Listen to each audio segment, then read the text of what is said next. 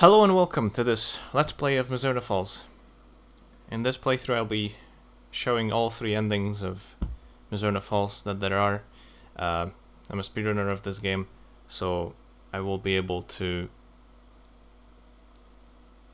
more or less know everything about the game and know the most optimal routes and whatnot, but I will try to show as many things as I can. If you're watching this on YouTube, this is the recording of my live stream that I've done, so it might sound a bit weird here and there. Usually I do long plays of some of the playthroughs I do, but I decided that this game would deserve some commentary and it needs some explanations here and there. And there are long plays out there of this game. I thought I would try to explain some of the things, some of the glitches as well, but mainly just want to show this game to as many people as I can. So what I'm going to do now is I will do 3 different playthroughs of the game, because there are 3 different endings depending on what Matthew does throughout the course of the game. I'm going to start with the worst ending, and then I'm going to do the bad ending, and then I'll do the good ending. I'm going to try to emulate a little bit of what people would experience upon playing this game for the first time. So I'll tell you more about this later, but let's get started for now.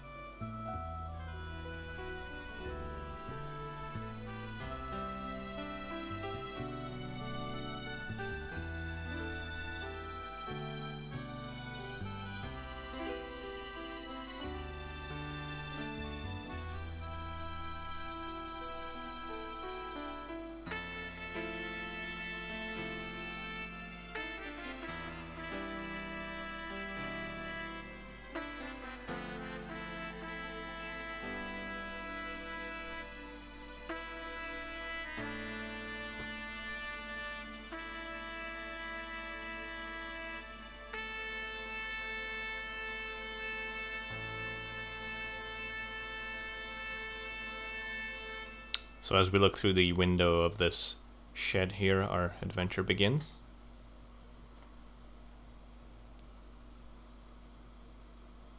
And first thing first, you might notice that there is something odd. If you play this game for the first time, you might be realizing that, uh-oh, this is not in English. Even though the intro was in English.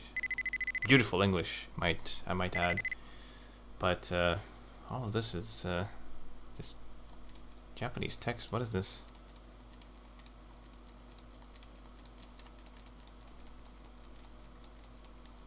You're just looking at it, trying to decipher it.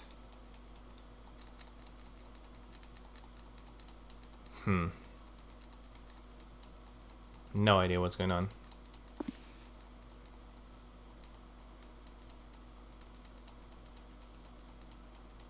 Unfortunately, this game only came out in Japan, so there's no official English version. Alright, so we get the control of our main character here, Matthew. Okay, let's see what happens if we... Oh no. You tried to pause the game, it skipped the tutorial. Oh well, that's fine. What do I do? Let's see, let's look at the this thing. Ah yes,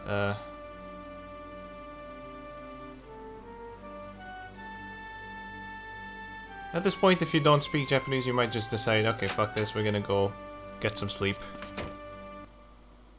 Because I can't understand the language anyways, might as well just try and see what happens. Feeling a bit sleepy.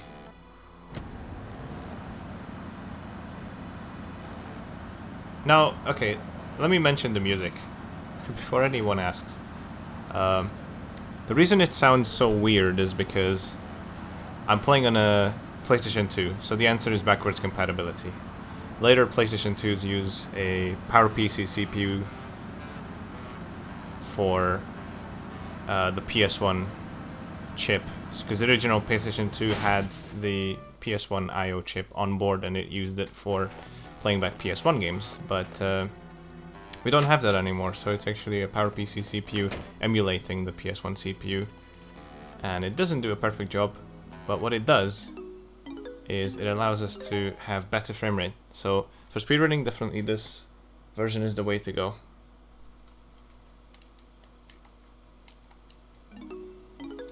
So I don't know, I'm just gonna sleep. It looks like you can sleep 1 hour or 5 hours. Let's just sleep like 160 hours or something like that.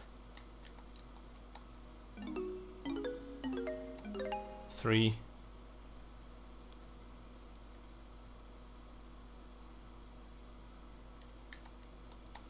4. So the music is really weird because I'm playing on this specific PS2. This is an SCPH 75000, and this one is the first model to have the. It's one of the first slim models. This is the first one to have the Deckard IOP chip, is what they call it, that handles PS1 gameplay. It not only introduces compatibility issues with the PS1 games, but also with some PS2 games as well, because some games relied on the PS1 IOP to handle specific functions, and those are broken now. So we're just kind of just sleeping here. I think the story is something like Matthew has some sort of sleeping disorder and just has to do a 150, 160 hour power nap to feel normal. Apparently the longest time anyone's ever slept is about a week. Don't know how that happened, but apparently some kid somewhere has randomly slept a week.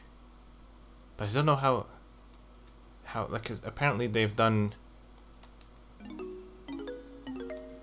they've examined him, but I don't know how they did that, if he was asleep and everything was fine, or maybe they just did it after he woke up. I don't know. But you'd think that they would examine him while he's sleeping, right? Whatever. Anyways, we're sleeping a lot. There's more sleeping.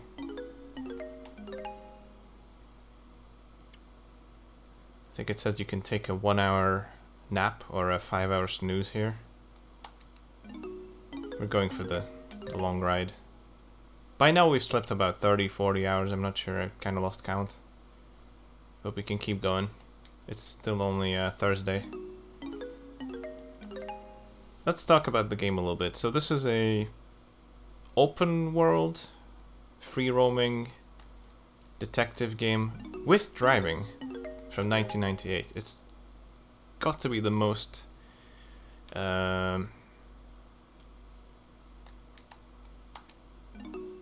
oh man, the word is escaping me. The most, not enthusiastic, what's the other word? Impressive, yes, but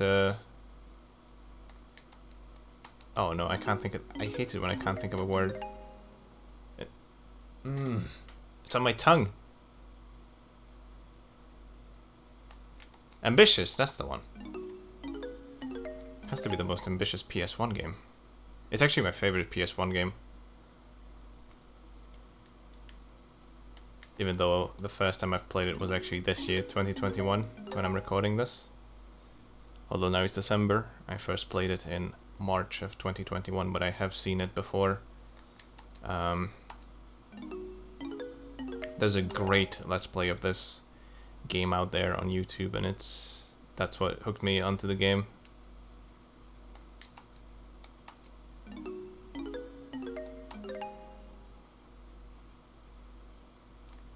Maybe I'll link the Let's Play in my description, so you can check it out if you're interested.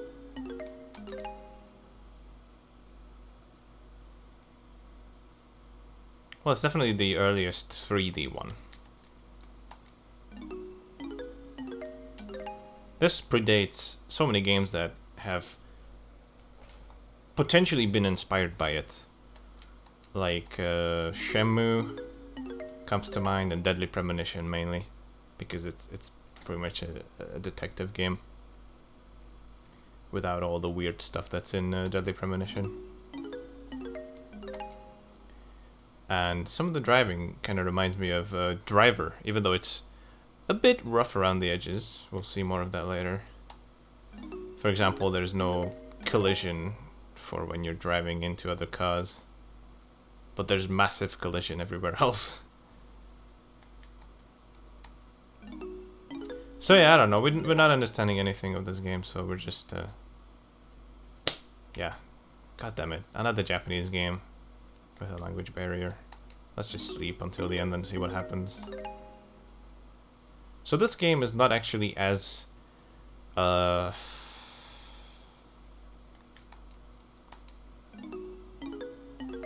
forgiving, I'm not sure if that's the right word, as Shenmue. In Shenmue you have about half a year or something like that, quite a few months to beat the game and you know, get a closure. Here you have a week. So it's a bit more, the timeline is a bit more tight, and you have to be very wary of what you're doing, and you can very easily miss things that you are not supposed to miss. So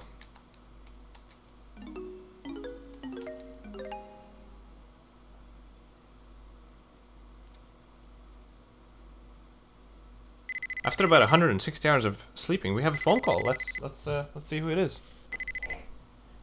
Moshi Moshi. Matthew?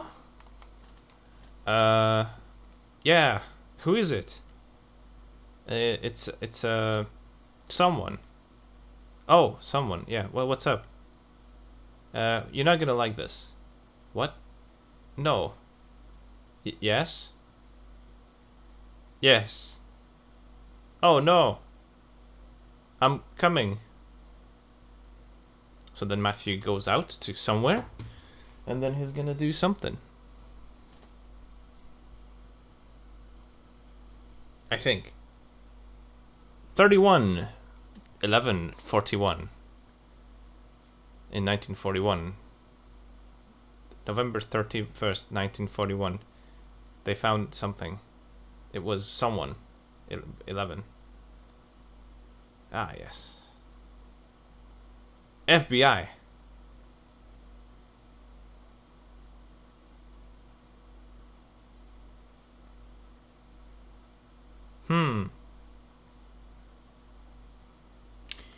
Right. So that's what happens if you don't do anything at all. It is also the ending that you might get if you attempt to play this game without a guide, because this game is relentlessly hard.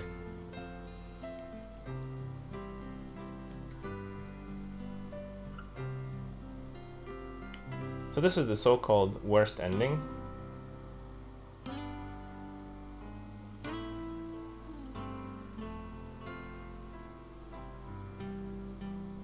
This is meant to be a detective game, but Detective Matthew hasn't figured out a freaking thing. Nothing. But this might be the same ending you get if you just think, oh, I'm just gonna jump into the game and then we'll figure this mystery, this murder mystery and kidnapping out together. No, you will not. You need a guide if you want to get good ending on your first playthrough, but you might still not get good ending on your first playthrough. So, I was playing it in English when I first played, but I still had some idea on what to do, but I missed so many things, it ended up not working out in the end, so yeah. This is what you get. They found the person that was kidnapped dead, and you didn't solve anything. Which is pretty cruel, because even if you do stuff, you know, you feel like you're on the right track, or you somewhere lose it, you'll get the same ending. So it's almost as if like you've done nothing. So sleeping 160 hours equals to Matthew actually trying to do some stuff but not getting anywhere. Yeah. That's the first ending I got. Then I used the guide. And then I got the bad ending because of a glitch. And then I tried again and then I got the good ending. So let's hope that we'll be not getting any glitches. But yeah.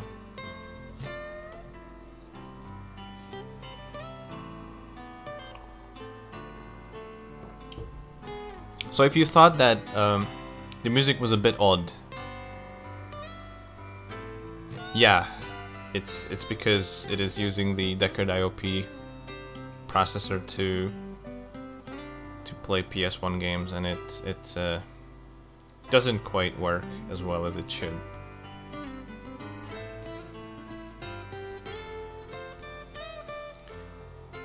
But it gets better.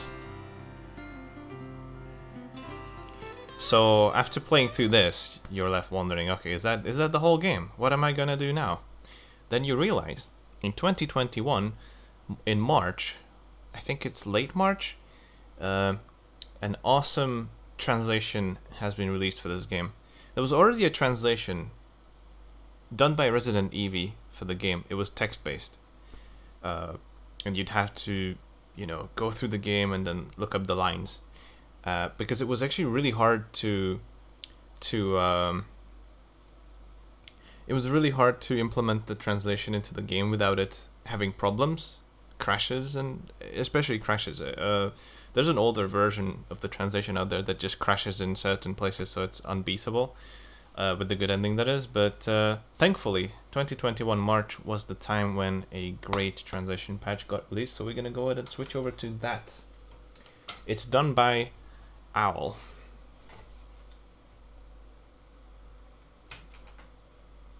This is the only translation patch I can recommend.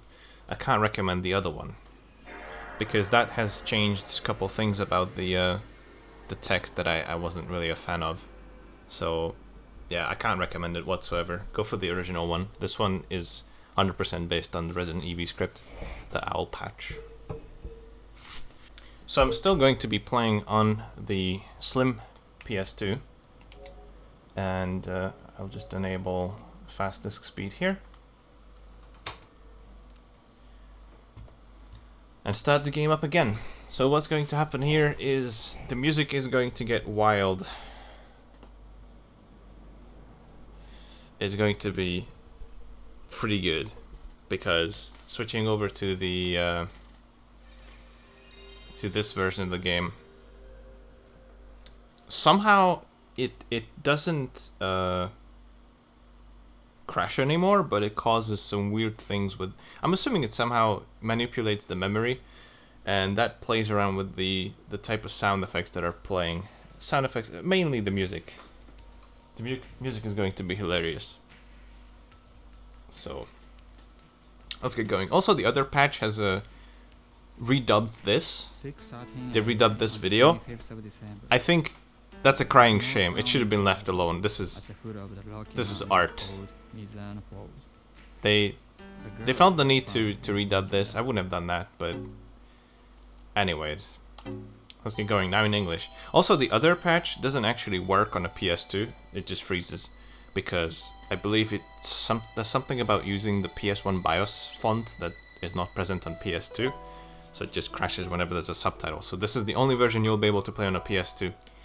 Now, the plan is I'm going to play this version on the PS2 for the funny music and all that, and we'll get the bad ending when we actually try, but we don't quite figure out everything. Now, I haven't played this game in a while. I've not done any runs in about a month, but hopefully I still got it. So I'll be playing this on the PS2 for the bad ending, and then we'll switch over to the actual PS1 for the good ending. So we'll have the original music, non-tempered. For whatever reason, the music is perfectly fine on PS1. It's only on PS2 that's a bit weird.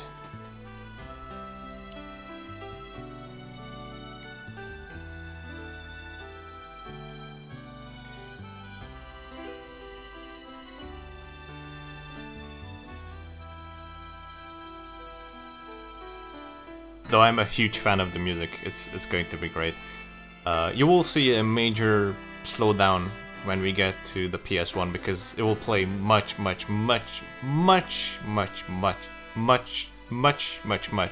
slower. The load times are going to be super long and the frame rate is going to be very awful. But the music will be the original. That's the original way to play the game, to be honest. So this is not really how it was meant to be played because, you know, it's half emulation. Half-assed, half emulation thanks to Sony's amazing backwards compatibility. Also, I'm playing with fast disk speed, so it's actually loading quicker. Prologue, the story begins. December 25th, 8:11 a.m. There are some scenes when the text is actually moving really fast, so I might not be able to read that, but yeah.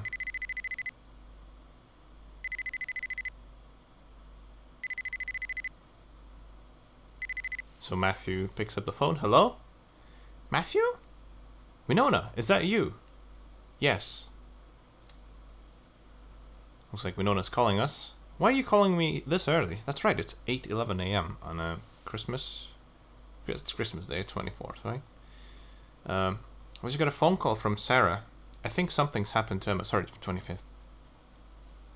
Winona, calm down.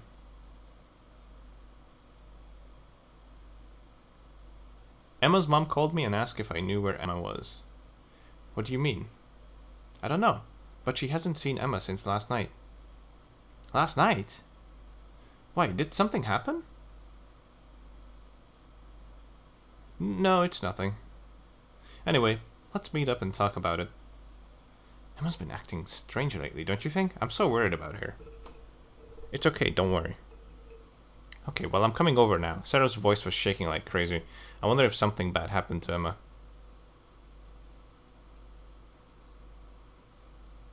There's a picture of them. This was taken over the summer when Emma, Winona, and I had that barbecue. If Emma was a typical girl, Winona wouldn't be this worried about her. Emma doesn't have many friends, and sometimes you just don't know what she's thinking. Just like last night. Last night Emma really did seem different.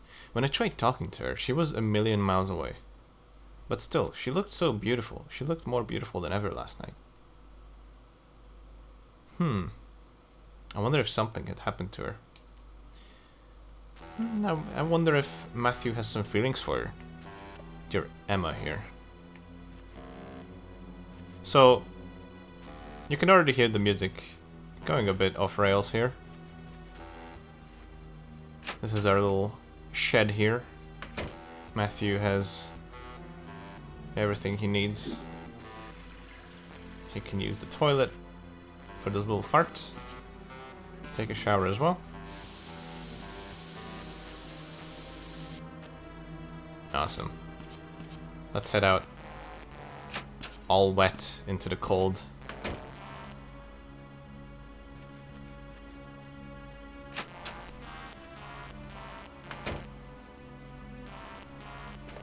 We have a dog here. I just like to call him Vortex because it's very easy to get stuck in him if you don't do the proper right angle to run into the shed. It just kind of sucks you in like a vortex. Here's Captain Noz. Matthew, come into the store for a moment. Alright. Looks like we need to go in. See what's up.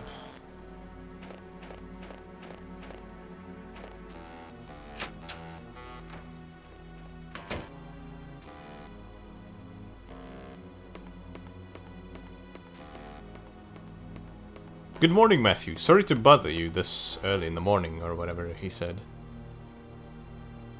And here we go. Now, unfortunately, it's been fixed in this version, but originally, you'll see it's still under the little picture he has. It was Mogan Stain. I believe it was with an A, so it's Mogan Stain. And I love that name, and I love the fact that he's 32 years old, and he looks like this. This must be a rough town. Jesus. The town sheriff. He's in charge of keeping the people safe. He has a strong sense of justice and is someone you can rely on. Is this about Emma? Also, you've already heard. Oh, so you have already heard. Okay, so it does say Morgan down there. That's kind of a shame. Did something happen to her? We received a call from Emma's mother asking us to look for her. Any ideas? That's when, in the intro, he said, she asked police to search her. So that's what's happening right now. No, I saw Emma last night, but there was something different about her. In what way? I can't really explain it well, but... Captain Nuz, 60 years old. Matthew's uncle for all intents and purposes, and guardian. He runs the general goods store in town. He lets his nephew live behind the store. She's probably just at a friend's place. What's all the fuss about? In Emma's case, it's just a search request, but... What are you talking about? Do you know Kathy Flannery? Flannery? Father Barton's girl? Oh, that fanatical Father Barton's acolyte, Little Miss Church. We're not in the same year at school, so I've never really spoken to her. Has something happened to Kathy? She was found badly injured in Barrows Forest around 6 a.m. this morning. Alive but lifeless. Cohen found her unconscious. This is another thing. In the Japanese version, his name is Cohen, so it's a Couenne, I think. Cohen. Actually, maybe there's no E at the end, but Cohen. I love the way it's spelled. Cohen found her unconscious. If he'd been even a few minutes later, it might have been too late. What happened? She seems to have been attacked by a bear. A bear? He must have not gone into hibernation. They get violent when that happens. Hold on a minute. Why was she in the forest? Has this got something to do with Emma? It's only natural to make that assumption, but we don't have much of anything to go on just yet. Plus, the suspicious thing about Kathy is... Hey, Morgan. You need a bear caught, right? I'm your guy. Leave it to Nas. In any case, you come to the sheriff's department. Can you come to the sheriff's department? We can talk in more detail there. Okay, I'm curious about all this too. I'll be waiting in the car. Yeah, that's true. Nose actually does look younger than Morgan, and even though there's a 28-year difference. Uncle, when Winona gets here, can you tell her I've gone to the sheriff's department? Sure. What a mess this all is. Alright, let's get going. This is Noz's store. There's a couple of stuff here. You can buy tools, it looks like. Speakers. It looks like there's only one of those speakers. That might be a bit weird. I guess if you have the same type and one of them breaks, you can replace it, but you don't get a pair. It looks like there's a ton of clocks in the back as well. Anyways, we'll check it out later. We'll be here later anyways, getting some stuff.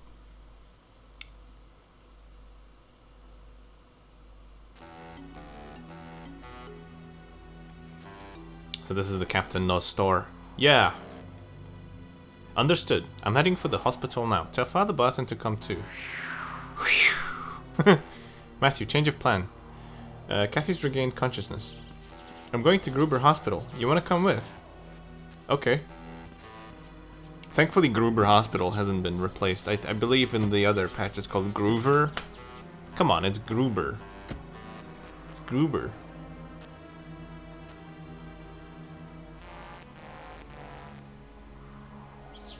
Bruh. Bruh. Bruh. Bruh. Bruh. Bruh. Bruh. Bruh. Bruh. Also, as I will be not refunding any points for any sound rewards claimed. If someone cannot read the text, it's their fault. I know, even if you were just testing it, just putting it out there, I'm not refunding any points.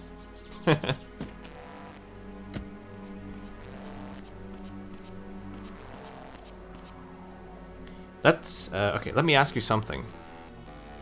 Emma's mother seemed extremely upset when she called about Emma this morning, but she couldn't have heard about Kathy yet. It's on a strictly need-to-know basis.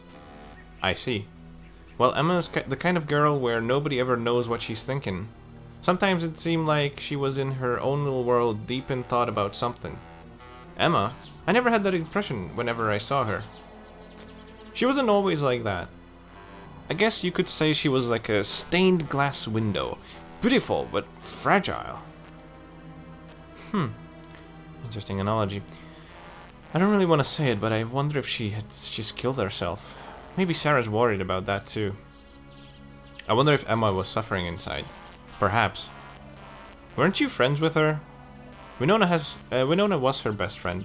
I'm a guy, so we can be friends the same way. Duh. In other words, Matthew had feelings for her.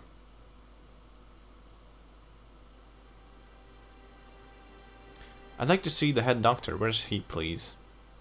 The head doctor is okay. The head doctor. Okay, one moment, please.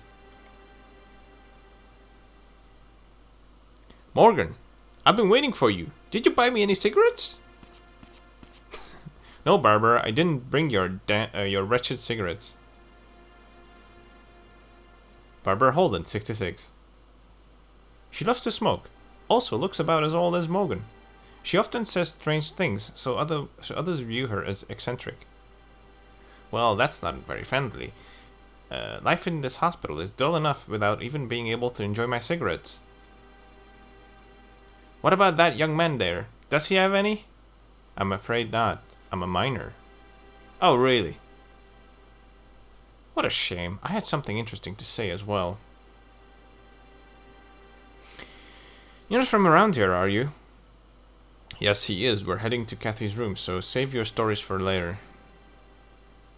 Kathy, poor Kathy. Oh dear me. Such a sad thing to happen. Excuse me, the head doctor is in Kathy's room, so please go straight there. Perfect. Let's go, Matthew. Kathy is in room number 201. Morgan, next time you come, buy me some cigarettes, will you?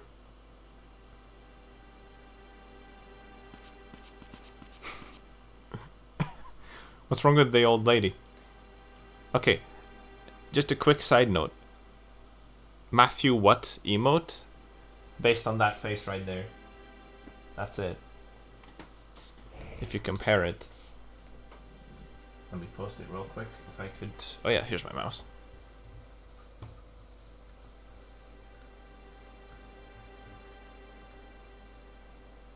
That is the same thing. I got it from here. I can't. There we go. I just found it really funny. It's like such a funny expression. This is basically what they were doing back in the day. You know, like let's have a couple frames of animation so that they're not standing there very statically. They're just, you know, they're moving a little bit, like they're breathing. So he, like, Matthews just looks so funny here to me. What's wrong with that old lady? Barbara? She's got ouchy ouchy feet. Ouchy ouchy feet? She's faking it. That text has been removed from the other translation. It's sacrilege. So we're gonna go up to the second floor or first floor, depending on what country you're from, and then head over here to this door. Although we would have to follow Morgan up here. Nothing really matters in the. This is still the prologue. The time hasn't started yet. You know, top left corner. There's no date or whatsoever. This is all just an introduction to the game, but it does have some important story elements.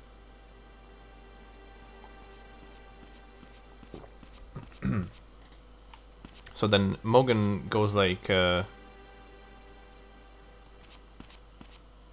Matthew, now that I think about it, I can't let you inside. Could you wait here? I understand. So then Morgan goes in. He didn't knock, did he? That's rude. God damn it, Morgan. How's she doing? Well, she's regained consciousness, as you can see. Her physical wounds aren't that serious, but I'm concerned about about the after effects of her going into shock. It's like she's not really there. She just keeps staring vacantly at the same spot. To put it simply, her heart is beating, but her mind isn't working. Can she hear us? Probably not. It's hard to call this living. Oh my god. Samuel, come on. She's alive though, isn't she? She is, in the literal sense of the word. But to spend the rest of her days like this, how pitiful. Doctor, please. What an ass. We'll learn more about that later, how much of an ass he really is. Father Burton. Father Barton. Also known as Burton randomly sometimes. It changes in the Japanese version. 56. Priested the church in town. Many of the townspeople trust him completely. He adopted Kathy from an orphanage and raised her as his own daughter. He is her only family. It seems she's regained consciousness. But she's in no condition to talk. I see.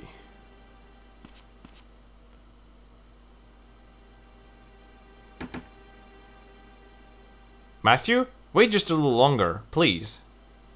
It's me, Barton. Would you permit me to pray? Come in. Oh, that could be another good emote. The way his eyes were just like spiraling out of control. You see that? When he was just standing there, his eyes were just like...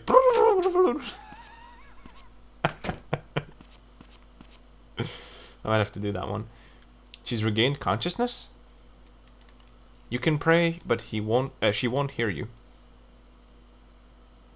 We do not pray to be heard. Doctor, Kathy is... What? Doctor, this is bad. You, the sedative. Right away. Ah! No, don't. Dotto, dotto, dotto. Doctor? What the hell?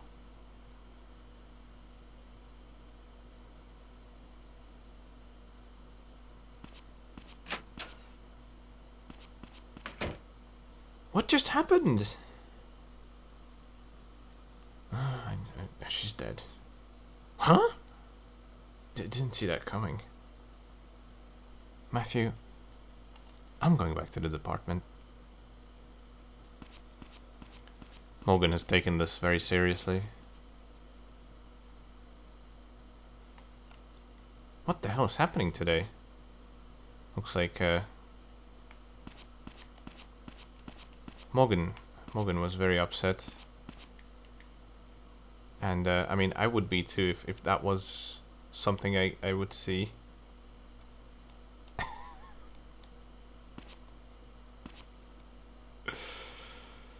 It's I think it's two people in one. I believe that's James and Father Barton in one. Anyways. Rest in peace, Kathy Flannery. We never actually get to see her now that I think about it. We never see her whatsoever. Wonder what she looked like. Hold on a moment. Who are you? I'm James, the psychiatric counselor. You're Matthew, aren't you? Yeah, I've heard about you. You research indigenous tribes, right? James Loloma. That's one of my favorite names, but it gets better. 35. A psychiatrist at Gruber Hospital, specializing in counseling. He's an expert on Western philosophy and logic, and is knowledgeable enough about both to be a university lecturer. He's currently conducting historical research into the indigenous tribes of this region.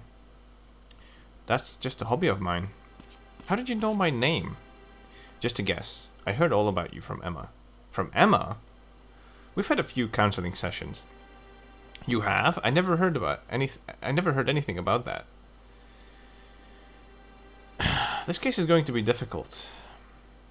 What makes you say that? Do you believe in the supernatural? Like what exactly? For example, let me think. Like ghosts or psychic powers, that kind of thing.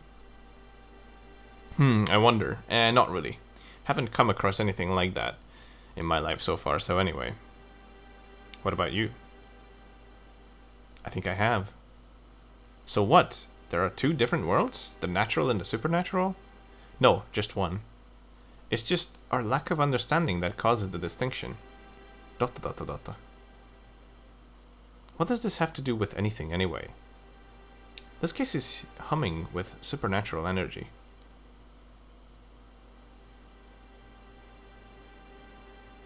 About Emma, was there anything psychologically abnormal about her? Abnormal?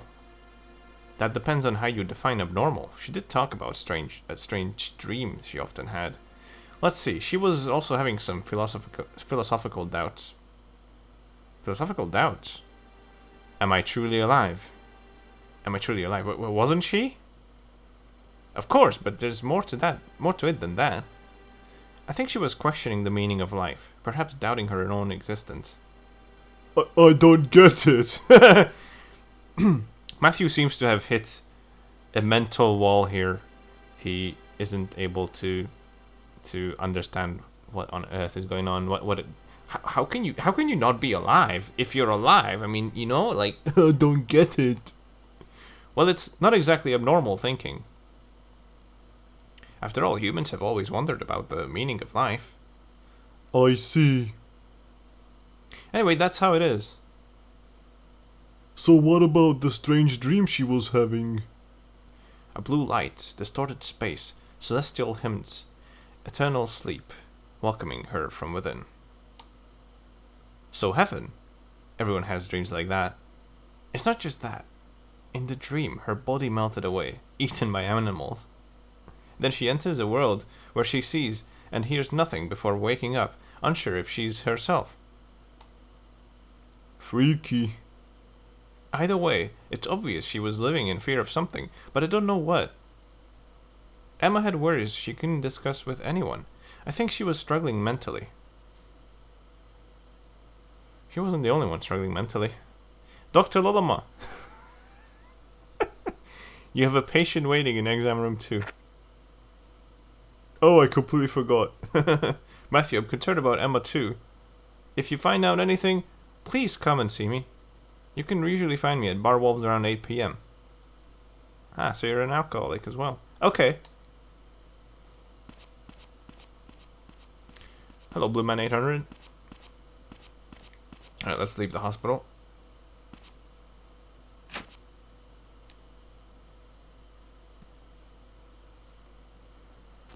Hello, plushiness. Matthew! Winona, why are you here? Winona Ringwald, 18. Matthew's classmate and Emma's best friend. She was one of the few people that Emma could open herself up to. I went to the sheriff's department and heard you were there. You were here, sorry. Right, did you see Morgan? Yeah. And I heard about Kathy as well. Morgan's opened an official missing persons investigation about Emma. I see. Do you think Emma and Kathy were together last night? I don't know. I think Emma must also be... But what happened to Emma? So many things are happening, it's too confusing. I'm sure that Emma is just fine. I bet there's a lot... I bet there's a lot that we can do to help out. I'm going to the sheriff's department to see Morgan. Want to come with me? I think I'll go to Emma's house. I'm worried about Sarah. I see. Thanks for the car, Matthew. Huh? Oh right, you came in my car. Uncle Noel said I could borrow it. I'll drive you to Emma's house. No, it's okay.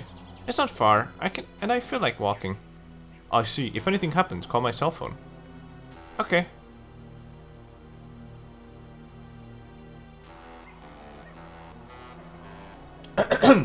So, what the plan is, I'm going to play through this with the bad ending, and then we're going to go through it with the good ending as well. There are some differences between the two, so I'm gonna try to do the minimal things required to get the bad ending, and then there'll be like an extra good ending where we do most of the stuff. And this will involve skipping a lot of stuff, so yeah, we'll see how this turns out, but gonna start with that. The last words Kathy said as she screamed, "Don't!" What's the connection between Emma and Kathy? Something happened to Emma, no doubt about it. We don't even know if she's still alive. So this was the tutorial, and that's a thing you can just skip with the start button whenever you feel like. So this music is just fantastic. Now, the timer has started, and you have to do very specific things in very specific times. We're not going to do a lot of it because this is the bad ending that we're going for now. So we're going to skip a lot of things.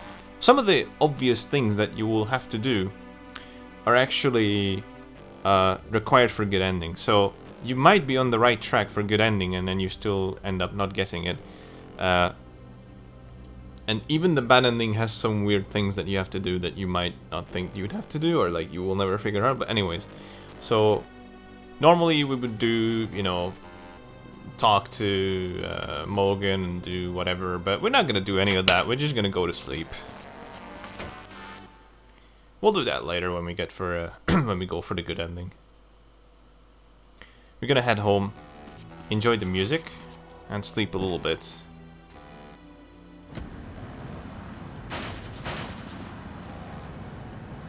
So the game can crash at any moment, so I'm gonna be making some safety saves for sure. There's a very high probability of it crashing. I'm not sure if it's only on PS2. No, I believe it's both PS1 and PS2. It's just kind of a crash heavy game. It doesn't happen very often, but it happens in the worst possible time when it happens. So you just kind of have to prepare for it by saving a lot. That's what I'm gonna do here. I'll be sleeping until 8 PM today. We have to go to the bar and check out what the hell is going on, because that's what James told us, that we can find him in the bar. So we're gonna start with that. Of course, you wouldn't be doing this normally,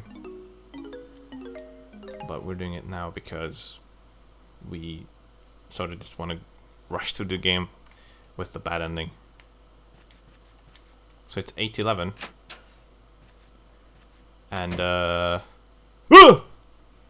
Morgan is here to tell us some stuff. How did the forest search go? That we don't even know about. But yeah, how did this the forest search go? Well, there's a bear in there, alright, and no doubt it's the same one that attacked Kathy. What about Emma? We have no leads on Emma. Seriously? Listen, Matthew, there's no proof Emma and Kathy were together that night. They may be totally unrelated. Let's just think positively. Okay?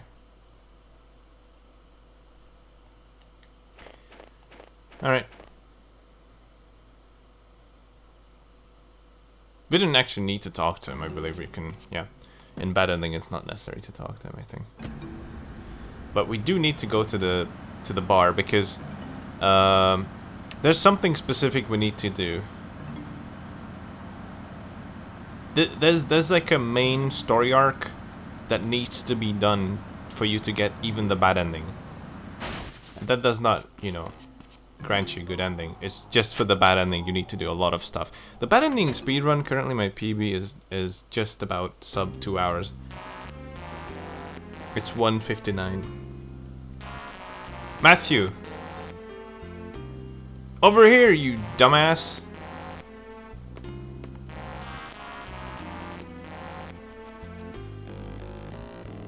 Hope you enjoy the music. Hello, detective. How goes the investigation? Stop with the detective thing! Just a little fun. So how's it going? Not great. I'm sure you know more about what's going on than I do. You sound jealous. ... Why aren't you sitting at the counter? I don't like Wolf very much. The owner. He knows everything about the nightlife in this town. Maybe you could get some info out of him. Excuse me.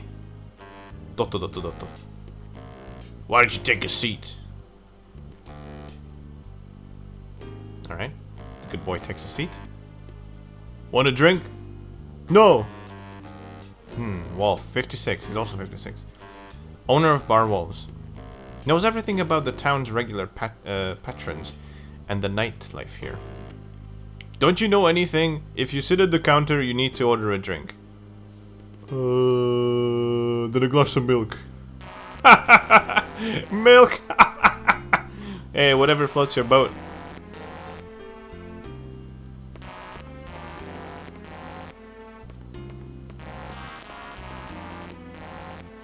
How much? It's on the house. Drink that and get lost. Do you know Emma Rowland? Emma? You know her? She's been here a handful of times. Turned a few heads. A real looker. Was there ever any trouble? One time this guy was being real persistent, so Emma stabbed him in the thigh with a fork. Of course, the guy was in the wrong, so I didn't make a big deal out of it. Emma really did that? She's had a bit of reputation here ever since. Did she always come here alone? Yep. Whoa, except one time when she did bring another girl with her. What did she look like? You're a bit keen to know about this. I don't even remember. I see. Maybe Kathy? Alright, that's all the info we're gonna get out of him for now. So let's get home and let's get some sleep. It's getting late. It's 8 PM already. Hello, ADHD IUI.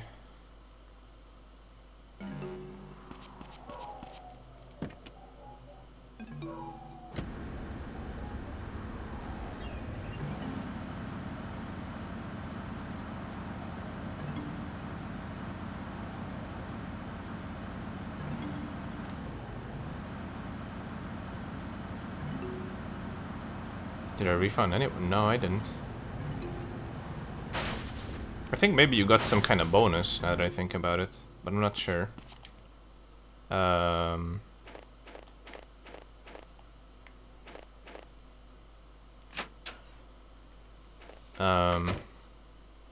you had 800 yesterday. I think you got a bonus from Twitch because you've been my, I forgot what it said, but it said something like I think you spent the most. Oh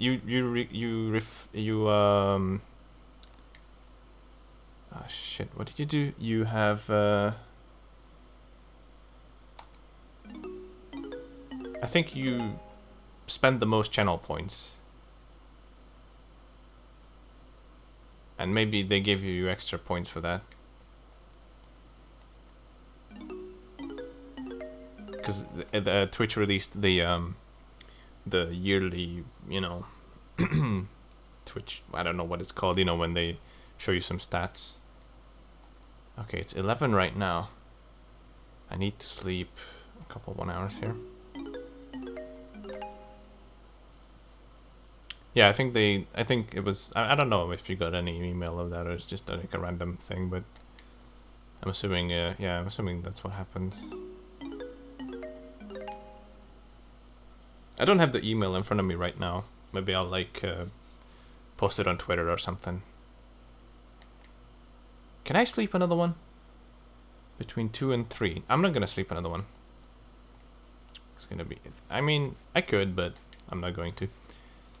So I feel like getting up at 2 PM. We've been sleeping a lot. It's 1:30 PM.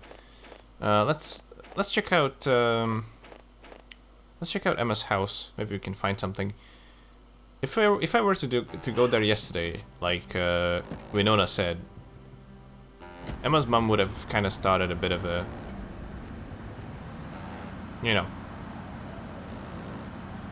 she would have been a bit upset, let's just say, and she wouldn't have actually let us do anything at the house. But maybe today she feels a bit more relaxed and we can actually check some stuff out there.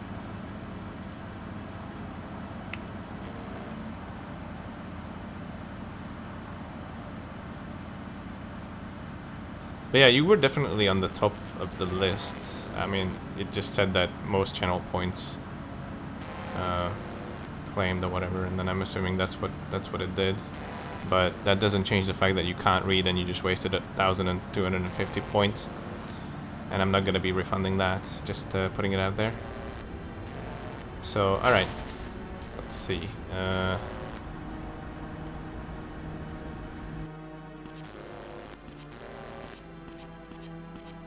Here's Winona. What is she doing there? Oh my god, look at this bike here. Room. This bike. What is this doing here? This might be a bad guy's bike here. What's up, Winona? Matthew, are you okay? Yeah, don't worry about me. What's wrong? Matthew, do you like Emma? Sure, I like her. I think she liked you too. What's all this about? No, it's nothing. Dad's put me under a curfew at night. Can't be helped. Yeah, I get how he feels, but it's not like I'm a kid. Yeah. Alright. Gonna have to wait a little bit here. I need to wait for... This is the mayor's house. Emma is the daughter of the mayor, so we're gonna have to wait a little bit for him to get home.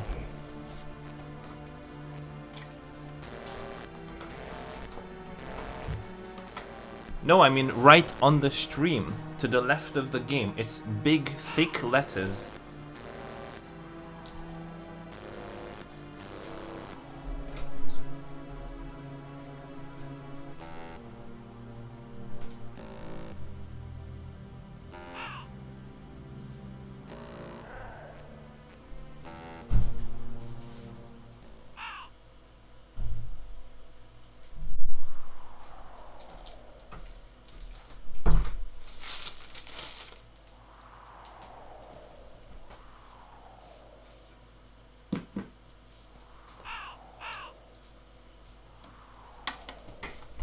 Well, I mean, you still got extra, like, what, like 40,000 points or something? So, not like 1,250 is gonna be missing a lot. I can't open the email right now because I'm not logged into that account, but yeah. I'm assuming that's what happened for sure. Oh, hey! Who's this bad guy here? Who's this? Who are you? He's going away. What? Just leave me alone. It's Mel. What is he doing here?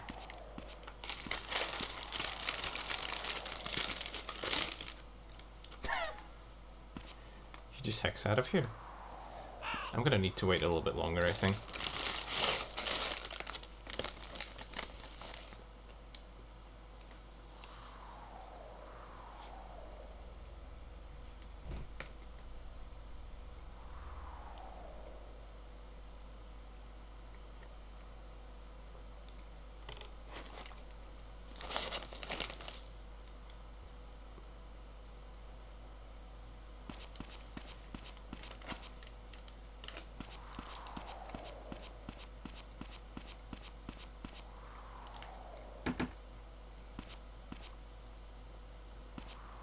Not good, no. We need Steven to open the door. And I think if I don't... So, like, okay, there's something about saving I'll tell you about later. It's a very weird mechanic. But basically I slept too late. Too early. Okay, there goes Steve. Alright, cool.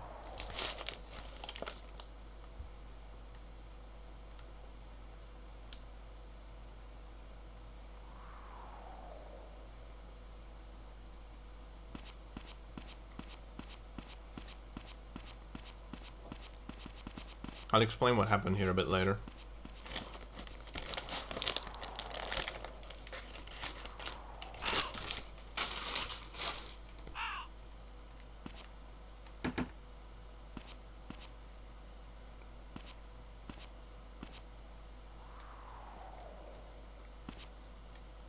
So this is the only way to get in, if we knock on the door and then... Ah, it's not working. Okay. I'm gonna be waiting here a little bit. We might have to come back a bit later. This is a very finicky trigger here. There we go. So it starts at 2:30.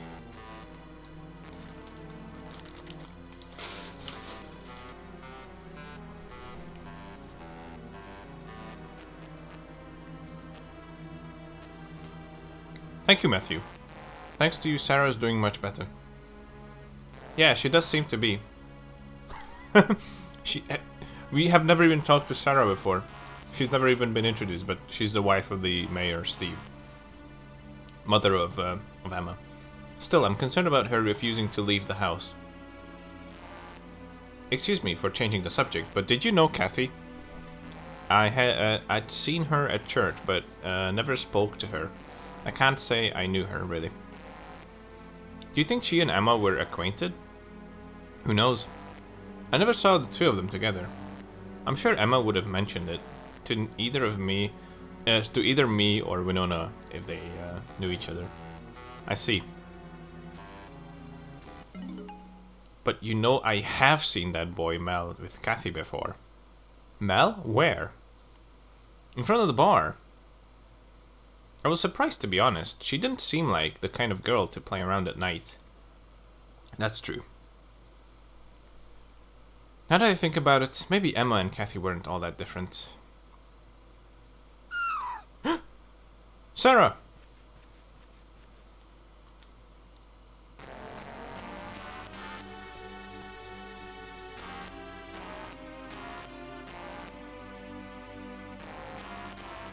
I don't know, maybe they're like handing out a bunch of points or something. I don't know what's going on.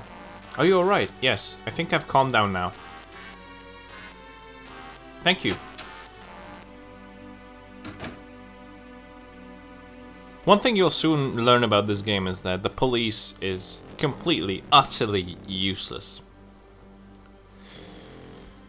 There's no signs of anyone breaking into Emma's room. I see. It's possible the stress over Emma has gotten to her. You should talk to your wife. She's hysterical. Calling out the cops for nothing. I will. I'm going back to the apartment. Leave me alone. Alright, thank you. That's the Mizzurna Falls Police Department for you. Are you alright? Yes, thank you. You said there's been a break-in? Well, I didn't see the burglar or anything, but I could sense someone's presence in Emma's room. That and the window was a little open too. Anything is missing? Is anything missing? I don't know. Emma hated us going in her room. We don't really know what it's like in there. Can I take a look? Yes, I'll go with you. So, yeah. I wonder if Mel had anything to do with that. He was outside not long ago, but then he drove away, so it couldn't have been him, right? Now let's check out the bathroom first, see if we can find anything interesting. Something stuck. It's a ring. The initial I is carved into it. Was it Emma's? Yeah, you know, like I for Emma. This was stuck in the sink. Is it Emma's? I've never seen that before. Can I borrow this? Sure. How did they not notice that there's a ring stuck in the sink? Anyways, we got our item, the ring with an engraved eye on it. Okay. Oh my god, this room is so bright. Ugh, my eyes. Alright. There's a vase here. Let's take a look at it. It's a vase. There aren't any flowers in it.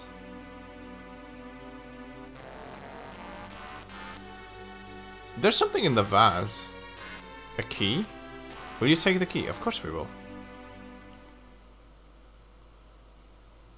Sarah, do you know what this key is for? I'm not sure. I don't think it's one of the house keys. Mind if I borrow it? Sure, I don't mind. Any ideas? No, but I can't shake the feeling that I've seen it somewhere before. Anyway, I'll hold on to it for now. A mysterious key. I wonder what that could be. And then we have a desk here. With a photo on top that we've actually looked at before at the beginning of the game. I just can't really seem to find the right point to trigger it. There we go. This desk. Sarah, wasn't this desk closed before, even though I've never been in this room before? Huh. You're right. I'm sure it was closed. Is anything missing? It's empty. Matthew, that drawer. Huh? That drawer is usually always locked. What's kept in it? Her diary. I tried to open it one time and Emma blew up at me. So her diary is missing. We should discuss this with Morgan. You're right, but why take her diary? We don't know, but that is it for this. So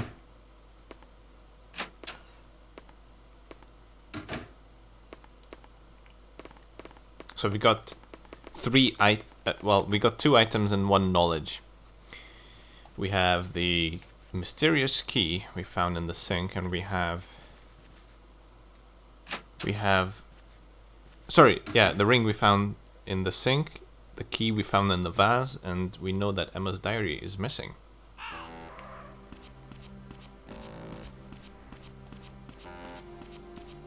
And someone's standing in my car.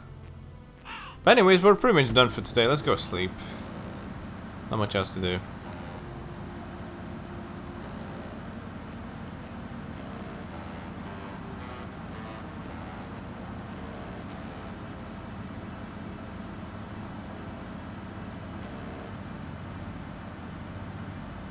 Definitely gonna save now. I kinda didn't save the last time. Gotta make sure because this can crash at any moment.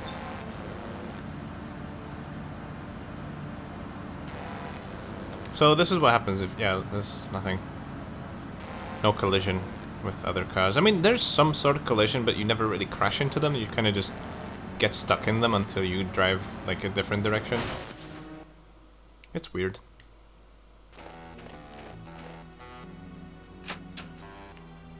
Anyways, let's get some sleep. We're gonna be sleeping until tomorrow. In this playthrough, in this ending playthrough, Matthew is also very, very sleepy. So we will be sleeping until about 8 a.m. on Wednesday. Let's see.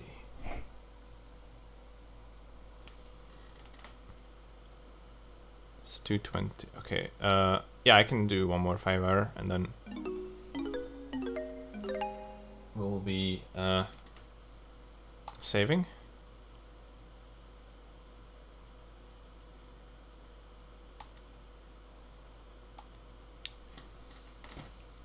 So I guess in the meantime, I can tell you about what's going on with the with regards to sleeping and NPCs. So in this game, all the NPCs have a mostly strict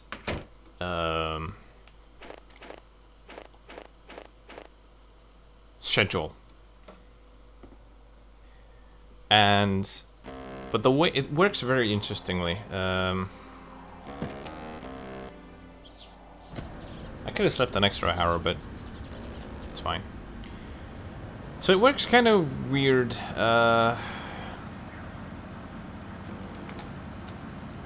Let's say someone needs to be... Okay, so the way the game works. Let's say Morgan needs to be at the station at 7 o'clock. Okay? So that means he will actually get into his car at 7 and then drive all the way over to the police station, however long that takes. But so the way it works is there are the timetables, but the driving isn't included in that. So there's no timer for, okay, he needs to be in the car now and then this drive needs to be this long.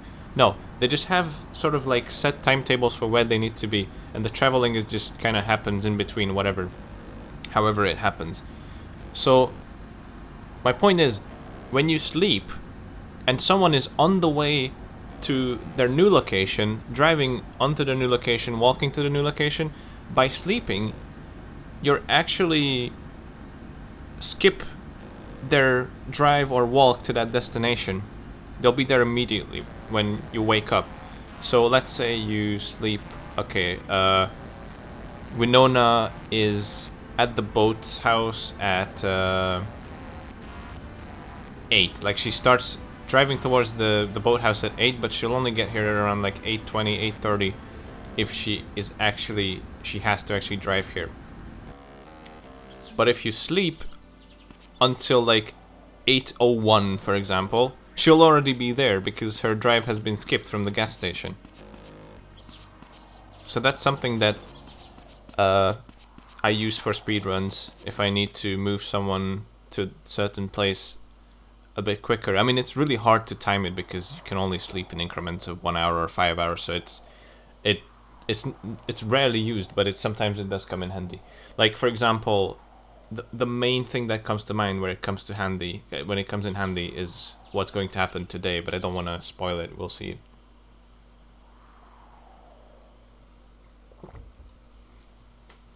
So it seems like I have not slept enough. Should have slept an extra hour and then she would be here, but it's fine. We're gonna wait for her. We can take a... Oh, okay. There's oh, that's an interesting way to park the car. I don't know what happened there. That's Winona's dad. He just kind of tossed the car on the road halfway. And what's weird about this day as well is that Winona doesn't actually come with the car. Winona is right there in the distance. She's walking from somewhere. I don't know what's going on here, but if you save, she'll be here at like 8 something, like 8:10, because it takes quite a while to walk. But if we were to save until 8:10 or something, she would be already here, roughly. I don't know the exact timings for this, but yeah, this is the real thing in this game. So she'll be actually in the back area of the boathouse. The reason I'm actually going there and not talking to her right now is not only because I need to show her an item, which you cannot do while someone is walking because you don't have enough time, but also some people cannot be talked to about important things until they stopped moving. So they need to be standing in a specific spot. Like, she needs to be standing here with her thinking pose, and then we have to show her the key that we found. Winona, take a look at this. Any idea what this key is for? It's a locker key, isn't it? What locker? The locker's at school, you idiot! Oh, right, I knew it looked familiar. God damn it, Matthew, what's wrong with you? How could you forget about the school locker? Just like, we've been out of school for like 2 days. What's wrong? What's with the key anyway? I found it in Emma's room and I just borrowed it. If we check her locker, we might find some clues. Really? Then I'll go with you.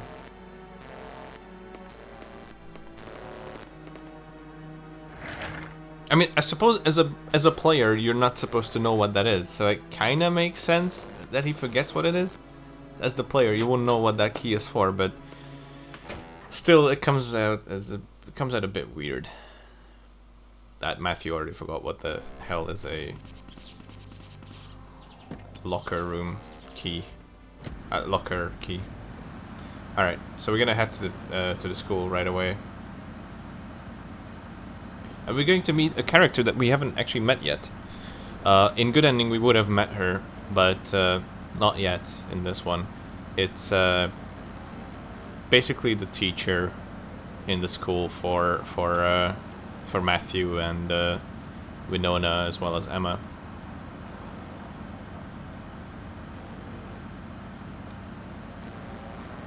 She's actually important for the good ending. There's a whole storyline that doesn't start if we don't get certain cutscenes with her.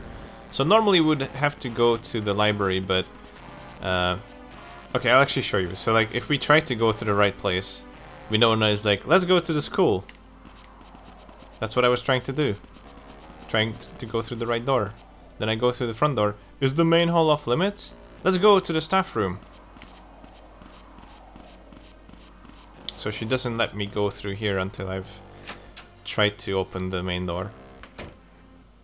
So here we are in the school. And we're gonna go talk to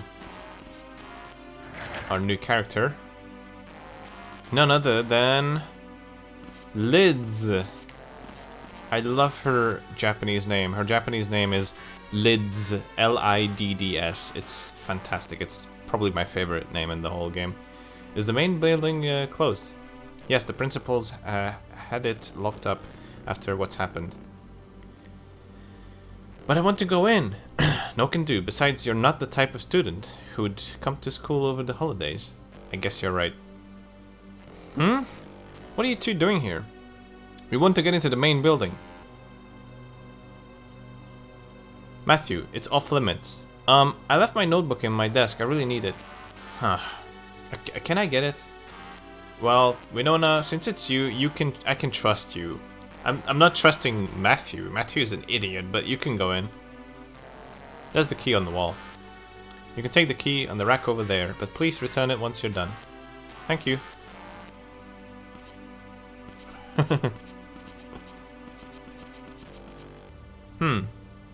Which key? There's the key to the main building and the classroom. We'll have to return them quickly or we'll get in trouble. Actually, I've never tried what happens if you don't return it quickly. That's something I should try one day. Does Liz just come and start hunting us? Come out wherever you are, I need my key back.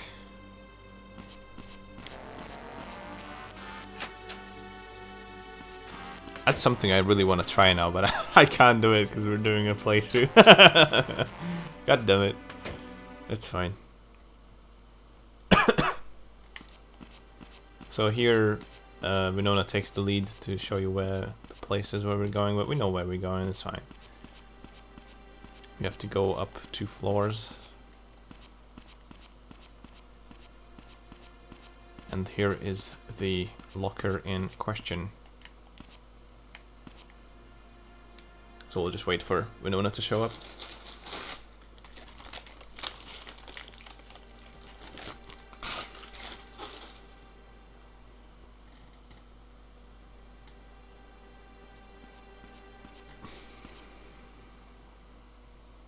Hurry and open it.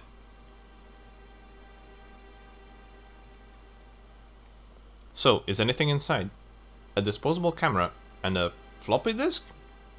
A disk? Why would Emma have... There's nothing else in here. We can get the photos developed at the camera shop in Center Square. But what about the disk? I don't think Emma had a computer. Maybe it's not meant to be used in a computer, but something else? We'll find out if we try putting it in a computer, I guess. Where can I find one? So we got 2 new items. These are definitely required for a bad ending. Let's go to the classroom.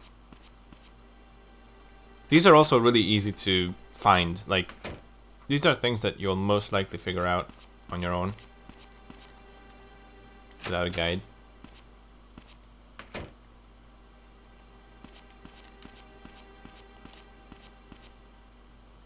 If we check the school, we might find some clues. What's wrong? It feels like so long ago since Emma last sat here.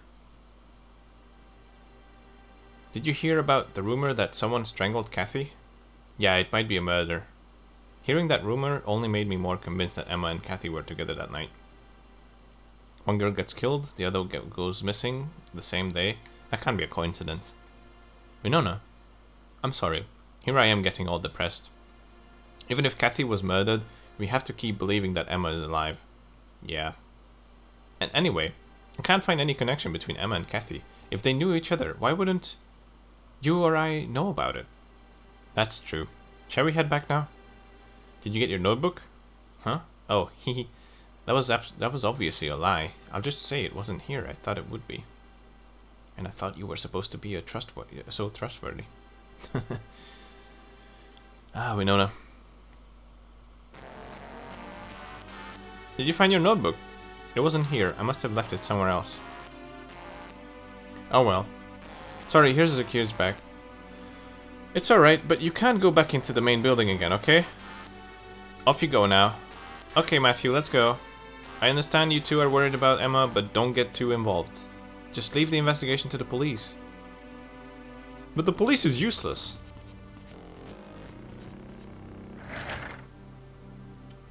Morgan is one of the worst police okay. what should we do about the camera and the disc? I'll take the camera to the Photoshop in the central square. As for the disc, well, I'll investigate. If I find anything, I'll call you. Okay, I'm curious about something. I'm going to see Father Barton. Alright. Bye then. Make sure to call me.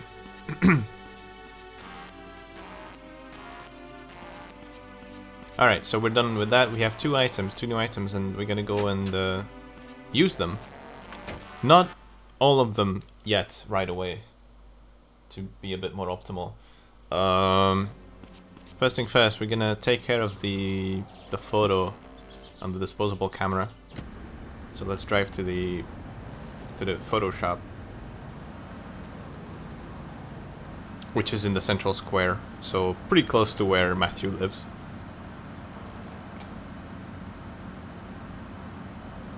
There's actually a feature in this game that they intended to implement and sort of half-assedly implemented, but they sort of cut it out in the end. And that's the... Oh, hey, there's the mayor. Hello. Strange seeing you here. Print service. And that would be money. So you do have to pay for things with money, but you have sort of infinite money. There's no money system. Like, for example, you can go to the diner and have foods for specific amounts of money, and then it you know, it doesn't really make much sense because you have an infinite amount. But anyways, welcome. Oh, hey, Matthew. I heard about Emma. But don't worry, I'm sure she's probably fine. Uh-huh. Did you want something? What's up? I'll come back later. You know, I might not look busy, but I really am. So after Matthew said that he'll come back later, which you have to do because you can't actually talk to her until you talk to her like that, then he comes up with the freaking camera. I'd like to have these photos developed. Okay, we have a lot of different painting options. Is regular okay? That's fine. How long will it take? We're quite busy right now, but I can have it done in an hour. Require payment up front. Is that alright? How much is it? $9.50. So we can say no to that, but I mean, I don't know why we would do that. We have infinite money anyway, so let's pay for it. Thanks. Come back in an hour. Right, so we will have to come back in an hour. And I don't know if you've noticed it, but every time there's a cutscene and you're talking to people, the time actually pauses. So you can sort of use that to your advantage. You can take a short break. You can also just pause the game, but there is a way you can use that to your advantage in a way. But we don't need to do that.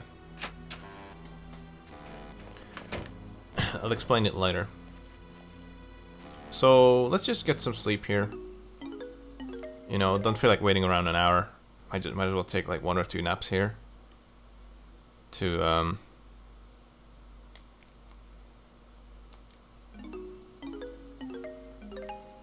do what we need to do. And here I'm actually going to save. This is the point where it does come in handy that people's schedules are dictated by saving or sleeping. So normally Mogan would only arrive here. We need to talk to Mogan. He would only arrive at the place if we have saved. As in, like, he would arrive earlier if we saved. So that actually comes in really handy in the run. He comes here at around... He's already here at around like 10:40 at the diner. And, you know, normally he would only come at around like 11:04 or something. But by saving, he's there much earlier, like 10:40, maybe even 10:35, something like that. So we can do all this earlier. So you might be wondering, what are we doing here? Hey, did you come here for a hamburger too, Matthew?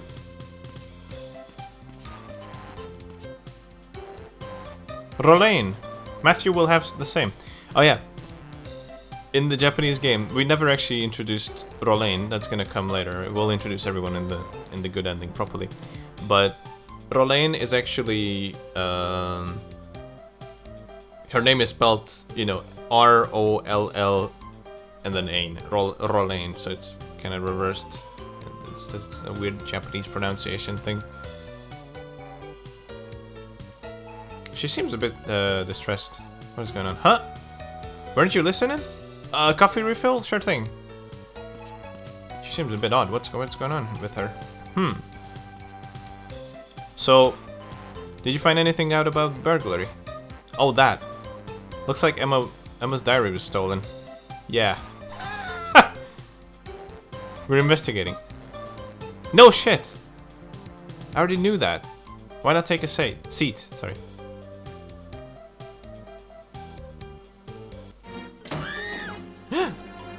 Nobody move! Huh? What the? Nani? Hey, the pig's here. Shit, doesn't matter. Nobody move a muscle. What do you think you're doing? Don't move, freeze. Try anything stupid and someone's gonna get hurt. Gah! Put the money in the bag. But... just do it. Hey, stop this foolishness this instant. Shut up. Just shut your mouth, unless you want to die. Morgan! Stay back, Matthew. Don't give these jerks an excuse.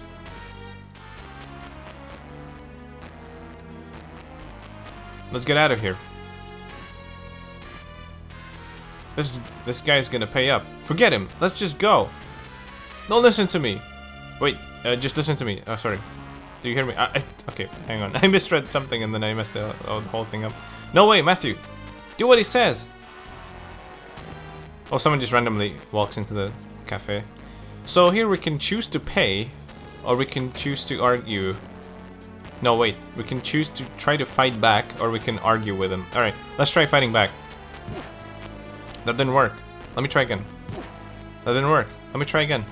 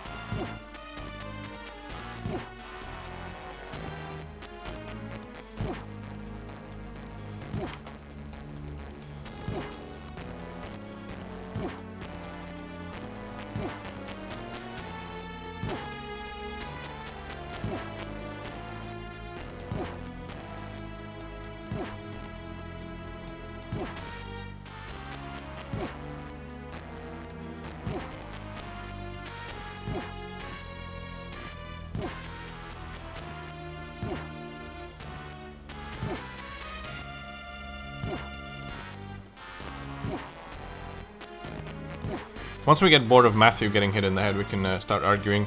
What makes you think you can hide from the police in a small town like this? Hey, are you mental? Don't you get what's happening right now? Matthew, please just do what he says. I love how the police officer doesn't want to like intervene. He's just standing there. Matthew, that's a real gun. Just hand over your money. Do what he says, Matthew. Alright, whatever, we'll pay. I mean, we have infinite money, so it's gonna be interesting. Should have done that in the first place, genius. What? That's all you got? Forget it, no way a kid would have a lot of cash.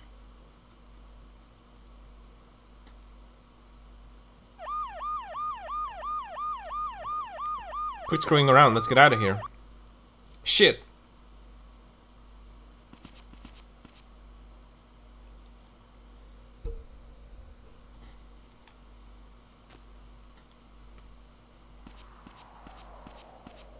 Someone robbed the place. Who could it have been?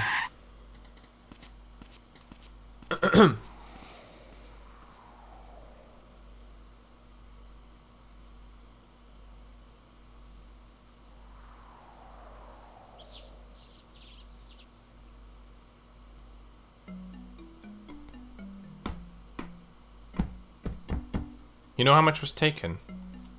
I don't know. But all the earnings from yesterday were in there. It's gotta be a lot. That's very unfortunate. Well, we haven't found a getaway car. We haven't found the getaway car. All we can be sure of is that it hasn't left town. Hudson. His name is also written a bit differently in the Japanese version. It would be like, I think H Addson. Hadson. Hadson Rang. I see. I'm going back to the sheriff's department.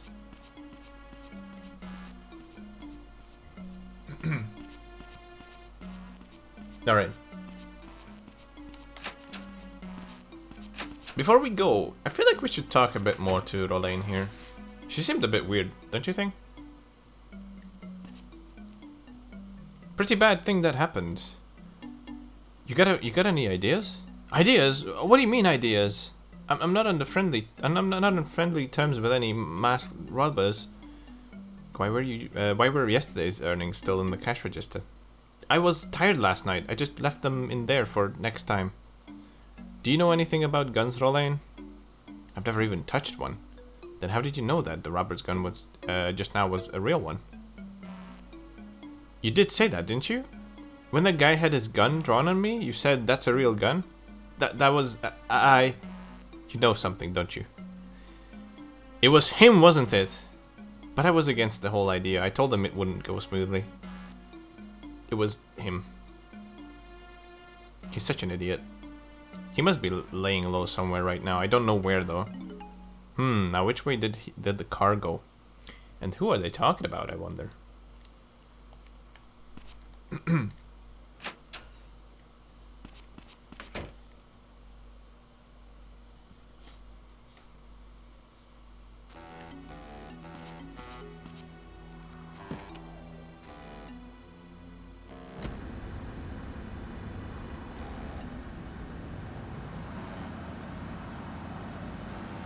I don't know. I'll just start driving randomly. Maybe we'll find them. You smell that? I think I have a... I smell the trail. I smell the trail of stink. Something stinks here.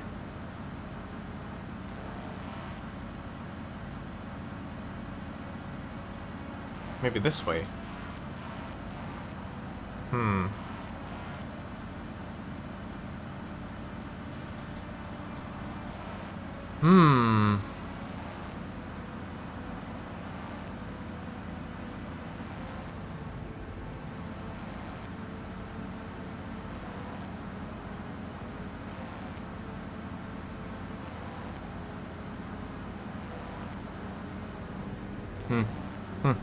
It's coming from here.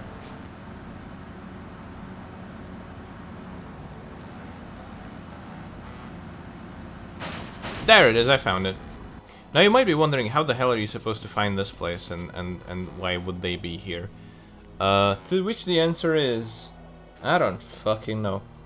You kind of have to just drive around everywhere, and then yesterday, I think, either Monday or Tuesday, if you drive around town, maybe the intent was for you to explore the town and you know, see what's what, and you can actually see Mel's motorbike out here around these houses. So you're supposed to find the bike, and I think Mel is also standing around next to it, and then you have to kind of connect the dots, like, oh, okay, this must be their hideout place if their bike is here. So if you think that Mel may have robbed the place, then that might be correct. And you? What? Shit. What do you want with me? Nothing. Then get lost. Don't follow me.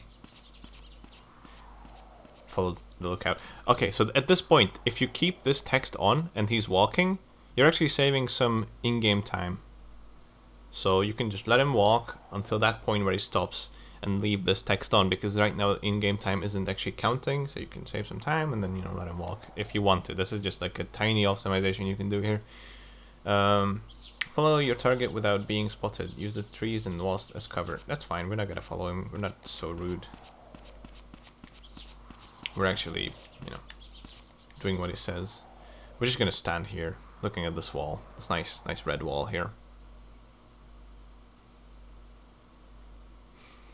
This place is the lodgings. This is the Does it have a like an official name? I don't know. It's just like the Aston Farm Lodgings or something. Aston Lodgings. It's a bunch of cabins where woodcutters live, and they cut the trees around here.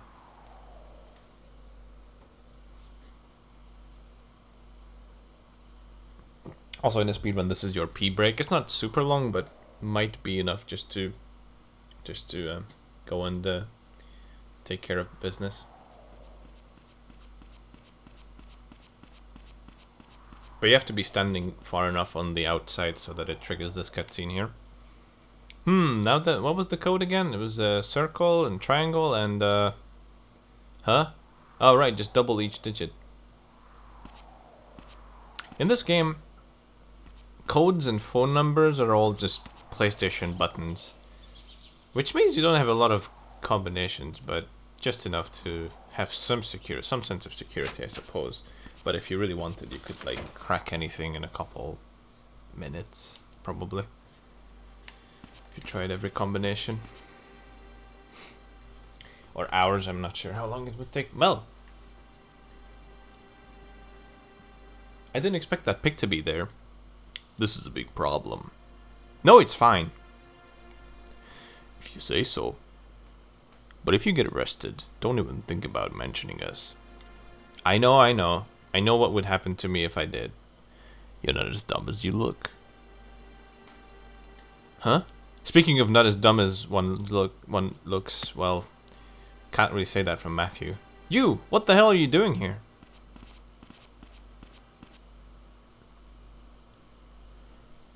Oi. Matthew? You son of a bitch, what are you doing here?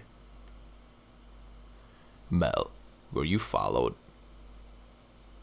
Huh? How should I know? It wasn't me.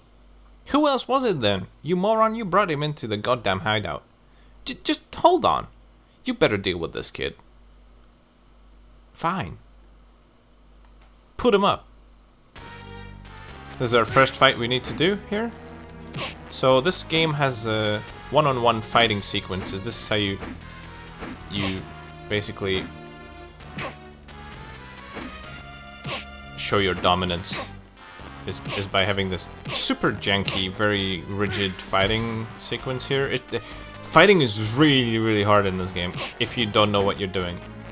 On my first playthrough, this fight was first try. This is the easiest fight out of all.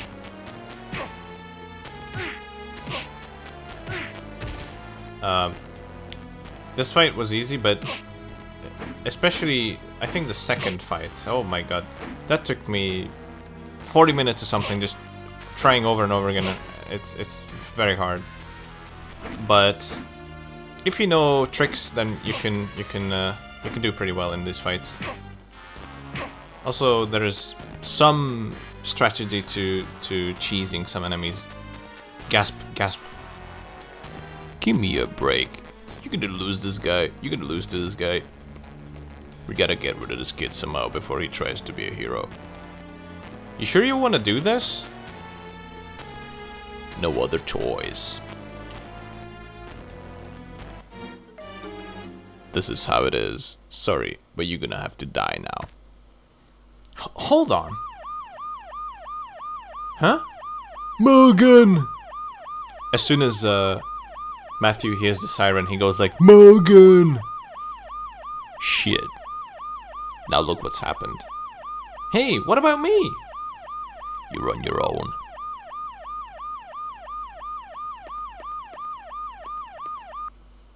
Hold it. What? Matthew.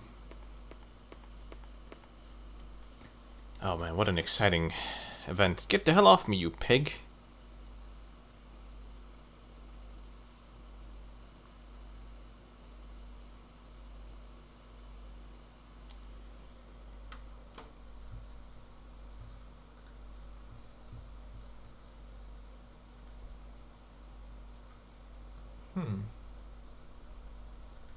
This usually doesn't take this long. I wonder if it has actually crashed.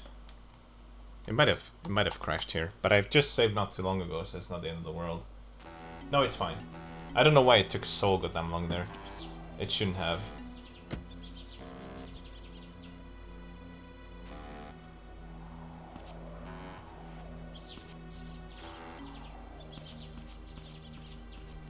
Matthew, are you alright? Yeah, but how did you find us? We got a call from Rolane. I see. Matthew, I told you not to get involved in this case. Well, never mind. As long as you're alright. What about Mel and the other guy? We'll put them in the cells for now. What a stupid thing to try and do. What about the other guy you mentioned? The bald one? It seemed like he was the ringleader.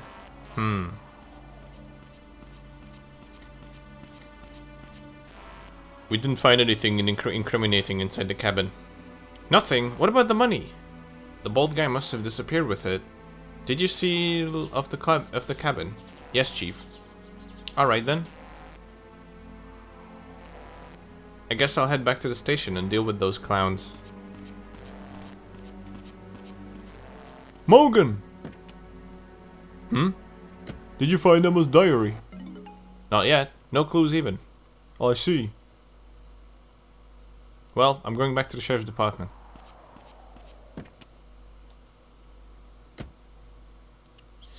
But hold on, you might be thinking right now. We've just managed to get Mel locked up. We might be able to check out his house because remember,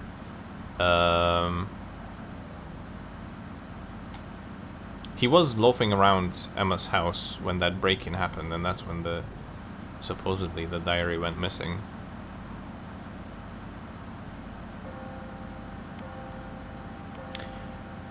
That bell is gonna keep ringing, by the way. It's never gonna stop.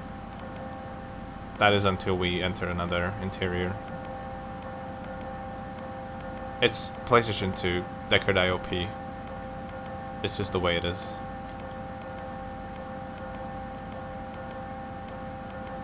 So we're actually going home right now because we'll be coming...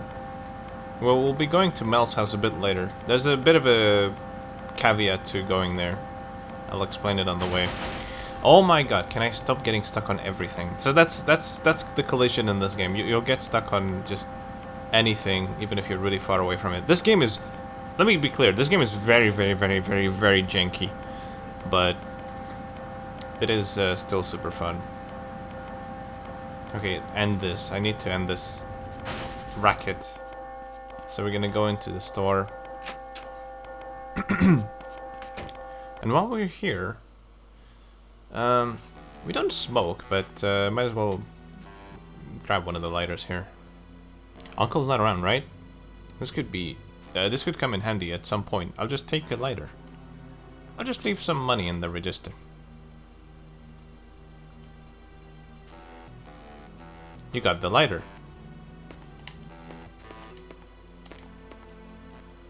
While there was someone else in the store anyways. Alright, so... Someone knows it's hanging out with the dog out here. We're just gonna go ahead and sleep twice.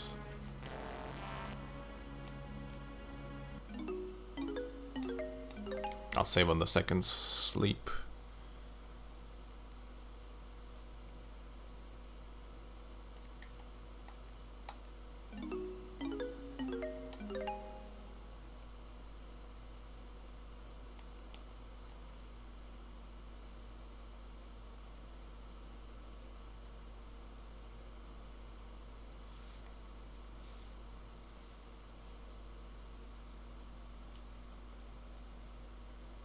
All right.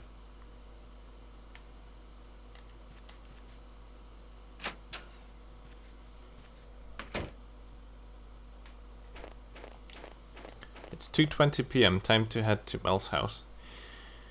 So we technically should have already went there.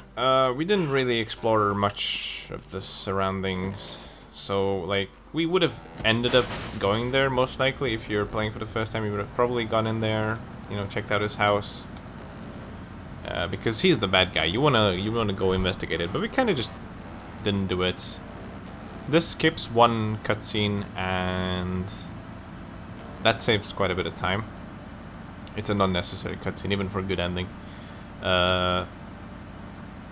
So that this is what's done in the speedrun. Just, you know, we don't go there on the first day, and we basically skip the cutscene. The cutscene cannot happen because he is in prison right now. But there's also a prerequisite to being able to check out his house, and that is that we need to talk to Dennis first, because if we just try to go to the door on the side of the building, it'll be locked. But if we talk to Dennis here, who's the father of Mel... you want something from me? What do you want? Is Mel home? Mel? I don't know where he is. His room is around the side. Thank you. Honestly, what now? So by talking to him, the door magically opens and we can actually go in now. So that's something we needed to do. Also, I'd like to point out what Mogan is doing here. He's investigating. What he's doing is he comes out here, he knocks on this door a couple times, gives up, comes back out there and just stands there. That's what he calls investigation. That's why I'm saying that he's the most useless police officer. Let's see. It's a diary. This is Emma's diary. The burglar must have been Mel. You got Emma's diary. I have to give this to Mogan. That was easy. And look at that. We would actually have picked this up a bit earlier, but we only just got it now. This is also an important item. 9 p.m. motel. It's a note. It reads 9 p.m. motel. Did Mel get a room at the motel? You got Mel's note. So now what we have to do is my notes actually say it wrong. I'm pretty sure you only have to read the second and third diary entries, but I guess we can go through the whole thing. So December 21st, Thursday.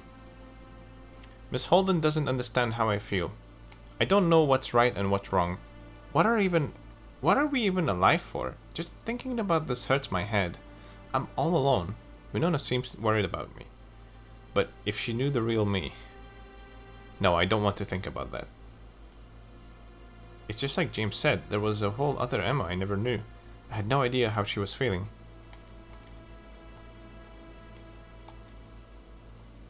Then we're gonna go ahead and read the second diary. This is something you just obviously do. You just read someone's diary. But I mean, to be fair, they're missing, so maybe there's some clues to it. December 22nd, Friday. Isabella seemed so sad tonight. Her singing fills my heart with both joy and sorrow. But there's no light in her life. She's being controlled by that man. Isabella needs help. Isabella? There has to be some connection between her and Emma's disappearance. Isabella needs help. What on earth does that mean? And one more entry. December 23rd, Saturday. I'm dreading the thought of meeting Mel at 9 tonight. Kathy says we need it, but I don't want to depend on that kind of thing. All I want is a little relief. So Emma and Kathy were connected. They knew each other. But what's this thing that Kathy said they needed? She wrote that they both met Mel at 9 on the 23rd, but where? Well, maybe that's the answer right there on that note.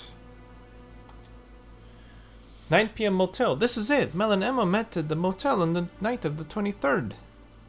I have to check the motel guest book. It might be under Emma or Kathy's name if it's not under Mel's.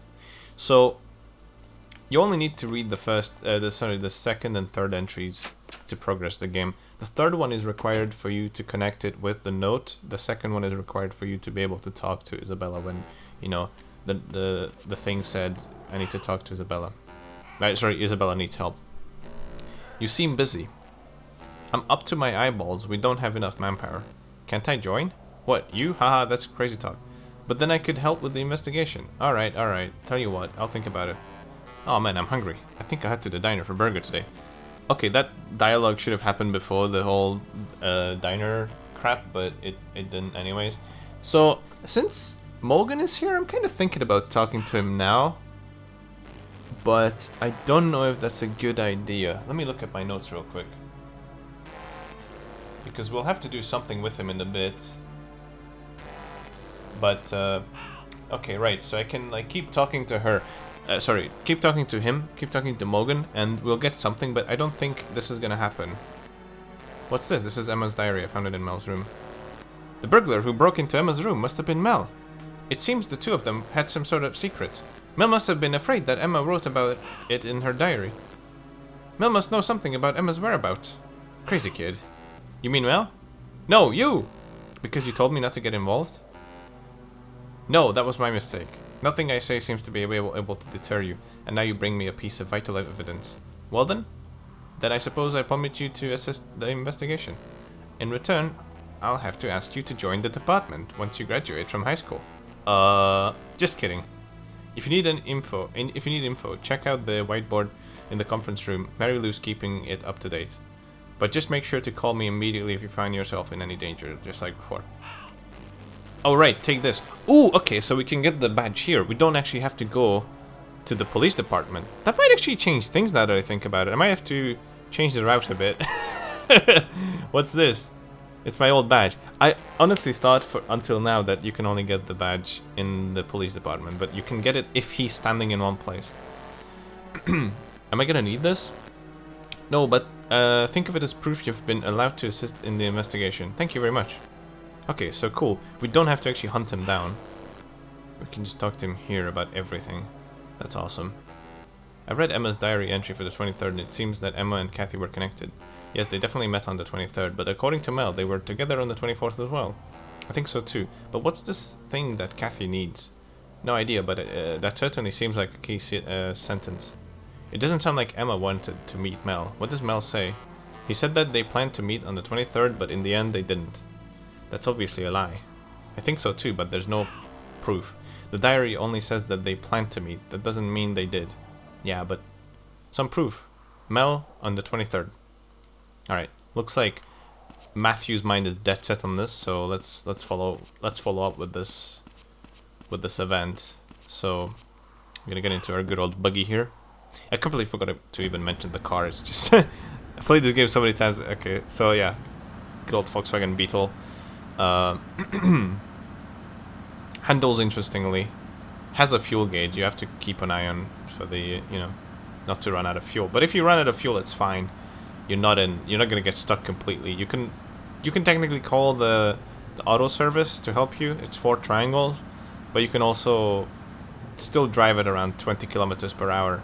Oh shit, I'm going the wrong way. Even if it's low on fuel or ran out of fuel, so it's fine. Don't have to worry too much about it. So now we're going to go ahead and follow up on this lead that we have here, which is the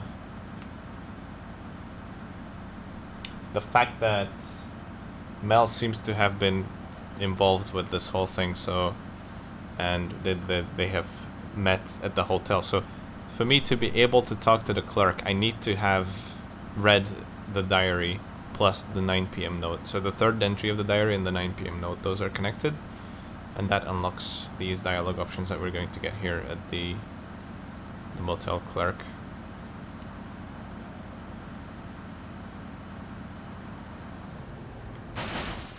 It's kind of, there's a lot of junk here, so you might not want to park in here.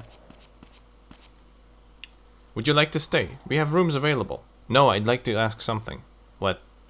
I want to know who stayed here on the 23rd at 9. Can you check your guests? Can I check your guest register? What? No, we have to protect our guests' privacy. I can't just show it to you. Please, I just need a name. Just a name? Let's see, on the 23rd, huh? 23rd at 9 p.m. First, room 1, Linda Ronstadt. Seems to be a widow. Rented a room alone. Kind of sad. Perhaps a heartbreak relief trip. Yes, no doubt that's what it was. I see. Who else? Let's see. Room 2 was empty. In room 3, Kathy Rowland. Oh yes, her. Kathy Rowland. That's Emma and Kathy's name combined. It's gotta be them. Oh, are you friends with this girl? Well, he doesn't seem to know what Kathy looks like. Oh, good, because she hasn't checked out yet. As long as she pays, I don't care, but it doesn't seem like she's even using the room. And since I don't even have a spare key for the room, I can't get in there and clean. Can you tell her to hurry up and check out? He doesn't have a spare room for the key. What? How? Sure. If Kathy was the one who rented the room, the key might be at the church. Thanks. I mean, I don't know. I guess that's normal that they don't have a key, so they don't open your room, but that's a bit weird, isn't it? Anyways. Let's ask the father of the Bartons, Father Barton, who was the stepfather of Kathy. See if he knows anything about this.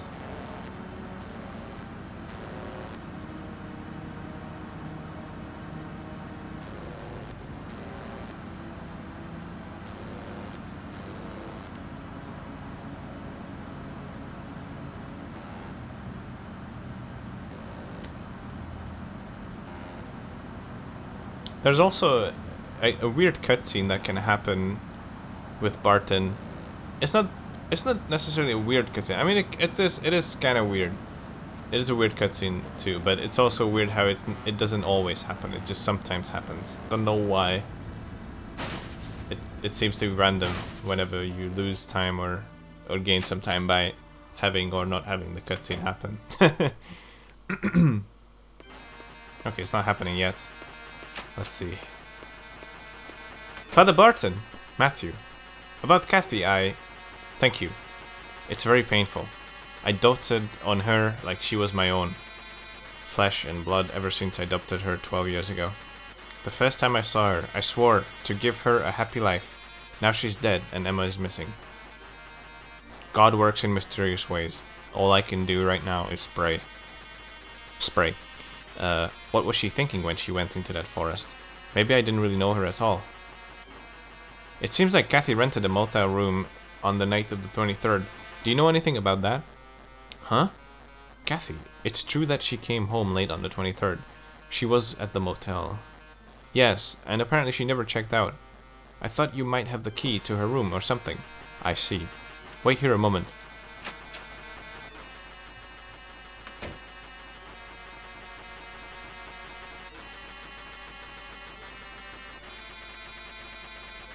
This key was in Kathy's bedroom. I didn't know what it was for, but it's got the number 3 on it, so it must be a motel key.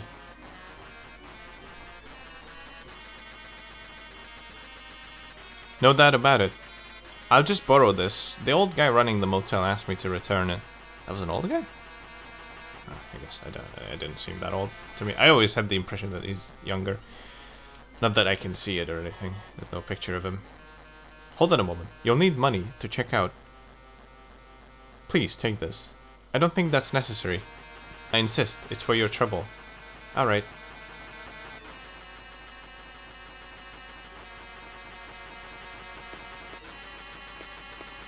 Yeah, I don't think that's necessary either, but it's fine. Thank you. Thank you for it. It's a thought that counts.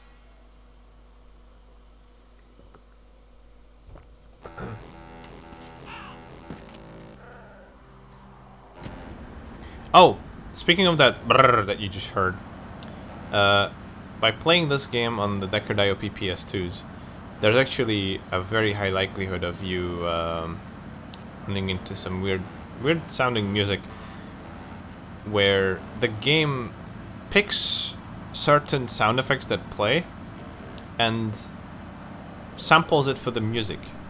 It even pitch shifts it to the right pitch. It's absolutely amazing. It pitch shifts it to the right tone. So you could have, let's say, that, like crashing into a wall. You'll actually sometimes hear it in the music pitch shifted for a couple notes. It's amazing. And same for that crow sound. That's actually a crow sound. When I first heard that, I thought it was a goat or something, but no, it's actually a crow pitch shifted. Okay, so now we have the key for the hotel room. I'm curious to see what's inside. Let's go. Number 3.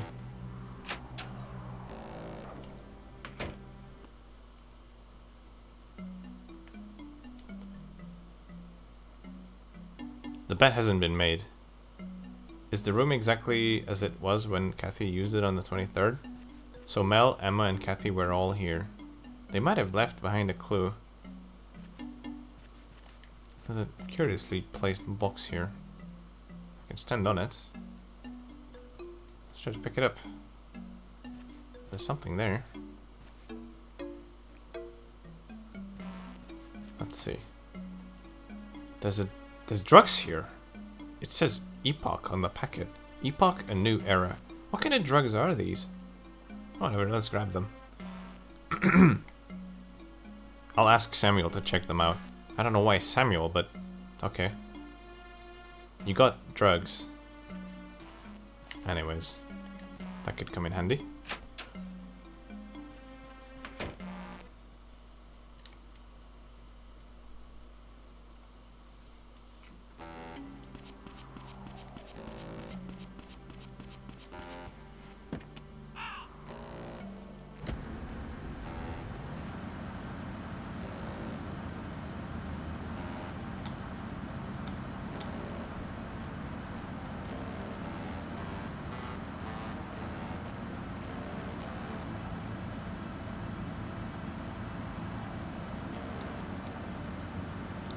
I guess we should go ahead and take care of that business right now, but before we actually get to the hospital, there's something else we need to do.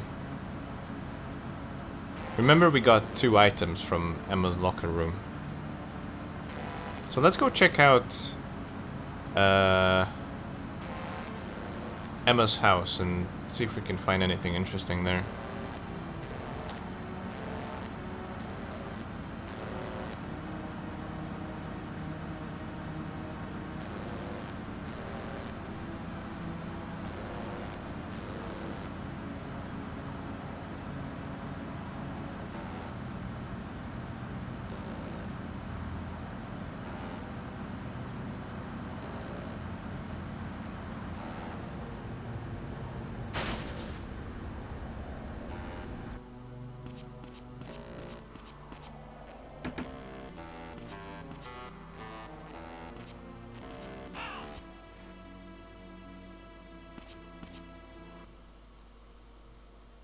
So let's try to ask Emma's mom about it, see if she knows anything. Sarah, do you know what this disc is for? A disc? I found it in Emma's locker. It's probably for the electric piano. Emma had one of those? I've seen her putting a disc into the piano before. Huh, a disc into a piano. What kind of sorcery is this? An electric piano, so Emma used to play. There it is.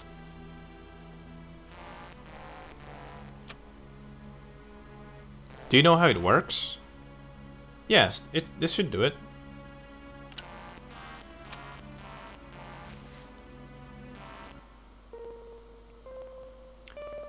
Here's a side effect of playing with fast disk speed on PS2. It plays every CD audio too fast. Which is funny that what's playing right now is a MIDI recording on the piano of a floppy disk, and the one thing that's CD audio is the MIDI recording on a piano. They decided to make this CD audio, which is, it's amazing. I love it. What's this song? Emma was always playing this. It's called Eternal. Eternal? It's a beautiful song, if a bit fast. Yes, it is. You know, the floppy drive is slipping in this piano. It's pretty old. I wonder how Emma felt when she played this song. I wonder if James might know something about it. So, Emma, we can't just show the floppy to James because we don't know what's on it. But now that we know that it's the song Eternal on it, we can go ahead and show that to James. And not only that, but we can use this opportunity to also talk to Samuel about the drugs. So, you know, it's all about optimization and trying to group things together to try and go fast in this game. That's what we're gonna do. If I can get free from that post box.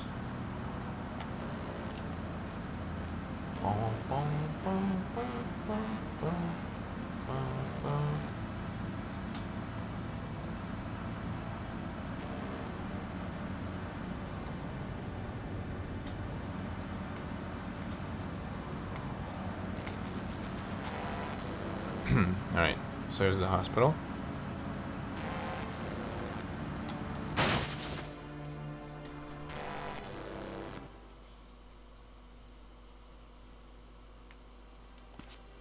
And so we're actually going to start with Samuel here. He's out here. And I believe we can show him the floppy. No, sorry, not the floppy. Oh, I messed up.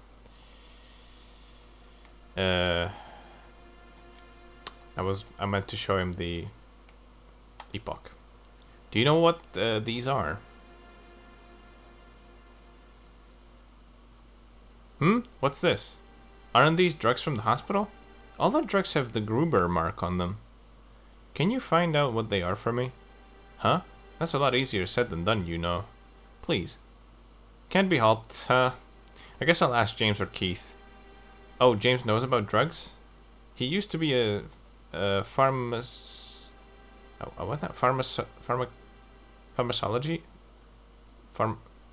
Pharmacology.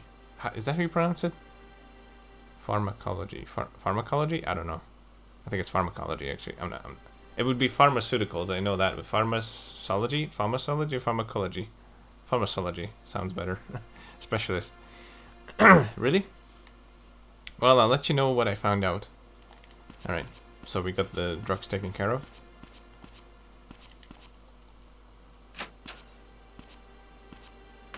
Let's talk to James as well and show him the floppy. To which he has an interesting answer. Have you heard of Eternal? Eternal? What's this Eternal thing? It's a song Emma apparently played a lot. A song? Yes, a beautiful song, kind of ethereal. So Emma liked that song? I'm asking you. Go to the bar tonight, you might hear that song. The bar? Yeah, around 10 p.m. What's this about? You'll find out if you go. Alright. Bit mysterious, but James seems to suggest that if we go to the bar, then we get to hear that song. Ray lights fall from the sky.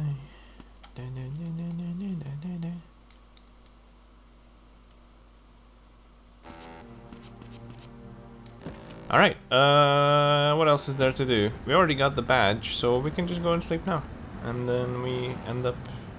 We'll show up at the bar, which opens at 8. So we'll actually do a 5-hour sleep plus save as well.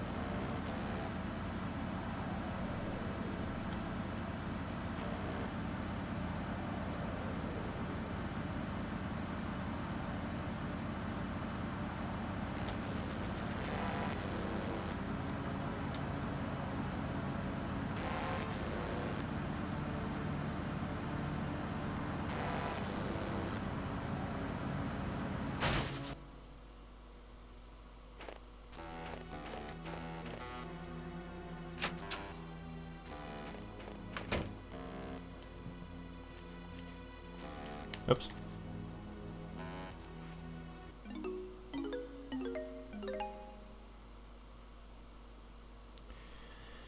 Saving is actually pretty bad in this game. There's no save manager whatsoever in this game. It just blindly writes whatever you save. Doesn't even look if there's anything in that slot that you're using. So the game lets you save. It's basically using one memory block. So one block, 3 saves in it. And I have actually had one corrupted save file before, so you gotta be careful to save into multiple slots. There's A, B, and C files you can save onto, and the game never even checks if there's anything on there.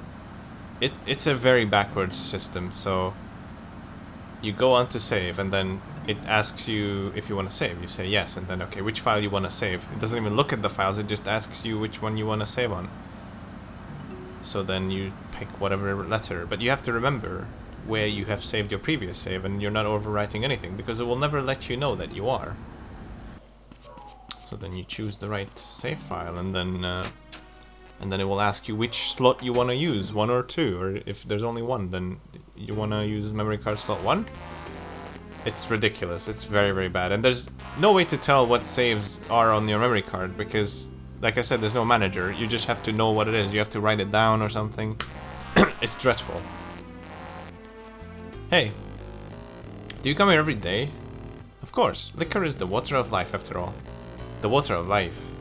It's where the word whiskey comes from. Liquor's been an indispensable part of people's lives since ancient times. I mean, I guess so. It liberates the soul and guides us to a higher plane of existence. That's some drunken nonsense. Haha, indeed.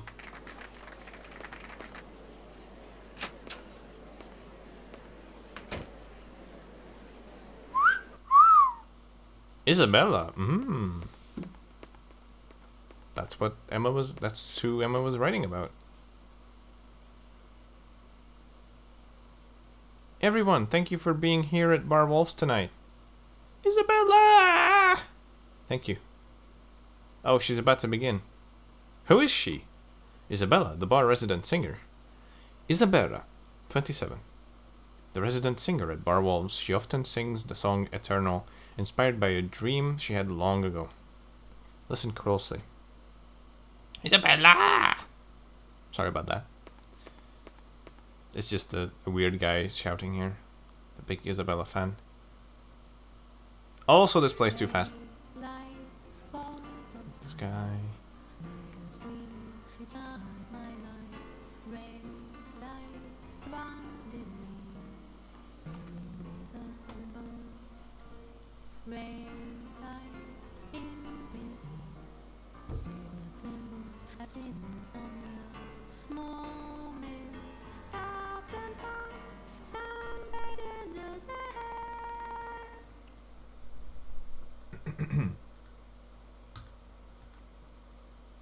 What? Is it over? I don't understand. Is it over now? Oh, God damn it! She sang too fast again. I didn't pay her for this. Oh, so she's done. Then I don't know. Is it done? Yes, I'm done. I'm done singing now. You can clap. You can clap any moment now.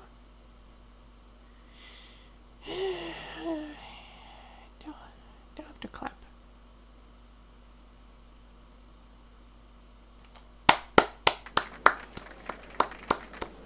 Brilliant. What do you think? Phenomenal, isn't she? Yeah. It's a great song. How long has she been singing at this bar? Not too long ago. Around a month ago, she just appeared one day, like a mysterious musical goddess. Isabella! Let's go talk to this person, because he seems a bit odd. Isabella! Isabella, go out with me tonight. Please? What are you looking at? Nothing in particular. What are you trying to get Isabella to?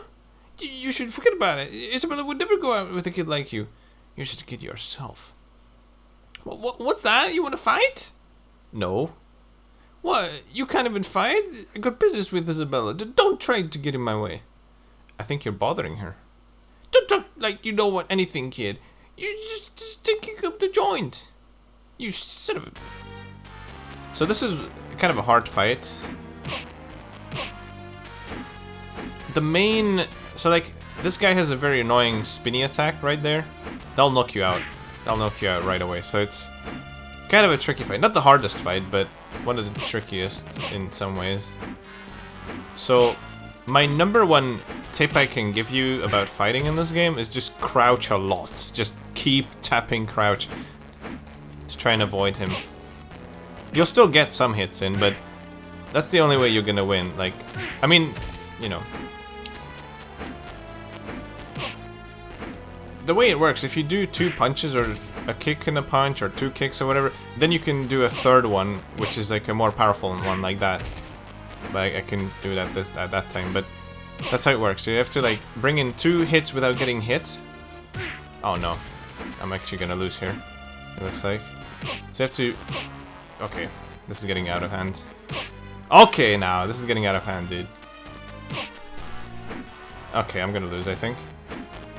That's okay. At least I can show you how hard it is, really. Yep. Oh, I was really close. But thankfully you can just try again right away, so it's not a big deal. Haven't done this fight in a while. There are a number of attacks you can do, but for this, I just tend to just keep going for, like, you know, punches, and then after 2 punches do the powerful punch. But this is tricky because he keeps doing this stupid attack. I'm gonna try to focus on the fight now. Just keep crouching and then you should be fine. Like, he's not gonna be able to hit you that many times if you keep crouching.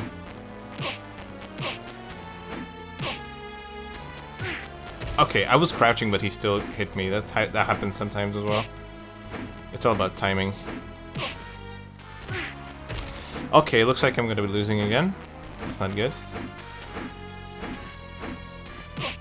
I'm kind of out of practice here. Okay then. Now it's serious time. I'm actually gonna beat his ass.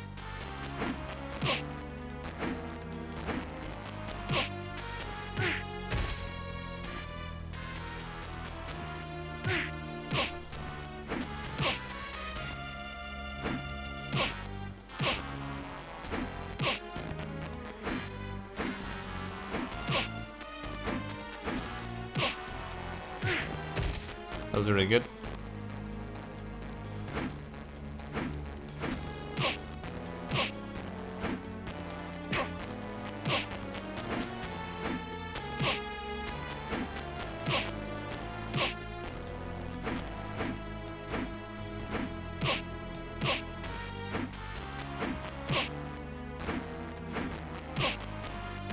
Okay, there we go.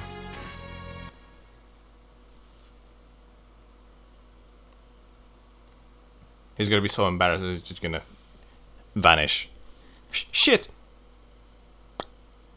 Just like that. Gone. Thank you, you saved me. Does this happen a lot? Lately, yes. Do you know Emma Roland? Emma? I heard she came here a lot. Yes, we've met, but... Sorry, I'm going backstage. I need to rest.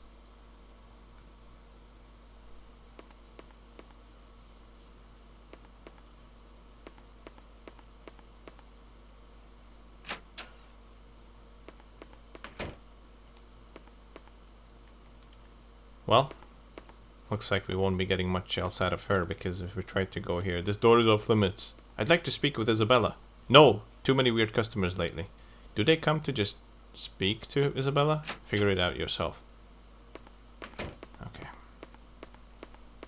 Is she going to be okay? Yeah, probably. Isabella's got a lot to deal with. She seems to know Emma. Well, Emma definitely definitely liked Isabella's music, right? Yeah. Here's what I think. In a few words, you could sum up Emma as a girl struggling with an anxious soul. To Emma, Isabella's songs were like a balm for the soul, bringing her a sense of peace. Considering Emma's personality, she must have made the effort to reach out to Isabella personally. It looks like I can't have a rational conversation with Isabella. Yeah, she's pretty well guarded at this bar. Why did you try following her? Following her? I just beat up a stalker and now you're suggesting that I should follow her home? I've seen her get in a car from the back entrance. She seems to leave around just after midnight. Just after midnight, huh? Oh boy.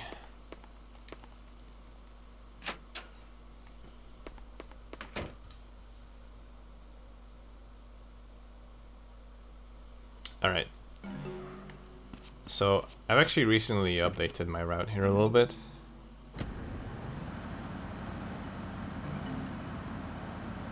I used to actually wait until midnight and then do everything before it's too late, but now I'm actually doing everything afterwards. You'll see what I mean. One of the best optimizations you can do, I think, in this run is by only sleep, like trying to always base your sleeps. If you have a if you have a lot of time, then try to make it a 5-hour sleep.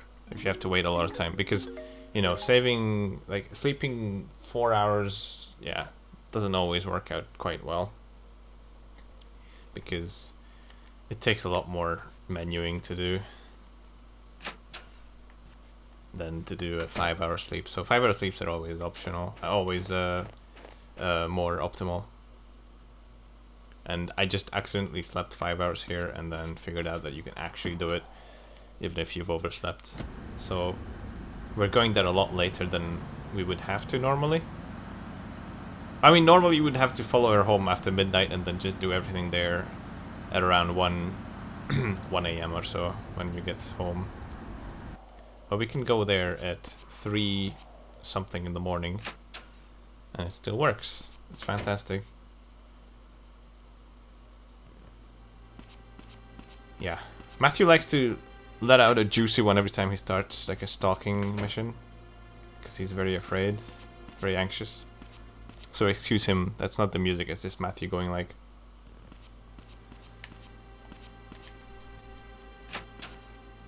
Alright. So first we actually have to talk to Nuz. How the blazes is that? Do you have any idea what time it is? He says the same thing at like midnight and 3 a.m. as well. Uncle, are you still awake? Matthew? What are you doing here at this hour? I'm sorry. Oh, it's alright. Uncle, do you know Isabella? Isabella? I don't know her. I think she lives in this apartment building. In this wreck? Who do I know that lives here? Oh, you mean that beautiful lady?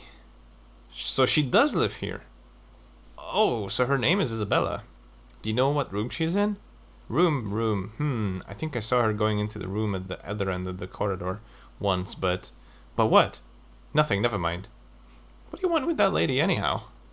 Oh, I see. So you finally reached that age, eh? Huh? I suppose you young men like you do tend to go for older ones. That's not really... Still, I think you ought to give up on that lady. Wait, why? So what if I'm going for her? Okay, but why? I'm not going for her, but why should I give up? I can't say for sure, but I've seen a lot of shady guys coming and going from her apartment. Shady guys? A tall guy with mean-looking eyes had what looked like his henchman with him too. Those guys are up to no good, I doubt about it. No doubt about it. I wonder who that was. I'm sleepy, you know. I'm sorry. If this is gonna take a while, could we do it tomorrow? Alright. So we had a talk with Captain Nuz.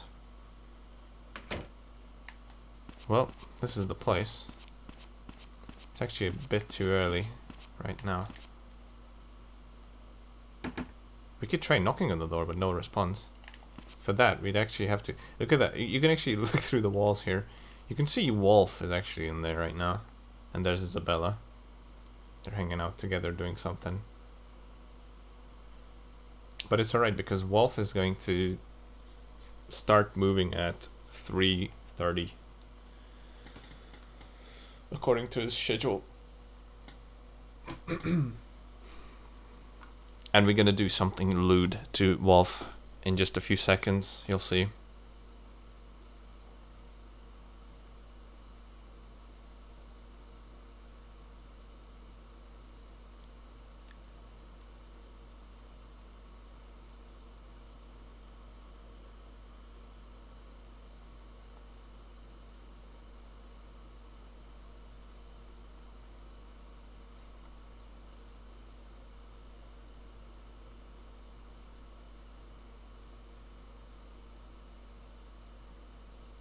So as long as Wolf is in there, we can't really do anything, but... Oh, he started walking. So this is Isabella's room. I can see through inside the keyhole. Oh, look at that ass. I can see inside through the keyhole. Was he talking about Wolf?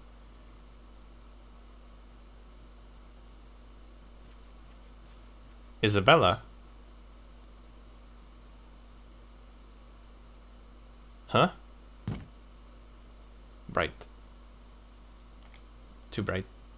Hey, you know this kid? Yes. He was peeping into your room. Want me to dump him somewhere? No, don't! Well, if you say so. He's lucky it was me who spotted him and not Wolf, that's all. There's something funny about that. I've actually once had it happen where I would be hanging out in Isabella's room, and it was really late, and Wolf just so happened to walk in, and he was just standing there like he did before, and he was completely okay with me being there, so I don't know what the guard is talking about.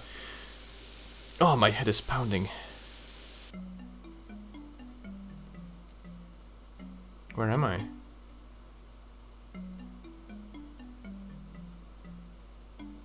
Right, I was peeking into Isabella's room and got knocked out.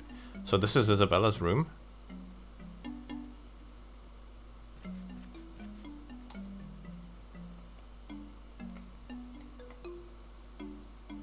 Isabella and the man smiling happily. This guy looks familiar.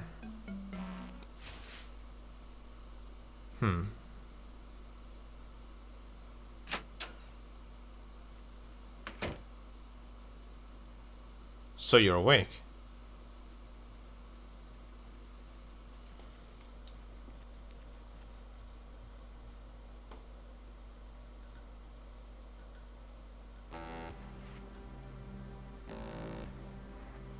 You shouldn't be peeking into other people's rooms or something. I wasn't paying attention to that one. Sorry.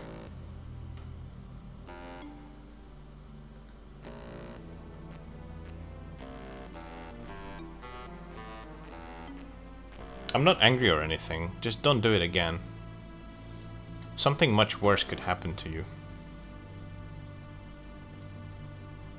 You're Emma's friend, right? What about Emma?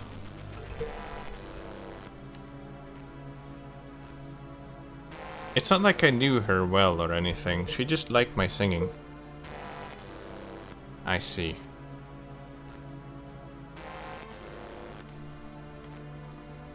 You're looking for her? Yes.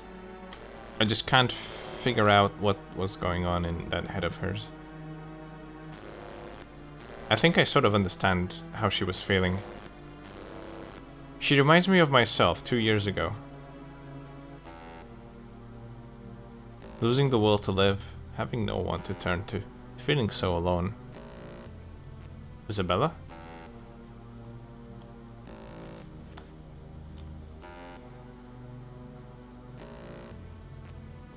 That photo is from 2 years ago. I was living in Denver at the time. Denver, Colorado. Who's the guy in the photo with you? He was my husband. Was?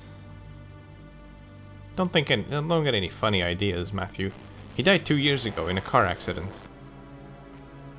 What brought you to this town?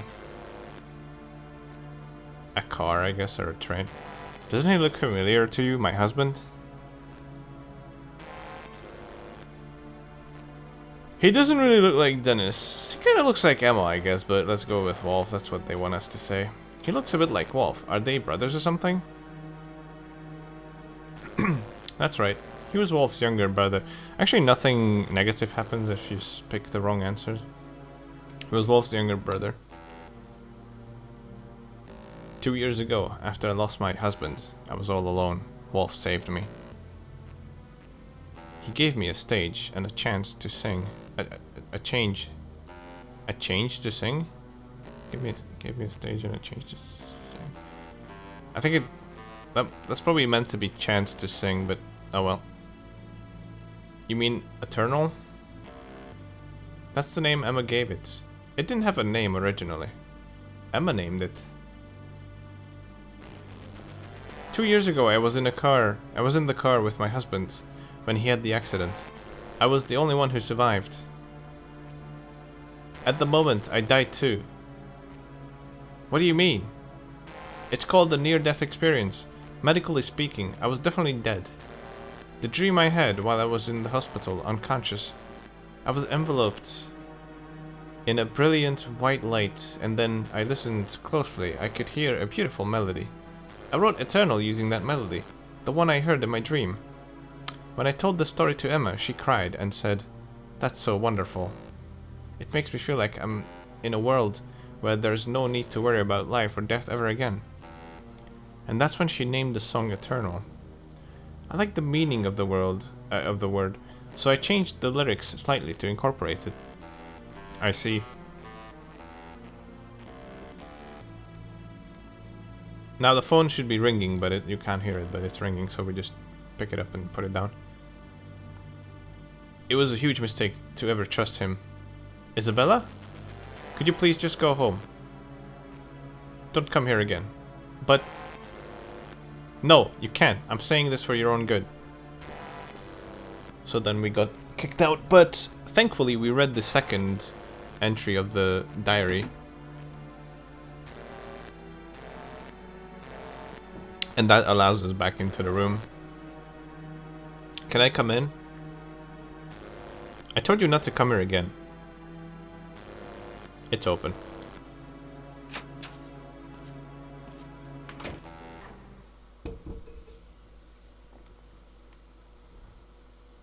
Emma wrote about you in her diary. What did she say? She said you need help. Maybe I could help you. Don't be ridiculous. What could you possibly do to help? I'm sorry, but...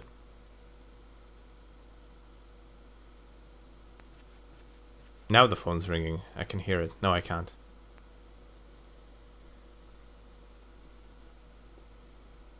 What does Matthew's jacket say? I've always wondered. I think it's something... It's like...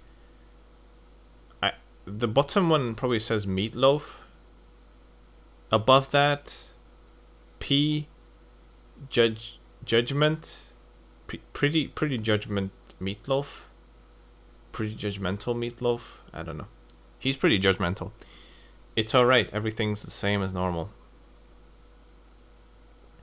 Yes. Alright. I have no freedom. It's like I'm a prisoner. Isabella! I made a deal with the devil to free myself from my loneliness. And when you make a deal with the devil, he always gets you in the end. I want to be alone. ... Please, don't worry about me anymore. So, you get two options here. You can either get a more heartwarming option, or you can you can talk her out of this and convince her that she needs to listen to you, and you can try and help her, and that she's not alone. The left option is not optimal for good ending. It doesn't really matter for bad ending. The difference between the two, they roughly take exactly the same amount of time, so it doesn't really matter. With the speak option, you'll receive a tape from her as a gift, as the song Eternal on a tape, which you do not get right now if you pick the heart option. But she does drop it into your post box, and you can pick it up in the morning, but it takes a lot more time because you have to go to the post box and get through it. There's like a flyer for the car service that can help you if you get stuck somewhere because they knew the game is jank, and you have to go through that, and then you get to the tape. So it takes a bit more time. It's not worth it for good ending, but for now we'll pick it for bad ending because we won't be needing the tape throughout this playthrough. I look at you and I see someone who's in an unimaginable amount of pain. I want to help you. Don't you get it? A boy like you shouldn't ever set foot in a world like this. And she shouldn't have either. Please, speak to me, Isabella.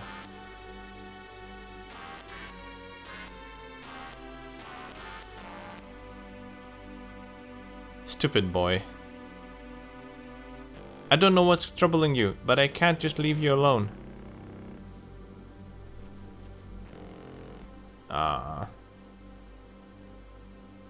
How cute. Thank you. I still haven't asked your name. It's Matthew. Matthew, that's a nice name. Matthew, I'm alright. Please just go home now. I'll contact you. Okay. Matthew Smooth as sandpaper. Let's go.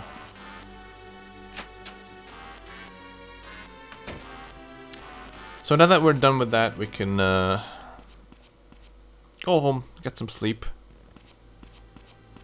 Let some farts out in the hallway here so that we don't fill up the car with that.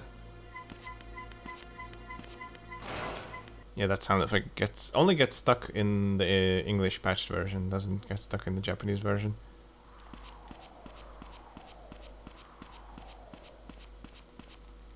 And only on PS2, that is.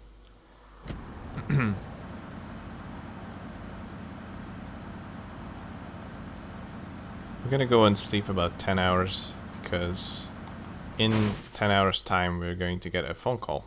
And that's why it's so optimal. That's why I loved this route change that I did here, because sleeping 5 hours before meeting Isabella plus, you know, getting here at like 3:30 means we can actually do 2x5 instead of having to optimize the sleep to until exactly after 1 o'clock in the afternoon. So this works out much better. I'm going to save onto this one.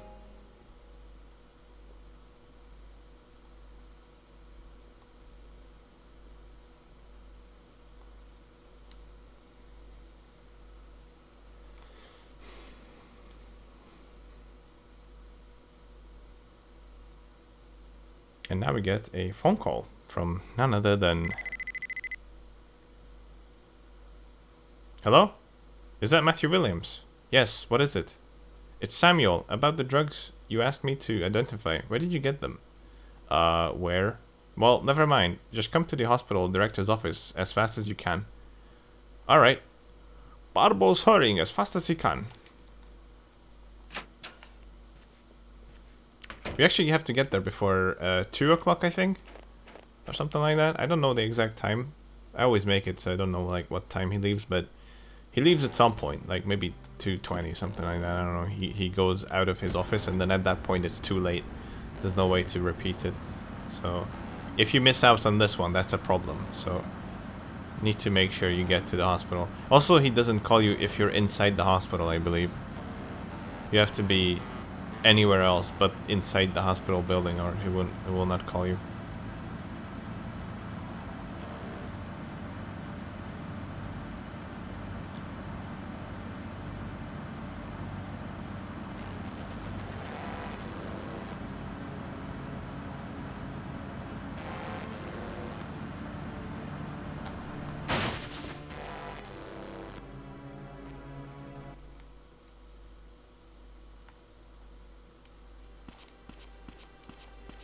So let's head upstairs to his office.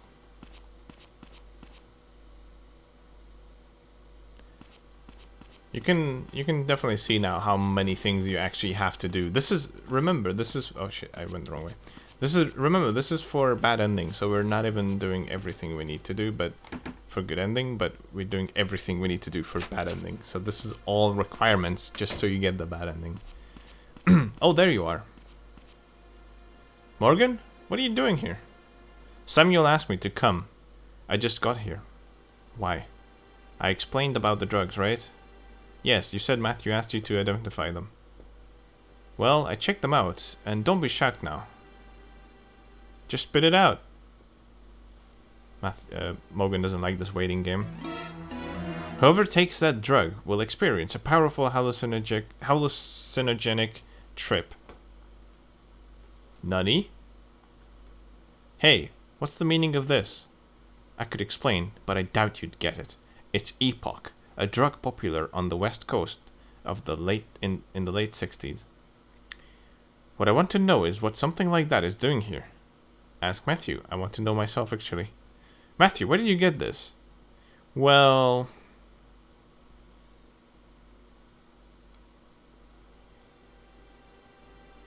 I see. What the hell? This epoch in this town?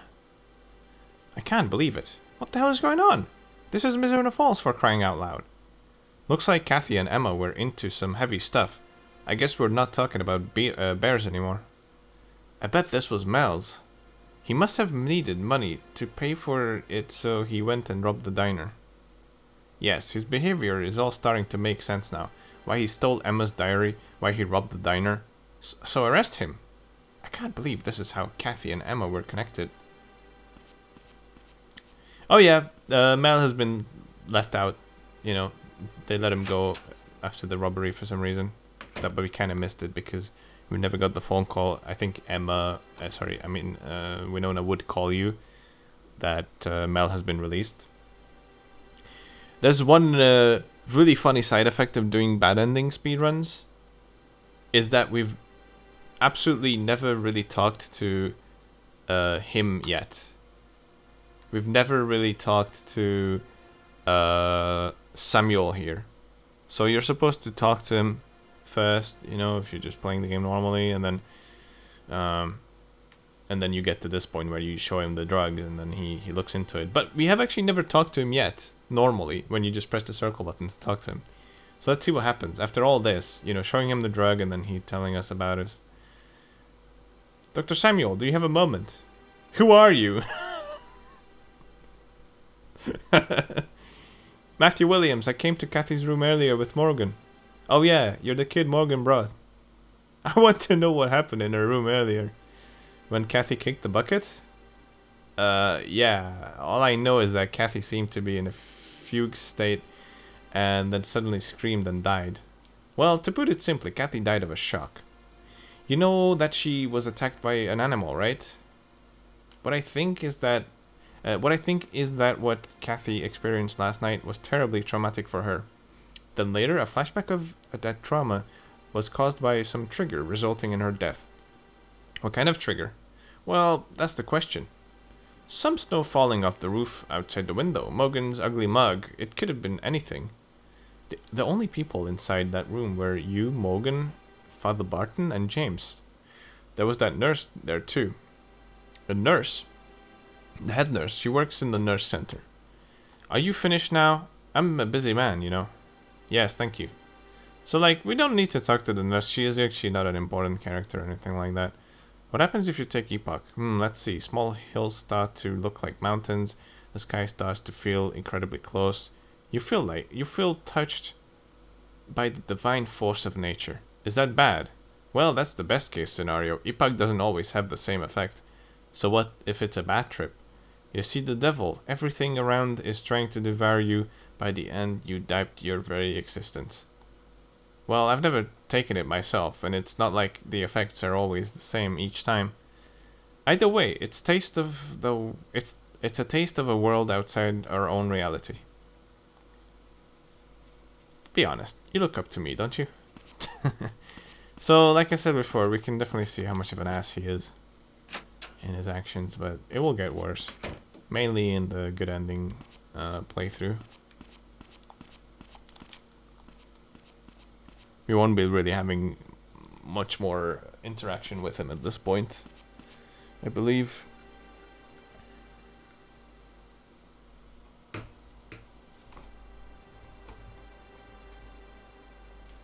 So now it's time to go and get some sleep, because there's something that has a timer on it and we can only do it at a specific time. And that would be something involving the diner. So we're gonna head home, relax a little bit. I guess this is what the developers meant you to do. Just run around town and try everything, see if you get anything. But even if you do that, you need to be very specific about it, and you're gonna miss certain events. So it's that's why I'm saying this game is really hard to do without a guide. You'll have to just keep trying over and over and over again if you are determined to actually play through this without a guide and to actually know what to do.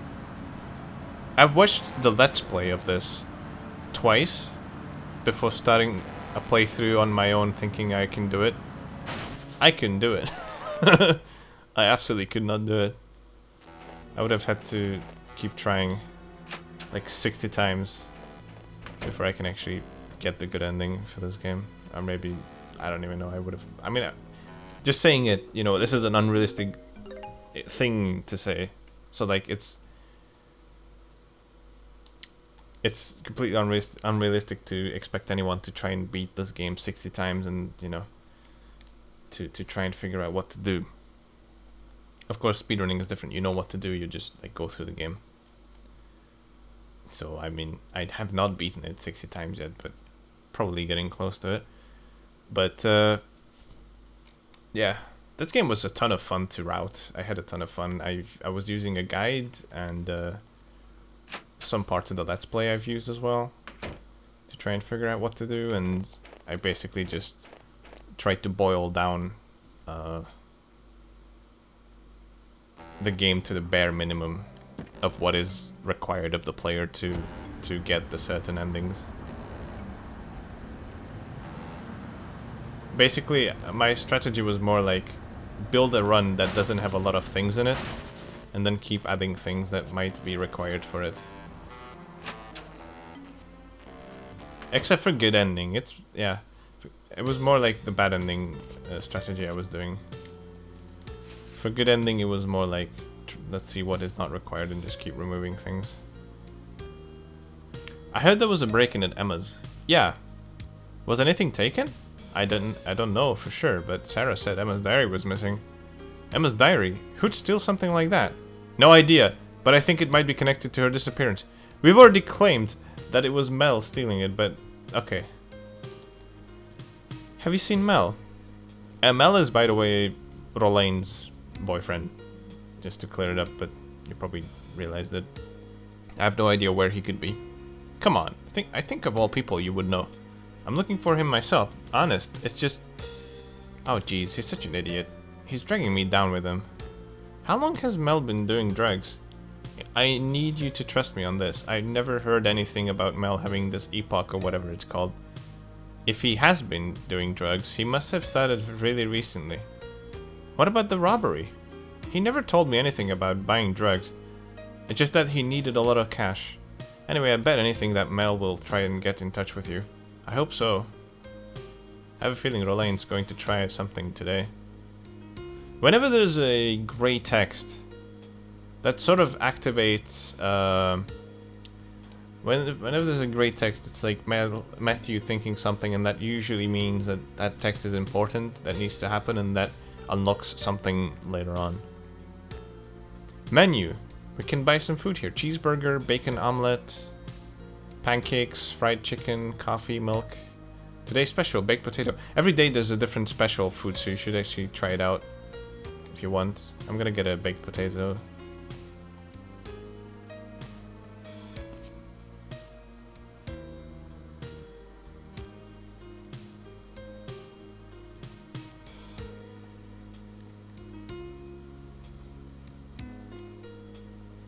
Ah, that was good. Thank you, Rolaine.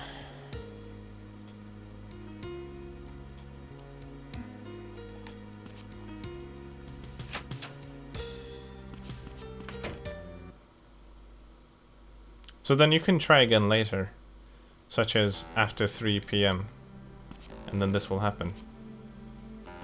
Who is this mysterious man? I feel like I've seen him before.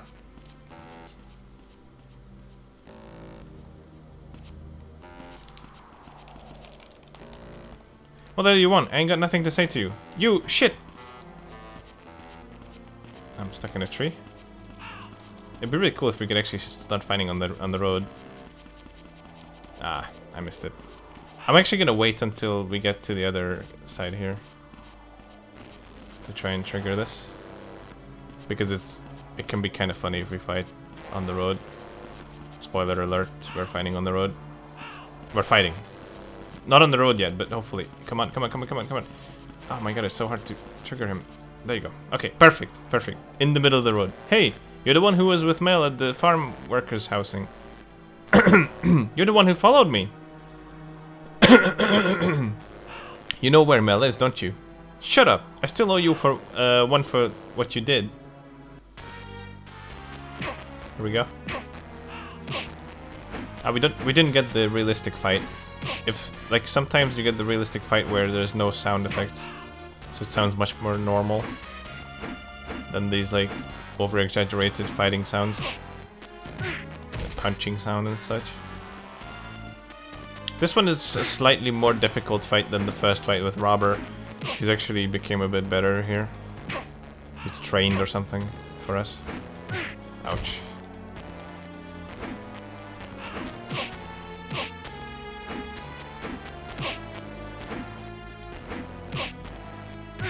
I sort of have a dilemma with this fight.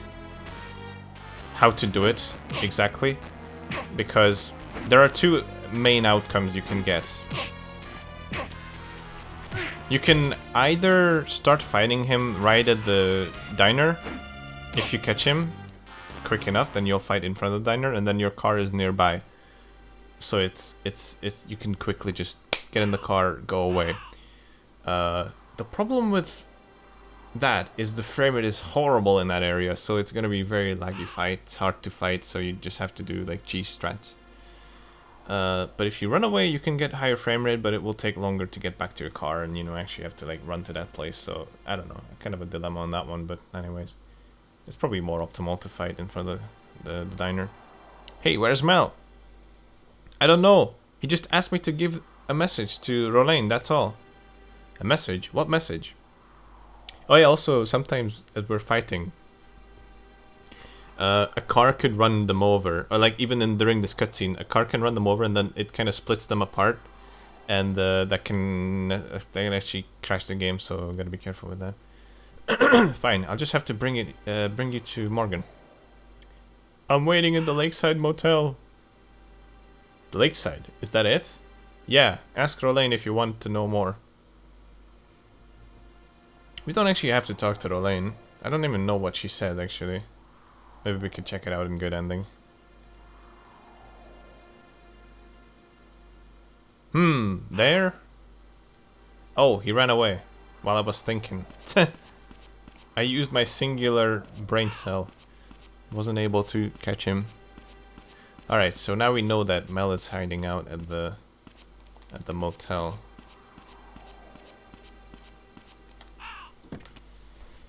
But we got some stuff to do. Ah, never mind.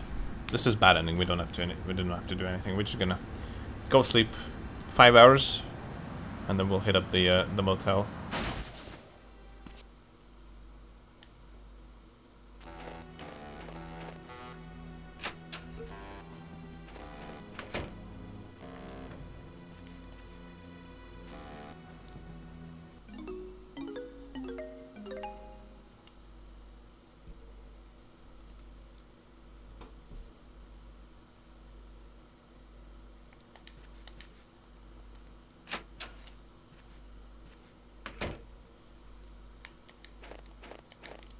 Oops. Yeah, sometimes the game meets your inputs. That happens. Alright, let's hit up the motel.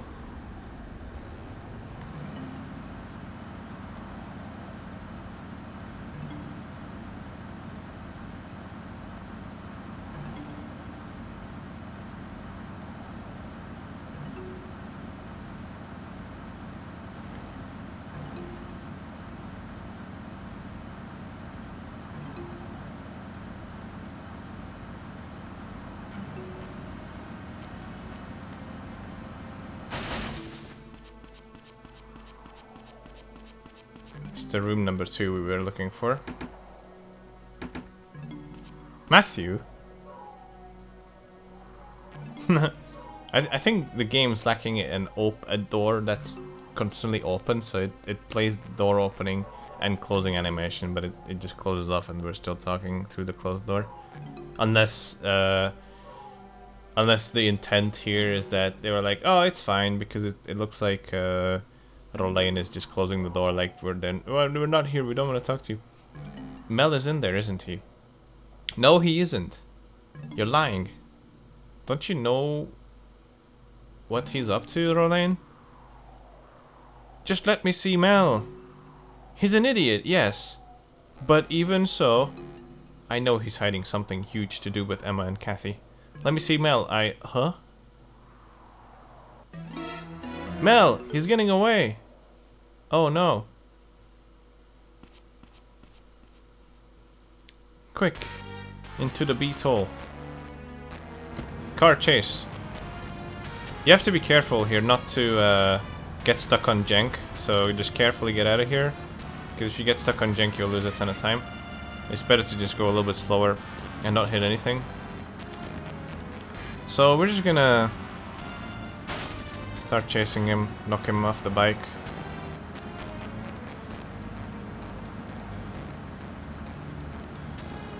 As per video game tradition, you have to do this 3 times. For the third one, I'm actually going to turn right here for a shortcut.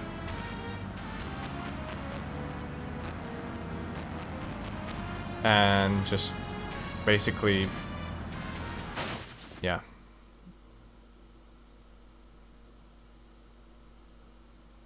Alright, we got him. That was quick.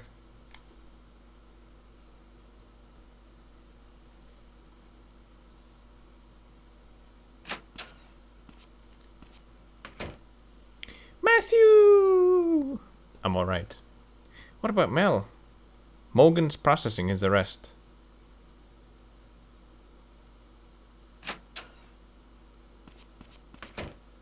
Morgan, what's going on with Mel?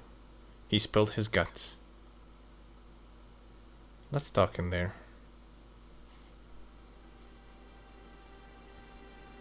So it was Mel.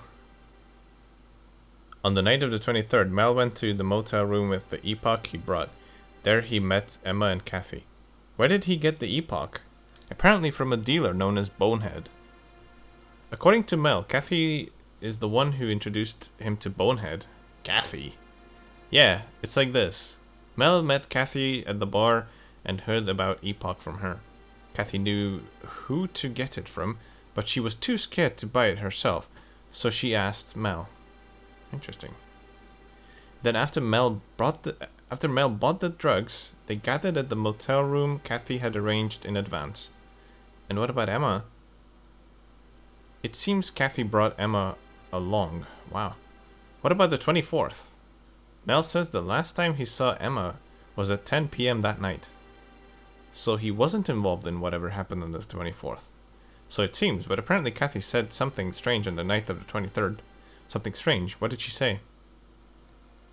It feels like the night before a big festival.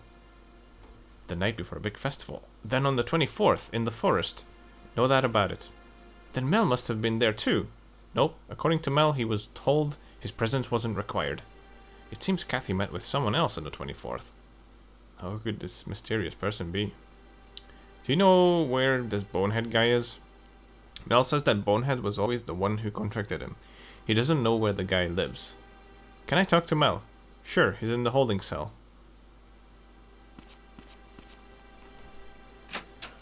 Alright, let's see if we can get anything else out of Mel. Mel's a regular in the cell now. It's just twice this week now.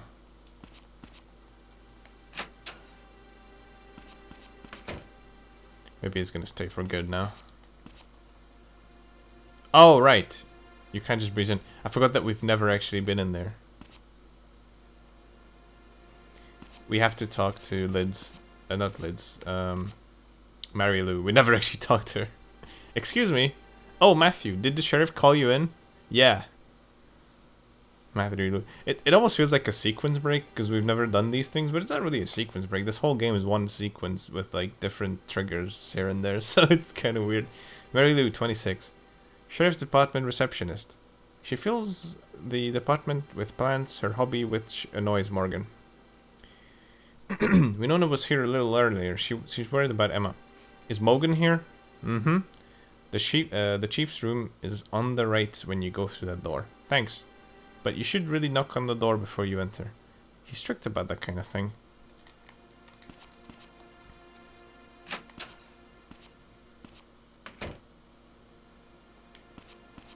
We already have the freaking badge. Like, Morgan's already... Oh, I don't know why I was listening to her. I'm an idiot. It's like, oh, you need to knock before you go. Okay, we just knocked and dashed. Knocked and dashed. It's good. But we already have the badge, but Mary Lou is just introducing us to the police station. Anyways, here's Mel. You! What the hell you... What the hell did you come here for? I want to ask you about Bonehead. I ain't got nothing else to say. I told the pig everything. Bald guy, right? You're still holding something, aren't you? I ain't holding nothing. I ain't hiding nothing. How can I find him? What the hell are you Sorry, I'm getting a bit tired. What the hell are you thinking? Those guys... That guy is bad news. Sorry. You know something, don't you? Shit, fine. All I know is that he used to be Isabella's driver. Isabella? She's involved in this too? She seems that Kathy heard about Bonehead from Isabella. What the hell? Hey, I'm not saying this because I give a shit about you or anything, but you shouldn't get involved with those people. Those people? I've said all I can, now get lost. Alright, we've just learned about a connection between Isabella and Bonehead. We need to look into this. Thinking we're gonna head to the to Bar Wolves and ask Wolf about this, or ask Isabella about this. So, I mean, Isabella should be there singing, right? This is a good point. We're kind of low on fuel, but we still have enough, almost enough for the whole game, but this is a good time to actually refill the car. Because we are going towards Bar Wolves and we can just go this way. So we can stop by at the MFFS station. The motherfucking fucking shit station, I think. I mean, that can be it. Like, it can't be anything else. That's the only explanation to that gas station. I'll show you the sign. I'm not talking shit. There you go. MFFS station. The motherfucking fucking shit station. Can't be anything else. Has to be it. Alright, so we just park here, press circle, and then we get full service from Mr. Blue Guy here, who disappears as soon as he goes through the door. Welcome, full service, yes?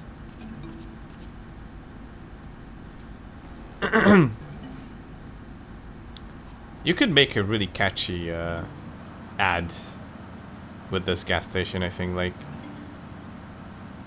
I can imagine like a 90s or like 80s singing ad for motherfucking fucking sea station. I think it'd be great. Anyways, back on track. So we're gonna check out this place. Oh, looks like Sheriff Morgan is also checking the place out.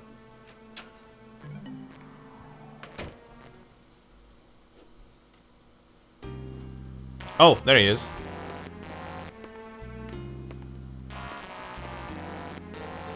Hey there, Morgan. What's up? So you're not here to drink? You gathering intel?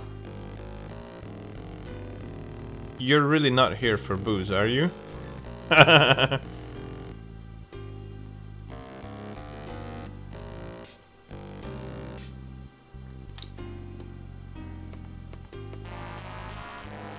We don't serve alcohol to minors. It ain't worth the hassle. You can stop the act now. We're good with Morgan. I can drink. You're looking for Emma? Well, we get a lot of customers here. Where's Isabella today? Isabella? She's exhausted herself. She's taking some time off. I see. I wonder if she's at home. What do you want with Isabella? Nothing in particular. Are you the creep who was peeking into her apartment? What makes you think that? Heard about it from Isabella's driver. Her driver? Now that you mention it, do you know her old driver, bald guy?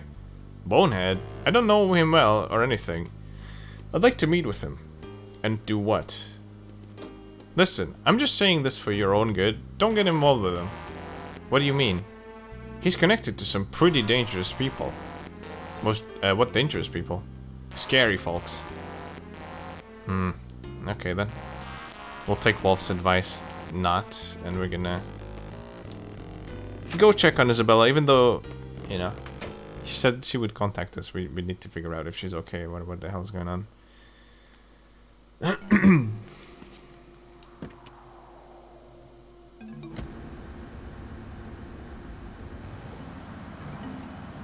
So let's head to the ruins where she lives.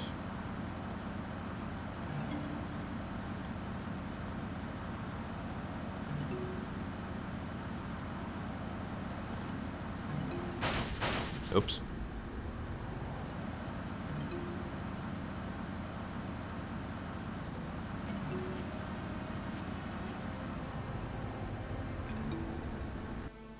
All right.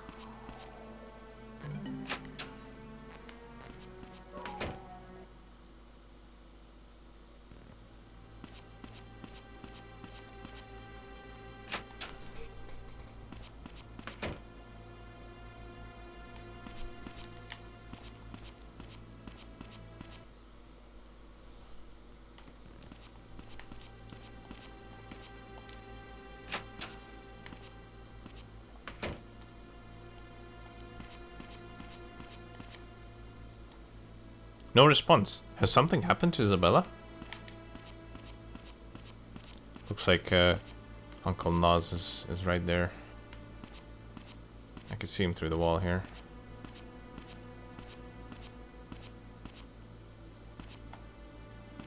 Maybe we could go ask him. Oh, there he is. Looks like he's on the shitter. Hopefully he's not gonna mind.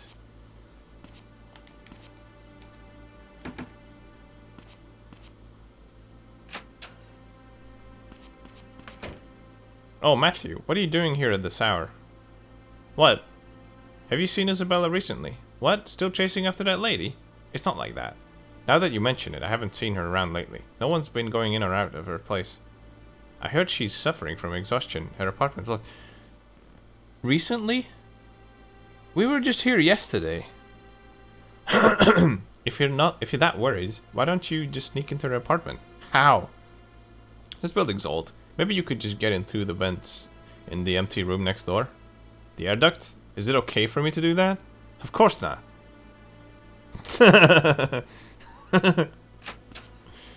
Of course not, but like, I mean, come on, you're gonna do it anyways. I might as well tell you, right? So this is the apartment next door. And we can take this little box here.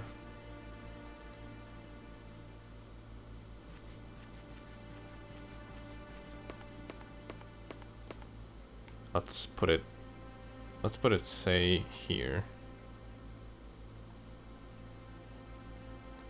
Let's go up.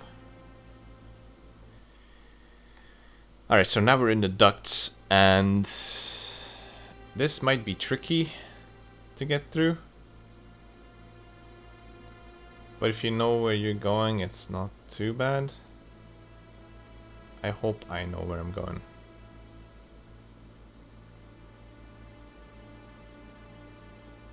It's been a while. And I think I went the wrong way. I think I did. Nice.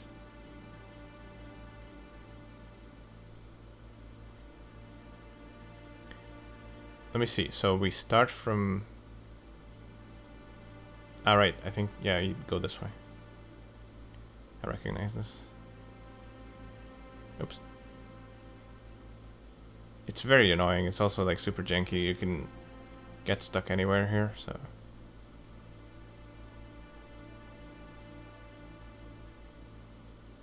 This is what we're looking for here.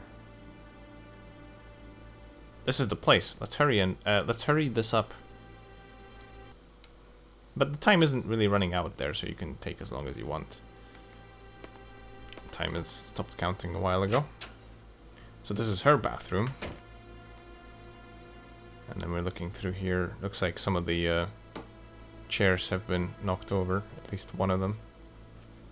And the couch is a bit out of alignment there. What happened? Hello, Albanian SpongeBob. I wonder where this cabin is. The forest? No, that's not it. There's also a gun on the floor there, but we can't look at it.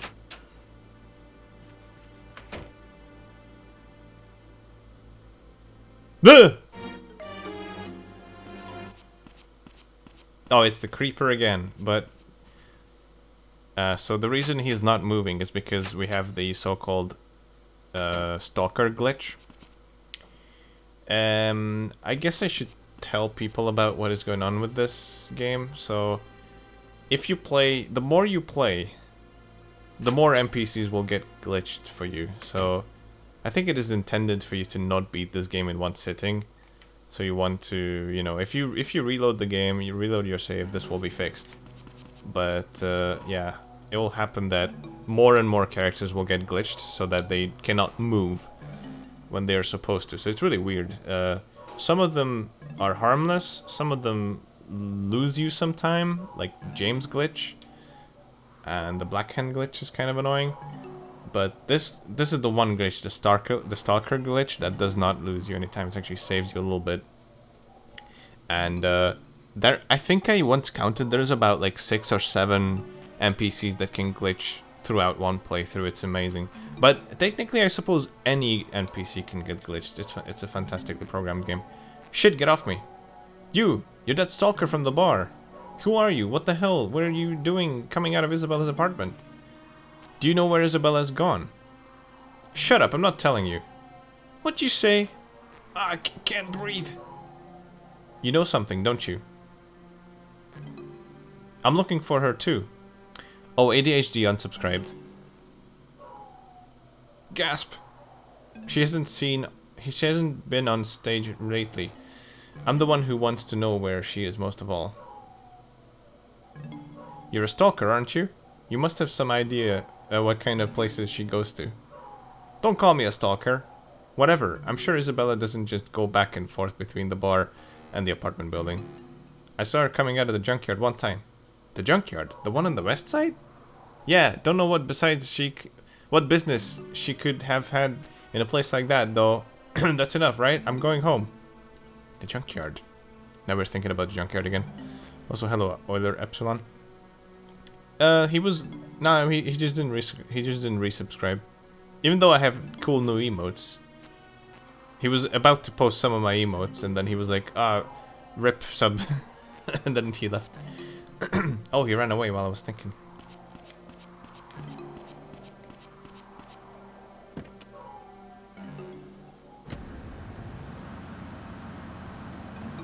But it was still 20 subs when I started, and like, he still had his sub while he was in here at first, and then he lost it, and then yeah, he didn't renew it.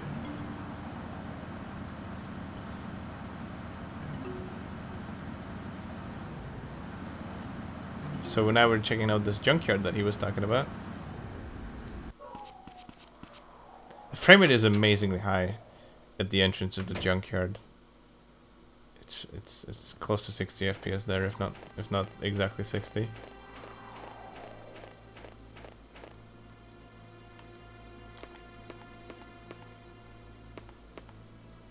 What's with this couch here? This is blood, isn't it? What's with this seat? I can pick it up. What's this? It's Epoch. Why is there so much of it? Does this mean Isabella has something to do with Epoch? Oh no, a bunch of Epoch. What are we gonna do with it? Let's go out. 120 FPS on PSX. Hell yeah, dude. Whoa! What's with this guy? Run away from the dog. Oh no. This is one of the hardest parts of the game. Yeah, I'm gonna get caught here. So, yeah, this is what your experience is going to be like at first. So, what you want to do with this dog is... in the last moment you have to steer away so they can't catch you. You kind of have to do like weird maneuvers to try and avoid it. It's really tricky. Sometimes the dog cheats too, and it's like... see, like, he was really close to me. It wasn't supposed to be so close to me, but it was. Just a cheating dog. But we got it. It's here. Matthew reported what he found on the bus to Mogan. 1 hour later, in front of the junkyard.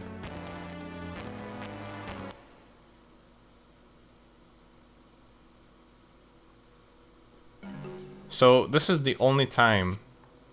only singular time. Oh yeah, this guy's name is, by the way, it's Orb. He can also get glitched. Orb stands for Well, it's technically it's Or. His name is Or. Officer Roadblock, but we get the Orb glitch. That's the Officer Road. Actually, no, it's Orb. What am I saying? It is Orb. Officer Roadblock. Whatever. I'm I'm stupid and tired. So this is Orb, Officer Roadblock. He can get glitched as well, and he'll walk away. But he's like, you can't go in yet. I want to talk to Morgan. No, the sheriff busy right now. If you know my name, I think you'd let me in. And who are you exactly? Matthew Williams. Never heard of you. Only police are allowed to enter. He's an ass. Well, we can show him the badge that we have. Huh, what's this? It's the police badge Morgan gave me. Show it to him and he'll tell you to let me in. Listen here, you're not a deputy. There's no way I can just let you in. Please? It's not happening. And then Hudson comes to the rescue. What seems to be the problem? Huh, this kid is being a pain in my ass. Says he wants to come inside here. He's got a badge, doesn't he? There's no problem. Told you. Well, if you say so... Well, if you say it's okay, Hudson, then fine, go on in. Thanks. Ah, what a dick. Fucking Officer Roadblock. So yeah, he can get glitched as well, where he just starts moving away. Some of these glitches are, yeah, weird. So, I don't know how to explain this, but like, what you saw there with Stalker is that he wasn't moving at all. In the cutscene, but if another NPC is glitched, what they do is they start walking away, which can cause issues, but it can also be beneficial in some ways, but it mostly just causes issues. You'll see later. Matthew, how did you get in here? With that badge you gave me. Oh, that. Haha, so it was useful after all. Did you find anything besides the drugs? No, nothing else. You said you came here looking for Isabella? Yeah. Somehow I don't think she was dealing Epoch. But she's got to know something. We'd better find her. I think her old driver Bonehead was the one dealing Epoch. We've been looking for him ever since Mel told us about him, but he's covered his tracks well. Oh, Hudson, find anything? Yes, Dennis is listed Dennis is the listed owner of this junkyard. Dennis, is there any land left in this town he doesn't own? Alright, first bring Dennis in for questioning. Yes, sir. Dennis? So the Epoch belongs to Dennis? As far as I can tell, this place is just a vacant lot. There's no way to know if anyone was sneaking in or out. Anyway, I'm going back to the station. We've done all we can here. Are you gonna question Dennis? Yep. And that badge isn't going to help you anymore. What do you mean? I know. What? What does he mean by that? Hello, Aaron.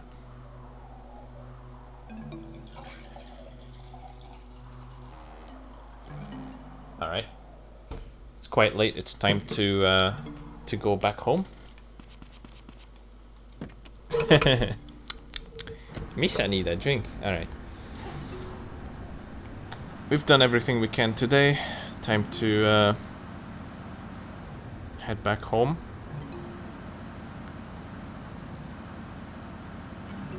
We've got a lot to do tomorrow. Tomorrow is Friday, one of the busiest days, I suppose. I mean, actually no. I think Thursday is probably the busiest day. So thankfully we're done with that. Our investigation is going swimmingly. I'm sure nothing will go wrong. Except the fact that we're actually gonna get bad ending. But that's what we're going for, so it's fine. Good ending comes after this one. Alright, what is the time? I'm gonna do 5 hours.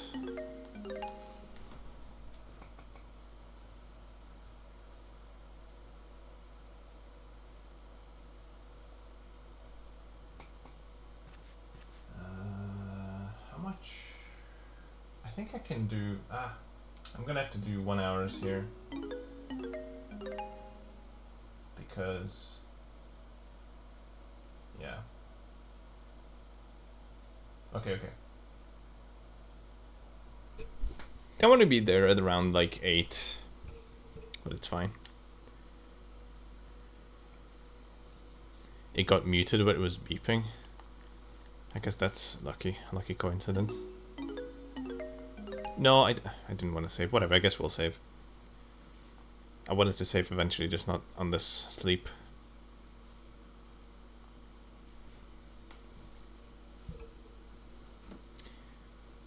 But yeah, for anyone just joining in, we've already done worst ending.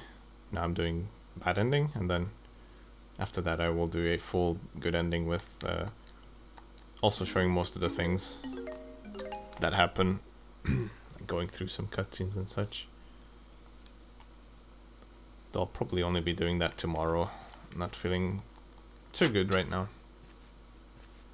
So just gonna finish this ending and then that'll be it for today.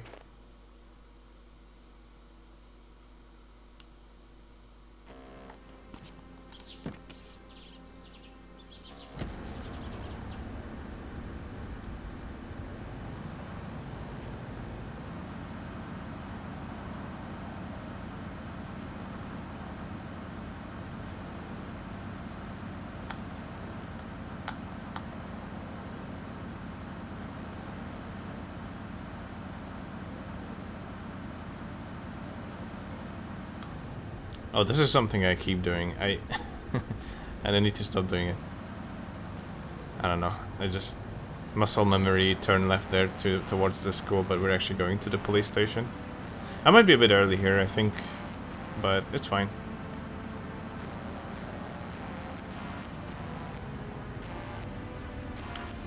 I like how they don't even have the decency to at least have Mel's bike stood up. It's just tossed on the side there, like, yeah, that's fine. Who cares?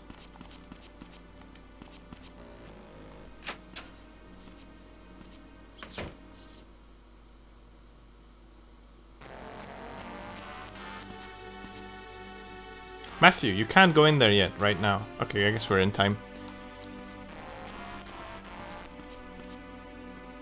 Are they still, are they busy questioning Dennis?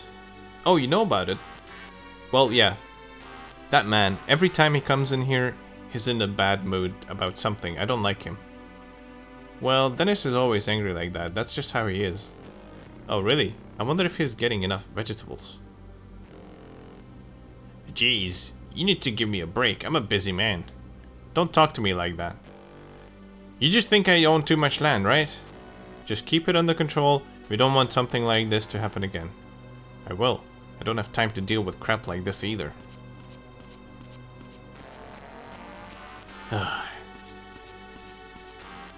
What did Dennis say? About what I was expecting. Hasn't used that land in years. And wouldn't know if someone was sneaking in there. What about the epoch? Naturally, that he denied knowing anything about it. But when I showed it to him, all the color drained right out of his face. Well then. But that's all. We've got no other proof. There's nothing we can do. Why not search his house? Maybe. I get how you feel, but it's not as easy as that. Right now we need to find Isabella. If we can just talk to her, it'll clear everything up. Mary Lou, write up the recent developments on the board in the strategy room. Oh, but my green marker ran out. It won't look very pretty. But should I just use yellow instead? I don't care. Do what you like. Then the junkyard will be yellow.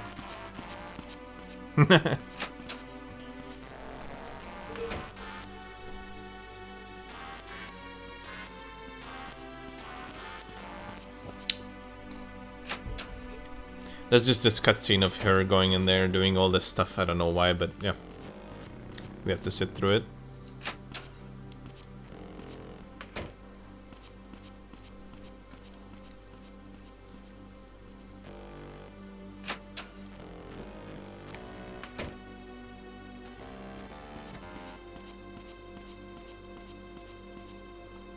So we need to head into the conference room and take a look at the map. See what we can find. Oops.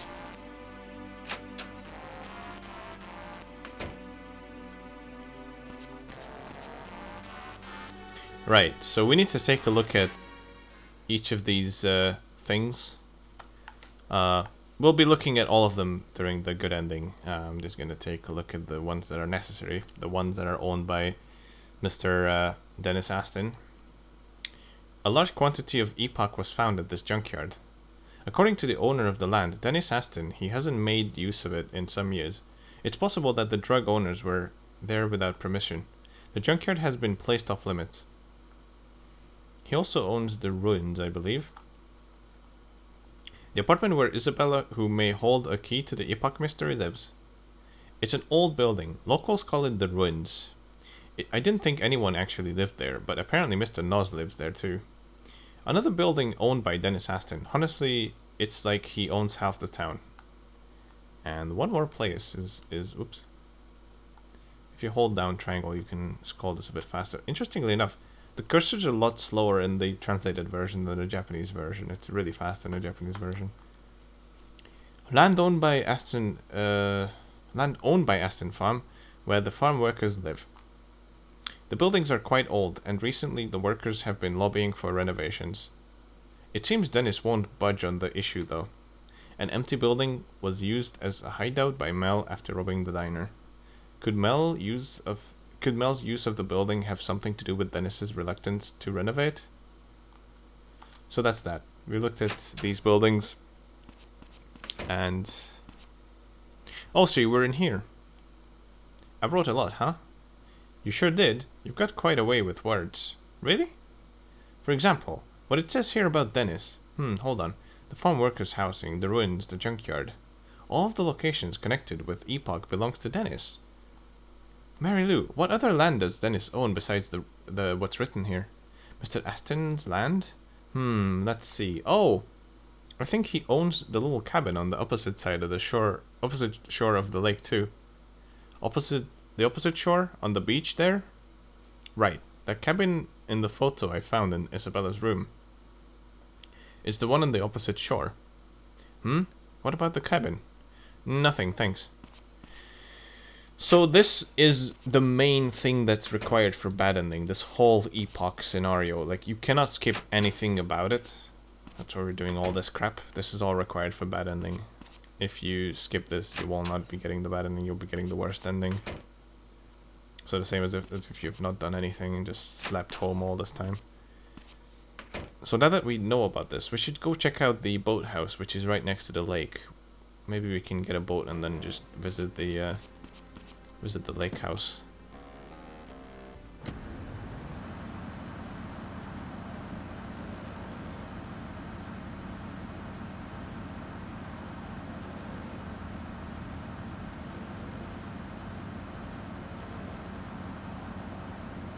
It's going to be so weird playing the PS1 again for this game when I get to the good ending. It's going to be super slow. But the music will be weirdly normal as well, which is another thing that's odd.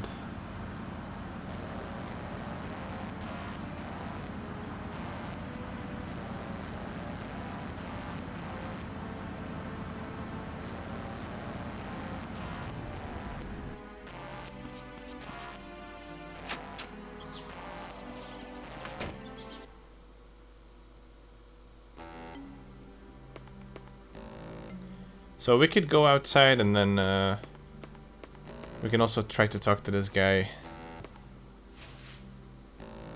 We can try to beg him to get us a boat, but there's a better way to do it. We're gonna go do that. So we can just basically show him the ring. First we have to actually knock on the table. What the hell is that? So you're with them? Them? What are you talking about? Huh? So you're not? Isabella's on the other side of the lake, isn't she?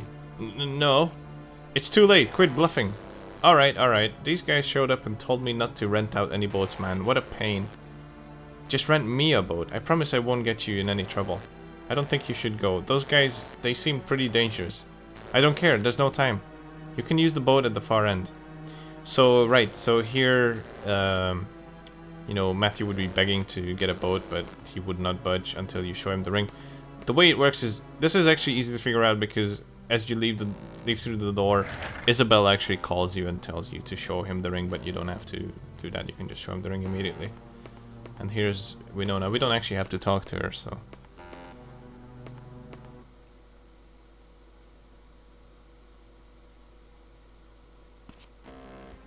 Now, this is the segment that I think was in...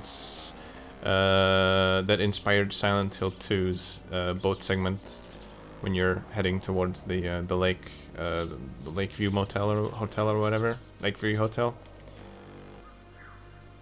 It's a nice...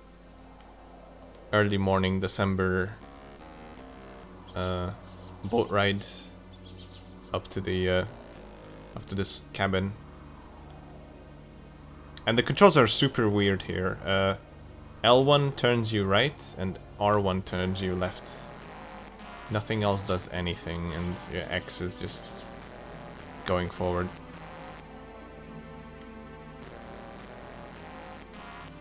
So we're in a Okay, let's get off this boat. Alright, we found the cabin. And we're going to have to actually use this bit here. So I'm gonna grab it and then go all the way over to the back because we can't use these other ones here for some reason. I don't know why. Put it down there. Get up on top of that. And looky look. It's Isabella. What? You're not gonna eat at all? Don't blame me if you starve to death. Just how long are you going to keep me locked up here? That idiot Mel got himself arrested. He's bound to squeal that you're involved with Epoch. I've nothing to do with any of this. Hey, what do you think you're saying? You're the one who brought Emma and Kathy along, ain't you? And they were such sweet girls too. No, I didn't. Either way, you're involved, no doubt about it. Too late to deny it now. No, I never thought this would happen to them. At any rate, I can't let you leave. You're just going to kill me anyway, right? If it was up to me, I'd have you killed already. I'd have killed you already. But he told me not to, so man, I've got my hands full babysitting the both of you. The both of us? Who else do you mean? A girl you know all too well. I can't believe it. She's alive! Yeah, well, it's none of your business anyway. Why'd you say it? Shit, it's getting late. Past time for us to change shifts. I'm gonna go check outside. Don't even think about running. Where am I supposed to run to? Yeah, true.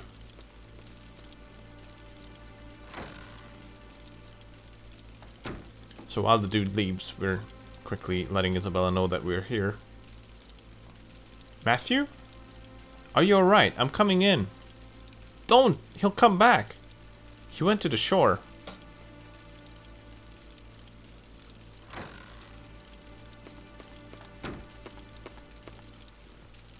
Are you hurt? I didn't think you'd actually come. Thank you so much. Let's hurry up and get out of here before he comes back. No, I can't leave. What are you saying? If I leave, you'll be in danger. They won't kill me as long as I stay here. It's alright. Don't be stupid. They might not kill you, but they'll definitely hurt you. Don't worry about me. Let's just get out of here. Alright.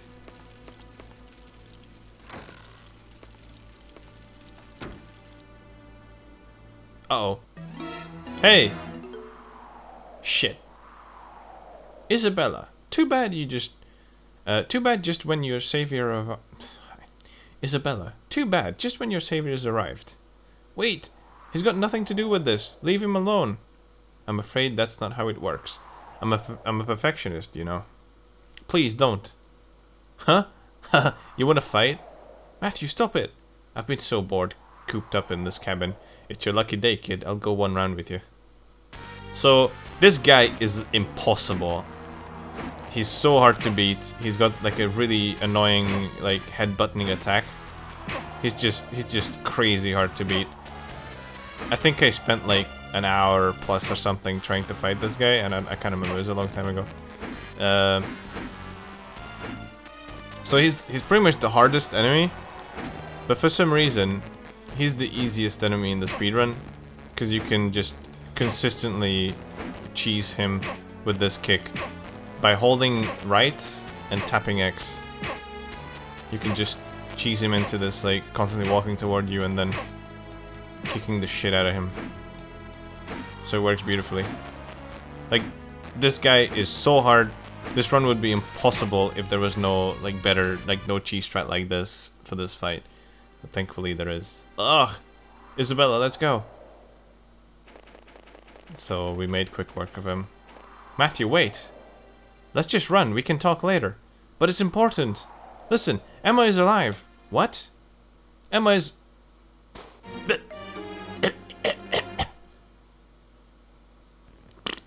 Isabella! Gasp, gasp. I told you I'm a perfectionist. Ugh. Isabella, are you alright? Matthew, pant pant. I got her involved. Matthew, I got Emma.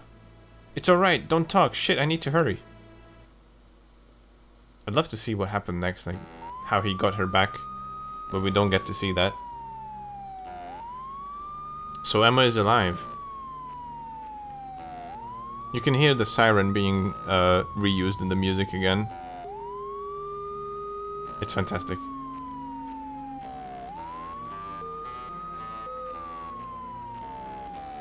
It just resampled the sound effect. So Emma is alive.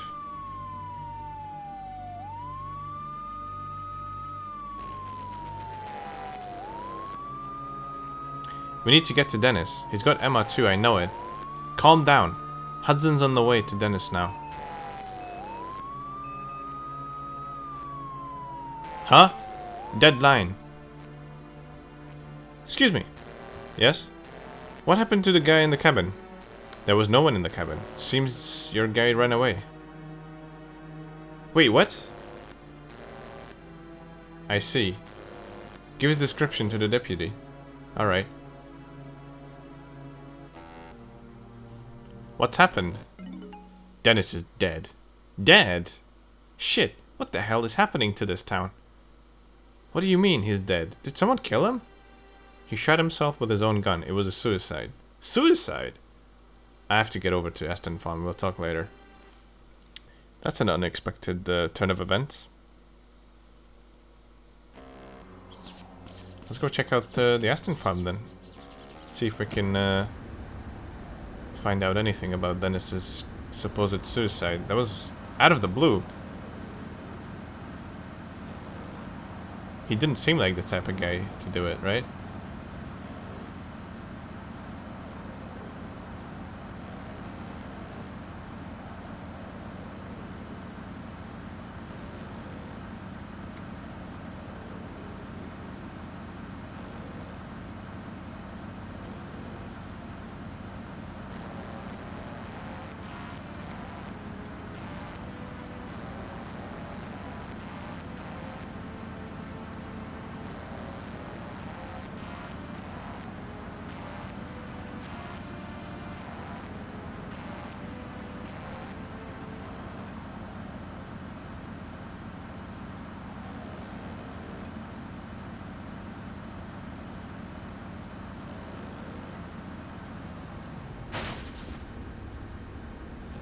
Looks like we have Officer Roadblock standing outside. These guys are protesters, by the way, but we never triggered them, so they're gonna just stand here all the time. Like, Dennis is already dead, but these guys are still protesting out here. Because we never triggered that cutscene. Oh yeah, let me run into this guy. There we go. So this is Officer Roadblock. He triggers a cutscene here.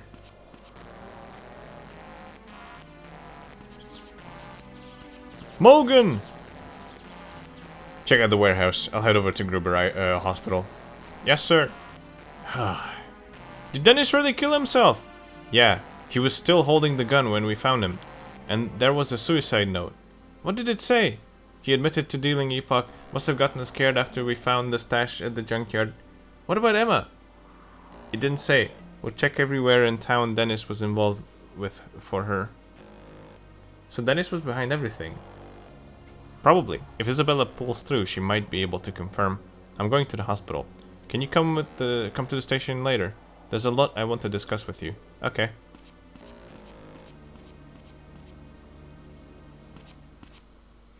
We're actually not going to go to the station. Well, we will. We will be doing one thing. There's a certain thing you have to do in order to... Hang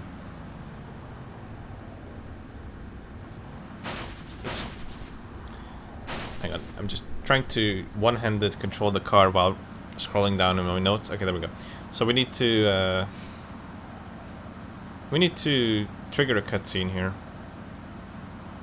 That is required for us to finish the game with the bad ending.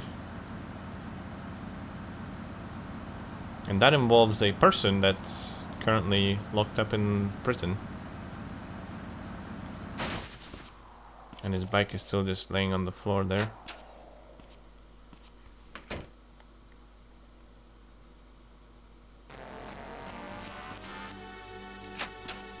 So, Morgan did say that he wants to talk to us, but I mean, we don't really need to go into his office.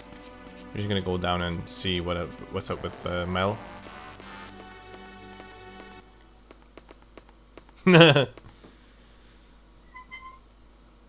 And Morgan suddenly spawns in here and goes to talk to Mel and tells him the sad news.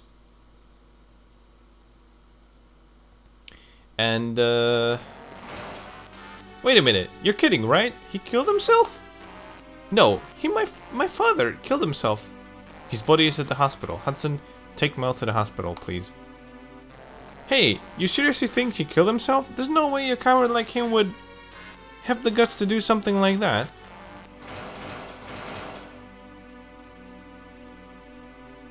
I understand how you feel, but there's been no mistake. Not him, I don't believe it. Mel, you need to go to the hospital. Hudson. And this is how police works in Mizzurna Falls. Someone supposedly kills himself. Someone's found dead with a gun in his hand, and then they find a suicide note. Has to be a suicide. You know, we don't look into like where the bullet entered and how the whole shooting happened. There's a note, it's a suicide. It didn't seem like they got along, but I guess it must be painful at all the same. That's family for you. Mel's going to have a hard time of it on his own from now on. Has he been released? I was actually going to release him earlier, but Dennis said to let him stew in there for a while longer. Still, I'm worried about him. I hope he doesn't do anything stupid. It's Mel we're talking about. Stupid is his middle name. Phew, to be honest with you, I'm really tired. What about Emma? Finding her isn't that simple. But she's alive, and being held prisoner somewhere, I'm sure of it. I know. Bonehead, it's gotta be him who's holding her captive. Matthew, calm down. Panicking won't get us anywhere. But on the 24th, Emma and Kathy took the epoch they brought to the forest. They were then attacked by a bear. Kathy died. Emma went missing. The two got the epoch through Mel, who bought it from Bonehead, Isabella's former driver.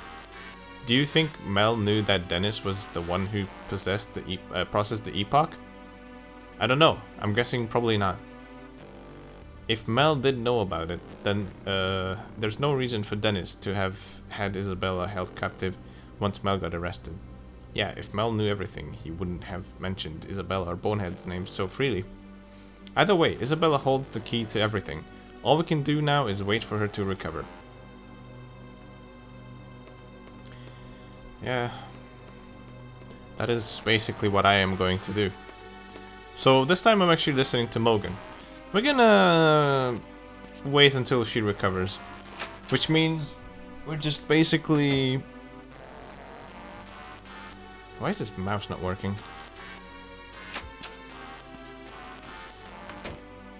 Okay. That's really weird. Okay. We're just basically going to...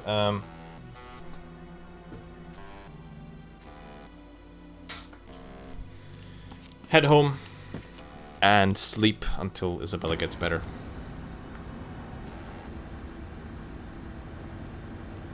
Basically, we're gonna sleep from Friday 9 a.m. to around 4 to 5 p.m. on Sunday. So, yeah. Quite a long stint there.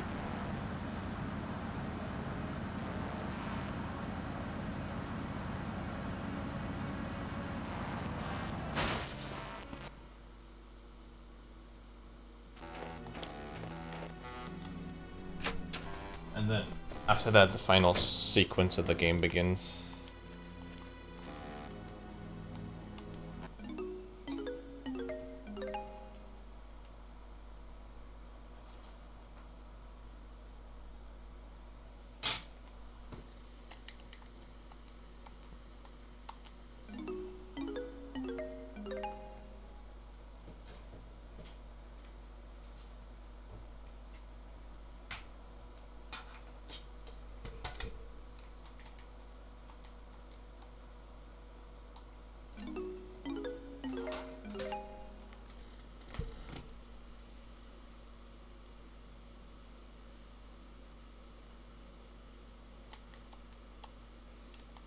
Oh no, I clicked on 1 hour. Whatever. That happens very often. It's the menu is like really unresponsive, so sometimes if you try to hurry up, you might end up sleeping the wrong amount of time. But yeah, whatever. That's fine.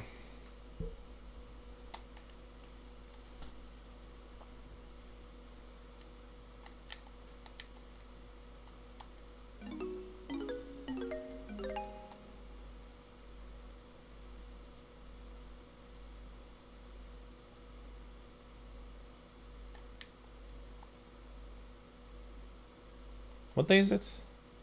Saturday. Ah, it's still Saturday, okay.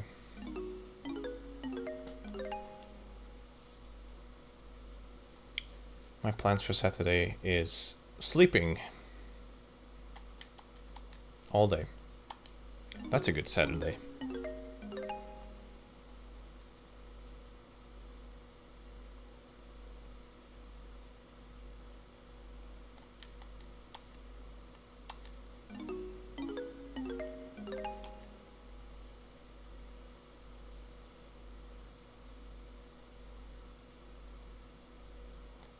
It's already Sunday. 7 in the morning. We're gonna sleep until 4 something, I would say.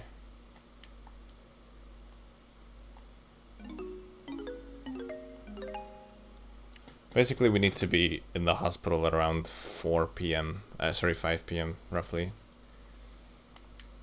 Okay.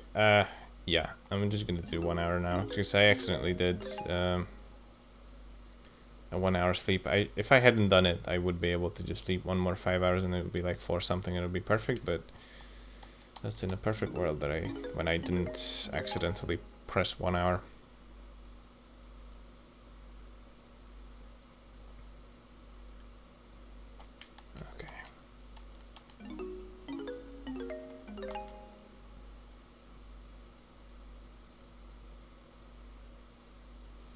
Should save after this one. This is one of the... Oh my god, I didn't save. Okay, whatever. I don't care. Let's just go. I can't sleep anymore, so I can't save.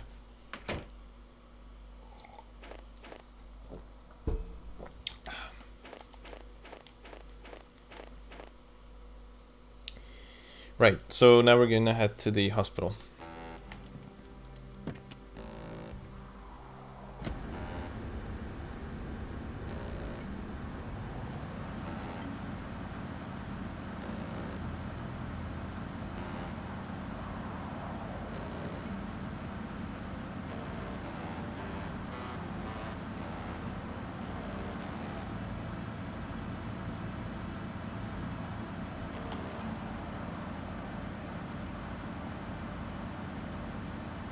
I'm not sure, I might be a tiny bit early. We'll see.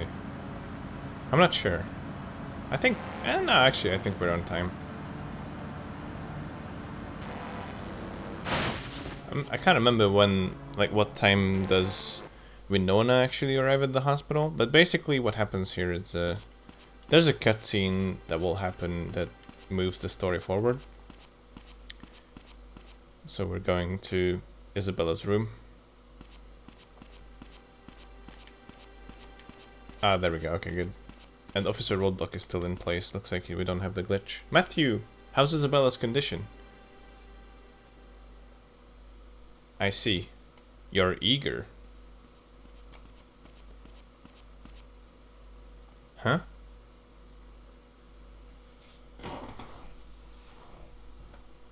Is she still unconscious?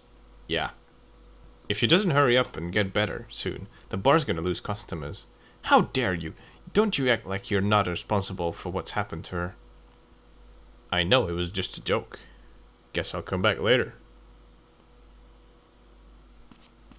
If there's an orb glitch, Officer Roadblock on the right will just walk off and you can just, you know, the door is clear. But I don't think you can go in, probably. Isn't that the bar owner? Yeah. He just watched Dennis manipulate Isabella without doing a thing. When I went to the bar with Emma that one time, I told you some guy was hitting on her, right? Yeah? Well, that guy saved her. What? Wolf did? Well, I guess it's his bar. He probably had to step in. But he was sort of weird about it, overly concerned with Emma's health. Like she was a precious thing he didn't want damaged. Okay, that's fucking weird. Let's just go after Wolf and see where he's going.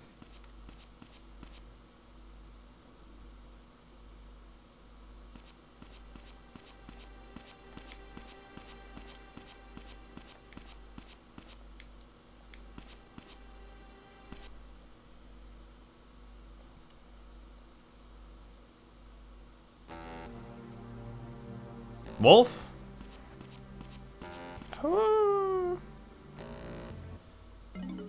Bonehead, it's him. I knew they were connected.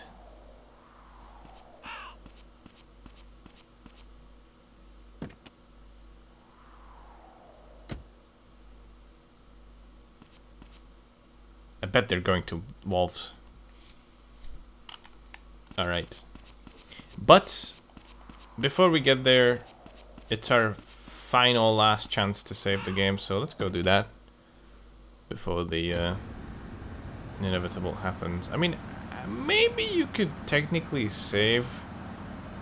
I never tried that. Maybe you could, I guess, save like after going to Bar Wolves, but you already have someone with you, so it's not optimal. I don't even know if they let you do that at all. I mean, I guess I could try it. See if it works. Anyways, I'm gonna go save. Well, we don't have a lot of time though, that's the thing, but it should be enough time. Because I am actually going to save 5 hours here. Which is what I do in the speedrun, because it's more optimal to do 5 instead of, you know, just enough to have the bar open, because, you know, it takes longer to save 3 times than save 1 times 5. So it's a bit, you know, we have less time to do it, but we still have enough time to do it. So it's all good. But I don't know if you can save after the bar. I've never tried that. Oh no, the game ate my inputs. I pressed R1 to turn right and nothing happened. So that happens often, unfortunately.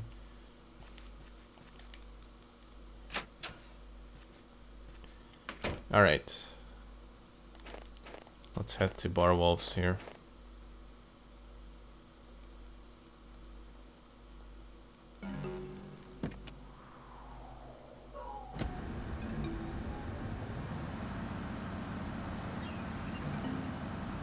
So, if you've played the game before, you will know that I've skipped a ton of things. So a lot of things are not required. A lot of things are required, but a lot of them are actually not. So, roughly half of the things have been skipped. Something interesting is Mel's bike is still just knocked over like that, but it looks like Mel's here.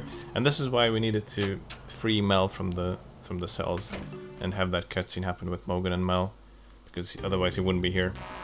Hey, aren't you gonna say something? Mel! Matthew, you have to stop Mel. What the hell is going on? If you've got a problem with me, don't really care, but keep it out of my bar. You heard him, now get the hell out. Answer the damn question, where's he? Where's Bonehead hiding? I know you know. That's about enough. Shut your face. That's enough. Hey, you jerk! Matthew, you have to stop Mel.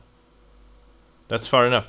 This is the guy, Blackhand. He's the bodyguard of Isabella. And there's a glitch that involves him just walking off the screen. And that's a problem. You'll see later why. Thank God. Hurry up and get this kid out of my bar. Mel, you want to go back behind bars? Come on, what are you doing? This guy is... Huh? Mogan here. What? Isabella is awake? Good thing I'm in the bar with a lot of people here who could be potentially be harmful. So I'm gonna say this out loud. Isabella is awake? Nutty. I'll swing by the station and be right there. So I'm gonna basically be unavailable for about an hour or two. And then we'll go check out the hospital and see Isabella, alright? What's this about Isabella? She's awake. Sheriff, you're not just gonna leave this bunk here, are you? Mel, you come with me. Why? I won't do anything else. Just leave me alone. Stop talking and come along. Ah, yes. Good old Mogan. So useful. Matthew, let's go to the hospital, too. Yeah.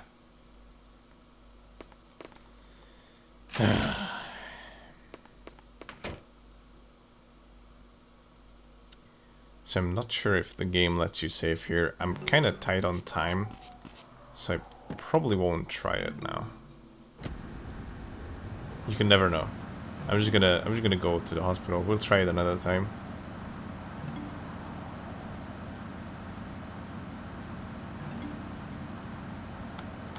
So yeah, if you're doing bad ending, one fuel station visit is enough. Don't need any more than that, so that's cool.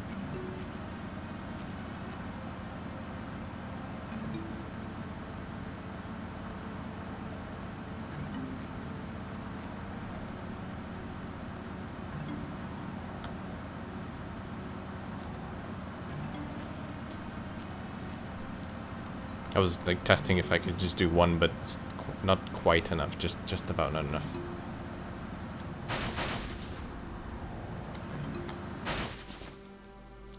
And now you'll witness the shortest scream ever. Nani? He died. Why? Isabella. We have to tell Morgan.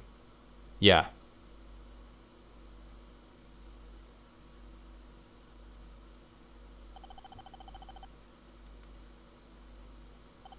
And of course, Morgan is unavailable.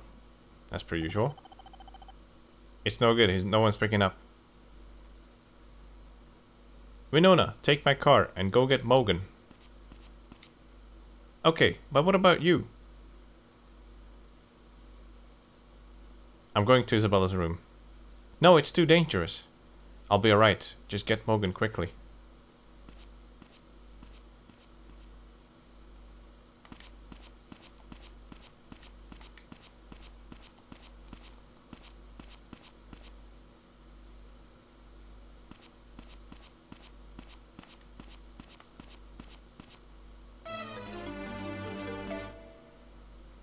This is pretty funny if we have the orb glitch, because he just walks away and then Matthew is looking at the ground there. Are you alright? Where did he go? What the hell is going on? Gasp, gasp. Isabella is... Go! From downstairs.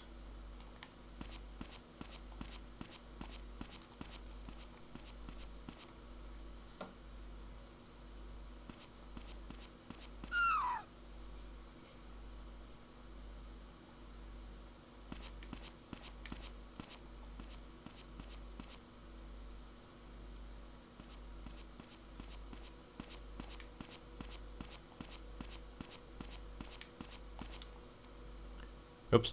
Isabella! Thank God. Are you alright?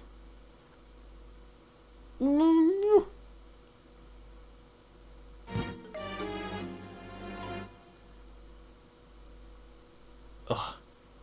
Jesus, what a pain in the ass. Sorry. Jesus, what a pain in the ass. How many of you people do I have to kill? Bonehead, you're the one who...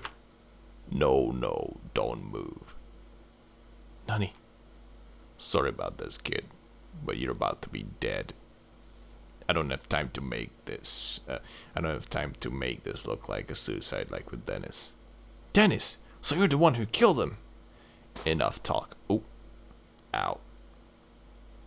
James! You son of a bitch. Oh, we got the James glitch. This is the James glitch. This actually loses quite a bit of time. He doesn't move in the cutscene. So he just stands there. He's supposed to walk over there. Shit. And point the gun at Bonehead, but he's not doing it, so this is losing some time. Wait! Matthew, don't follow him. We have to focus on Isabella. Isabella, are you alright? Gasp, gasp. Matthew. James, let's take her back to her room. Emma's going to be killed.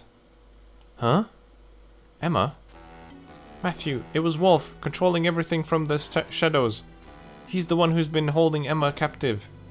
Wolf? He's been hiding Emma this whole time? He takes women he likes and makes them his slaves. I was the same. And Emma knew that Wolf was dealing Epoch. Emma knew about Wolf. I introduced her to Wolf. It's all my fault. He said he's going to kill her tonight at Aston Farm. That it's too dangerous to keep her alive any longer. Ugh. Isabella! It's alright. Never mind me. You have to save Emma. If you don't hurry... You said Aston Farm, right? Matthew, let's take my car. Alright. Hurry!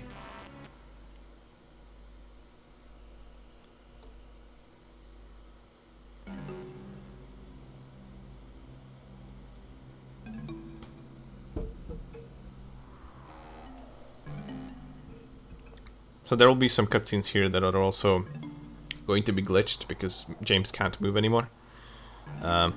Although this is very lucky because... never mind, it's not that lucky because, yeah, whatever, this is bad ending. It would be luckier for good ending. I'm hoping that we're gonna get this for good ending because it makes the ending cutscene really funny, but we'll see. So this is where Emma is. Matthew, let's split up and search the area. I'll check this building, you check the warehouse. Got it. And take this. A gun? I borrowed the deputies. Listen to me. When the time comes, don't hesitate. Pull the trigger. Okay. Alright then.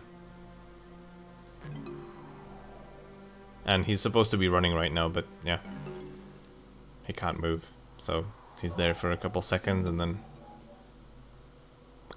Okay. Need to get through this door.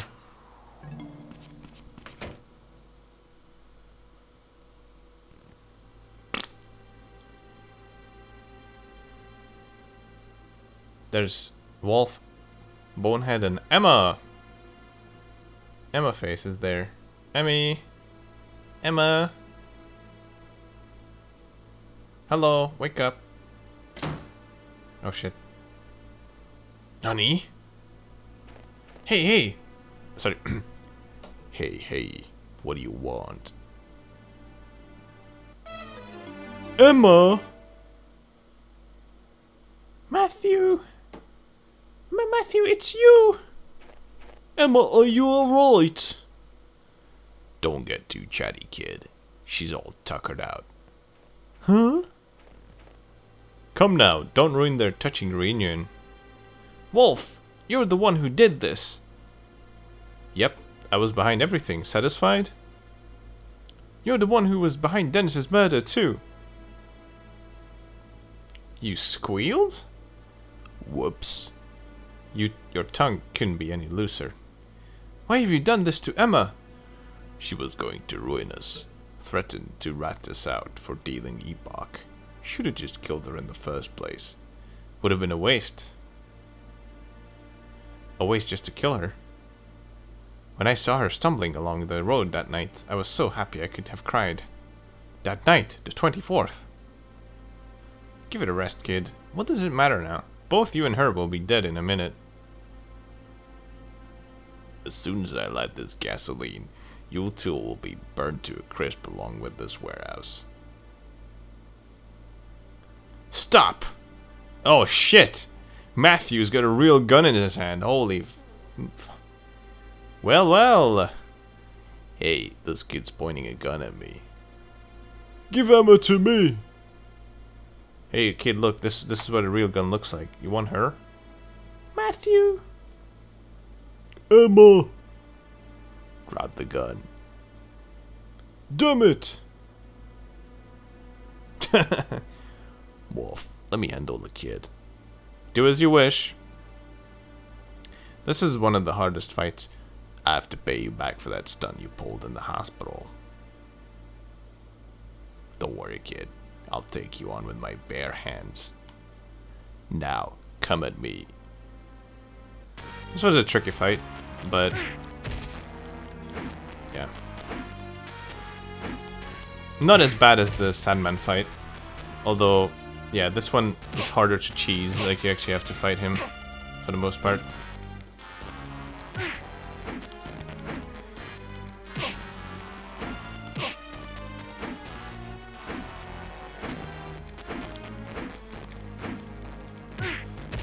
Yeah, probably gonna lose the first round. That's fine. Yeah.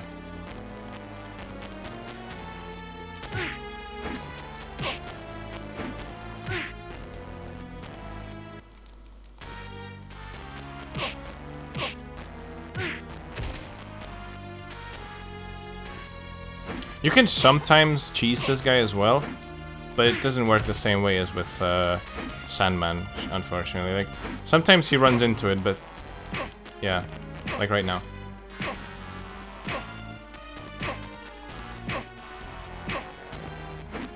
Yeah, sometimes he like desyncs, sort of. So, but yeah, there he is.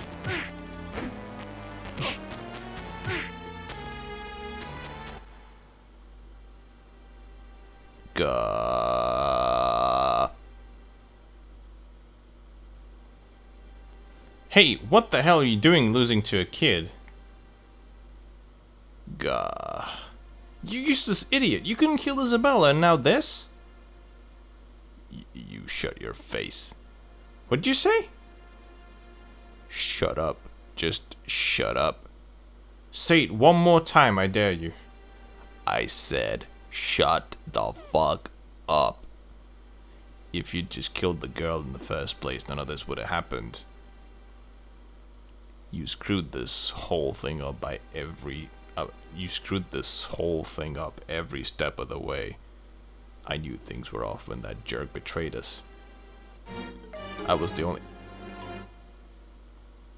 Shut up! Jesus, this is taking up too much time. Killing her should be easy. Bastard! Heh, serves you right. You're dead. Eat shit. Die! Whoa! Nunny. Morgan! Shit! Bastard! All this because you couldn't shut your mouth. Emma! This way!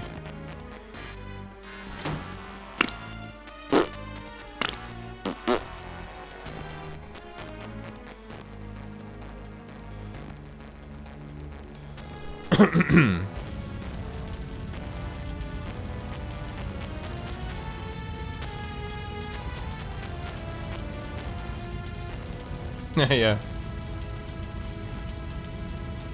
Dun, dun, dun, dun, dun, dun, dun.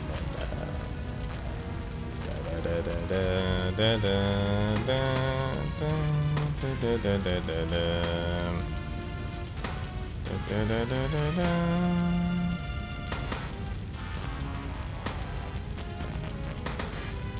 Oh yeah, this is the first time we're actually doing the shooting minigame, I guess.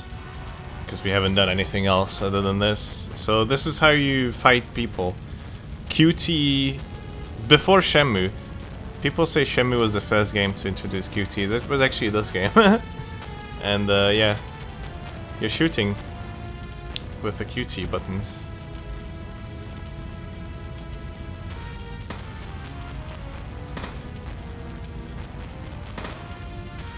And so, this is why it's a problem if you get the black hand glitch, because he'll basically be walking off the screen, and you will not see the prompts that you need to press.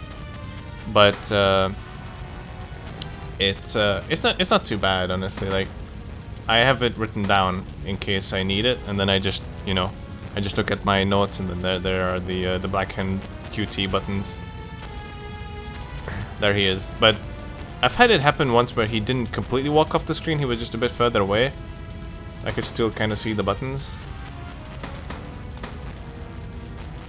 I got a funny story with this guy though. Wait, what? I pressed X.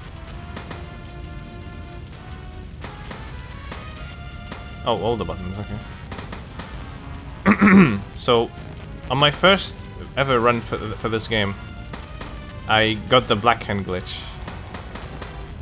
And he just walked off the screen and I couldn't see the QT prompt. So I just pressed every fucking button and somehow I defeated him. And I could actually beat the game. That run was insanely epic because of that.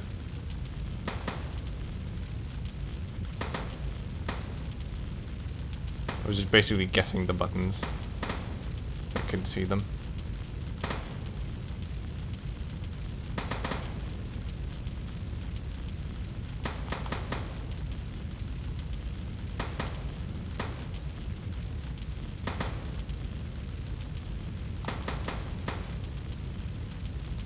No, the game has not crashed once throughout this playthrough. It's been solid.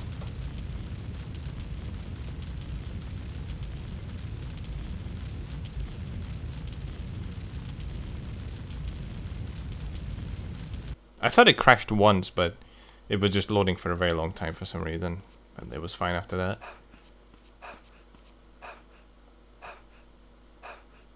What's wrong? Gasp.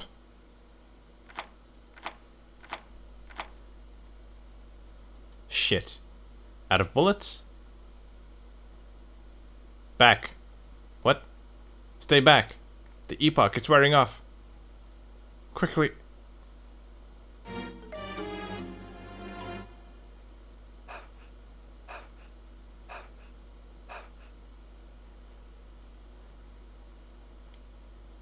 What's wrong? Didn't you come here to save Emma?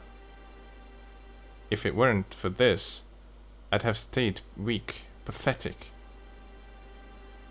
Have a taste, you'll see what I mean. I'm not interested in something that will make me lose myself. Yourself? Don't make me laugh. What the hell is a self? There's no such thing in this world. What are you saying? I am who I am. You don't get to choose. You don't get to decide who you are. God does. God this, God that, who gives a damn? Don't get me wrong, I'm not talking about the Christian God or Buddha. I'm talking about the force of nature controlling us all from the shadows. I'm not controlled by anybody. I act of my own free will. Pitiful. He throws a stone and thinks he can take the credit for making it fly. Like a drop of rain falling in the ocean. With this I become one with God. Come then, just try to take Emma from me. So yeah, this fight can be tricky, because he has a very powerful knife that will basically fuck you up, but you can do the cheese here as well. But just watch out not to get out of sync, like I just did.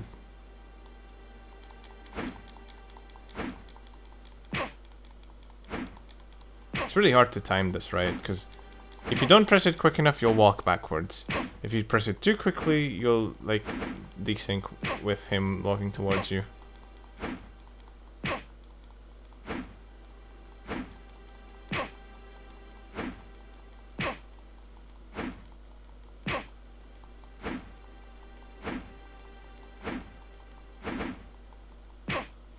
Alright, we got him. Gah! Emma! Matthew! Give her to me, now. Nutty. You bastard. My body. Emma! It's too late for her. She's already addicted to the wonders of God. You drugged her. Matthew, it hurts.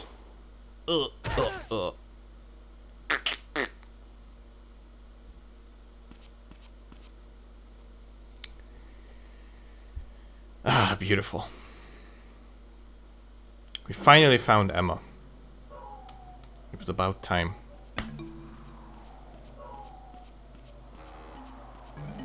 That car's gonna drive through that building. Yes. There's also some kind of glitch going on here because someone's not going to someone, so we're just looking at that screen for a while. It just, because the game's been running for too long, it starts like, the NPCs start just like stopping and not working anymore. The fire is almost completely out. Wolf and Bonehead's bodies are being transported to Gruber Hospital. Got it. Hudson, you head to the hospital too. I'm concerned about Emma.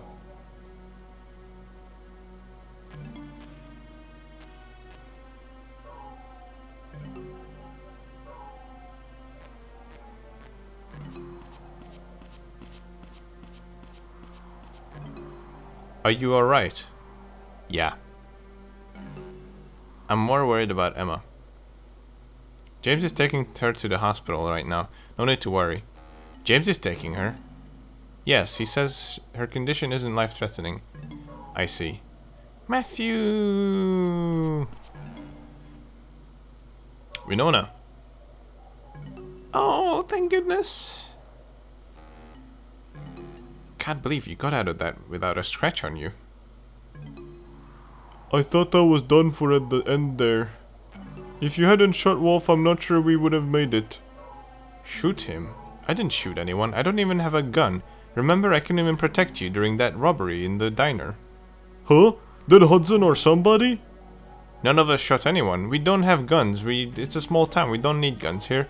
Nothing ever happens here. But at the end, Wolf was definitely shot, and then he said, "You bastard." What if he's got another accomplice?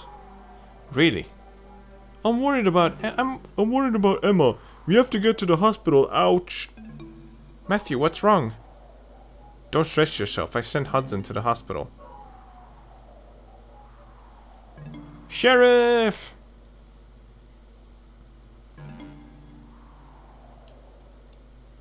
What is it? Oh yeah, okay. That's it. It's the...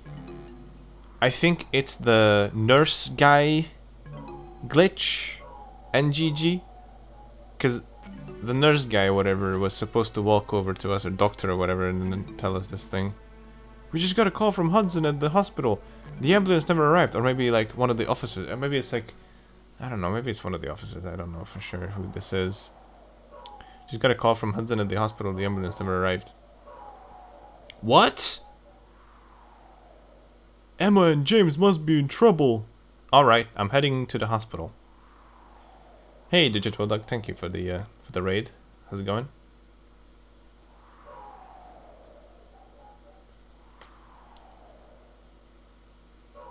So where's this ambulance Emma was riding in? Wait, no way, the ritual! Barrow's Forest, it's got to be there.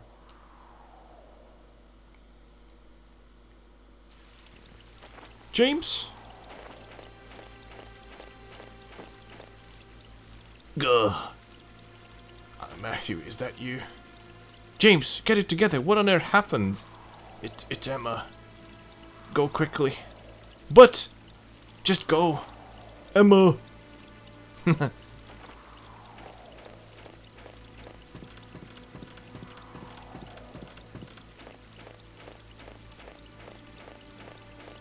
Wait. Why was Cohen there? Matthew. Cohen, what are you doing here? I've got a real bad feeling. The forest feels wrong. I think Emma is here somewhere. What? Then the ritual? We have to find her now. Let's split up and search the area. Take this. Okay. I don't know why he gives him that gun. I have no idea. Be careful. But yeah, we get that gun.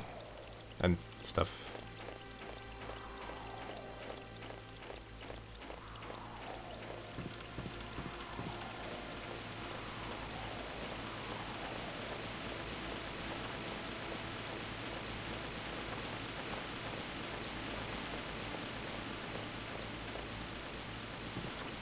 Oops. Uh-oh. Jank. I got stuck on some jank there. Alright, so we need to go to the ritual tree, which is somewhere around here. Oh, there it is. Emma! Emma! Emma, wake up! Phew, are you alright? She's fine now, isn't that nice? Huh? Oh no! We got shot. And we don't know who did it. It's just that they're glitched. Gah! Pant pant.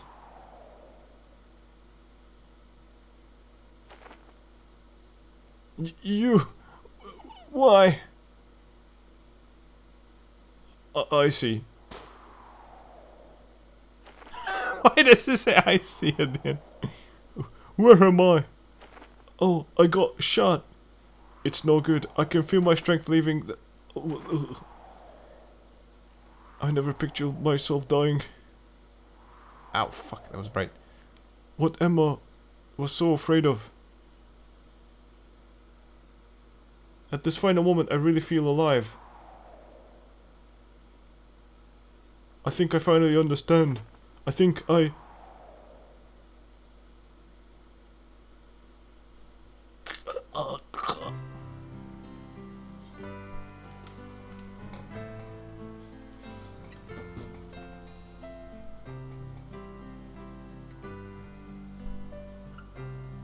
So after all of that effort we put into it, we get the bad ending. And that was a lot of effort to get the bad ending, because... yeah, you gotta do quite a few things. But we've skipped out on a lot of things that we're gonna look into when we're doing the good ending. So a lot of the story elements were skipped and we didn't talk to a lot of people. But we're gonna make up for that in the good ending playthrough.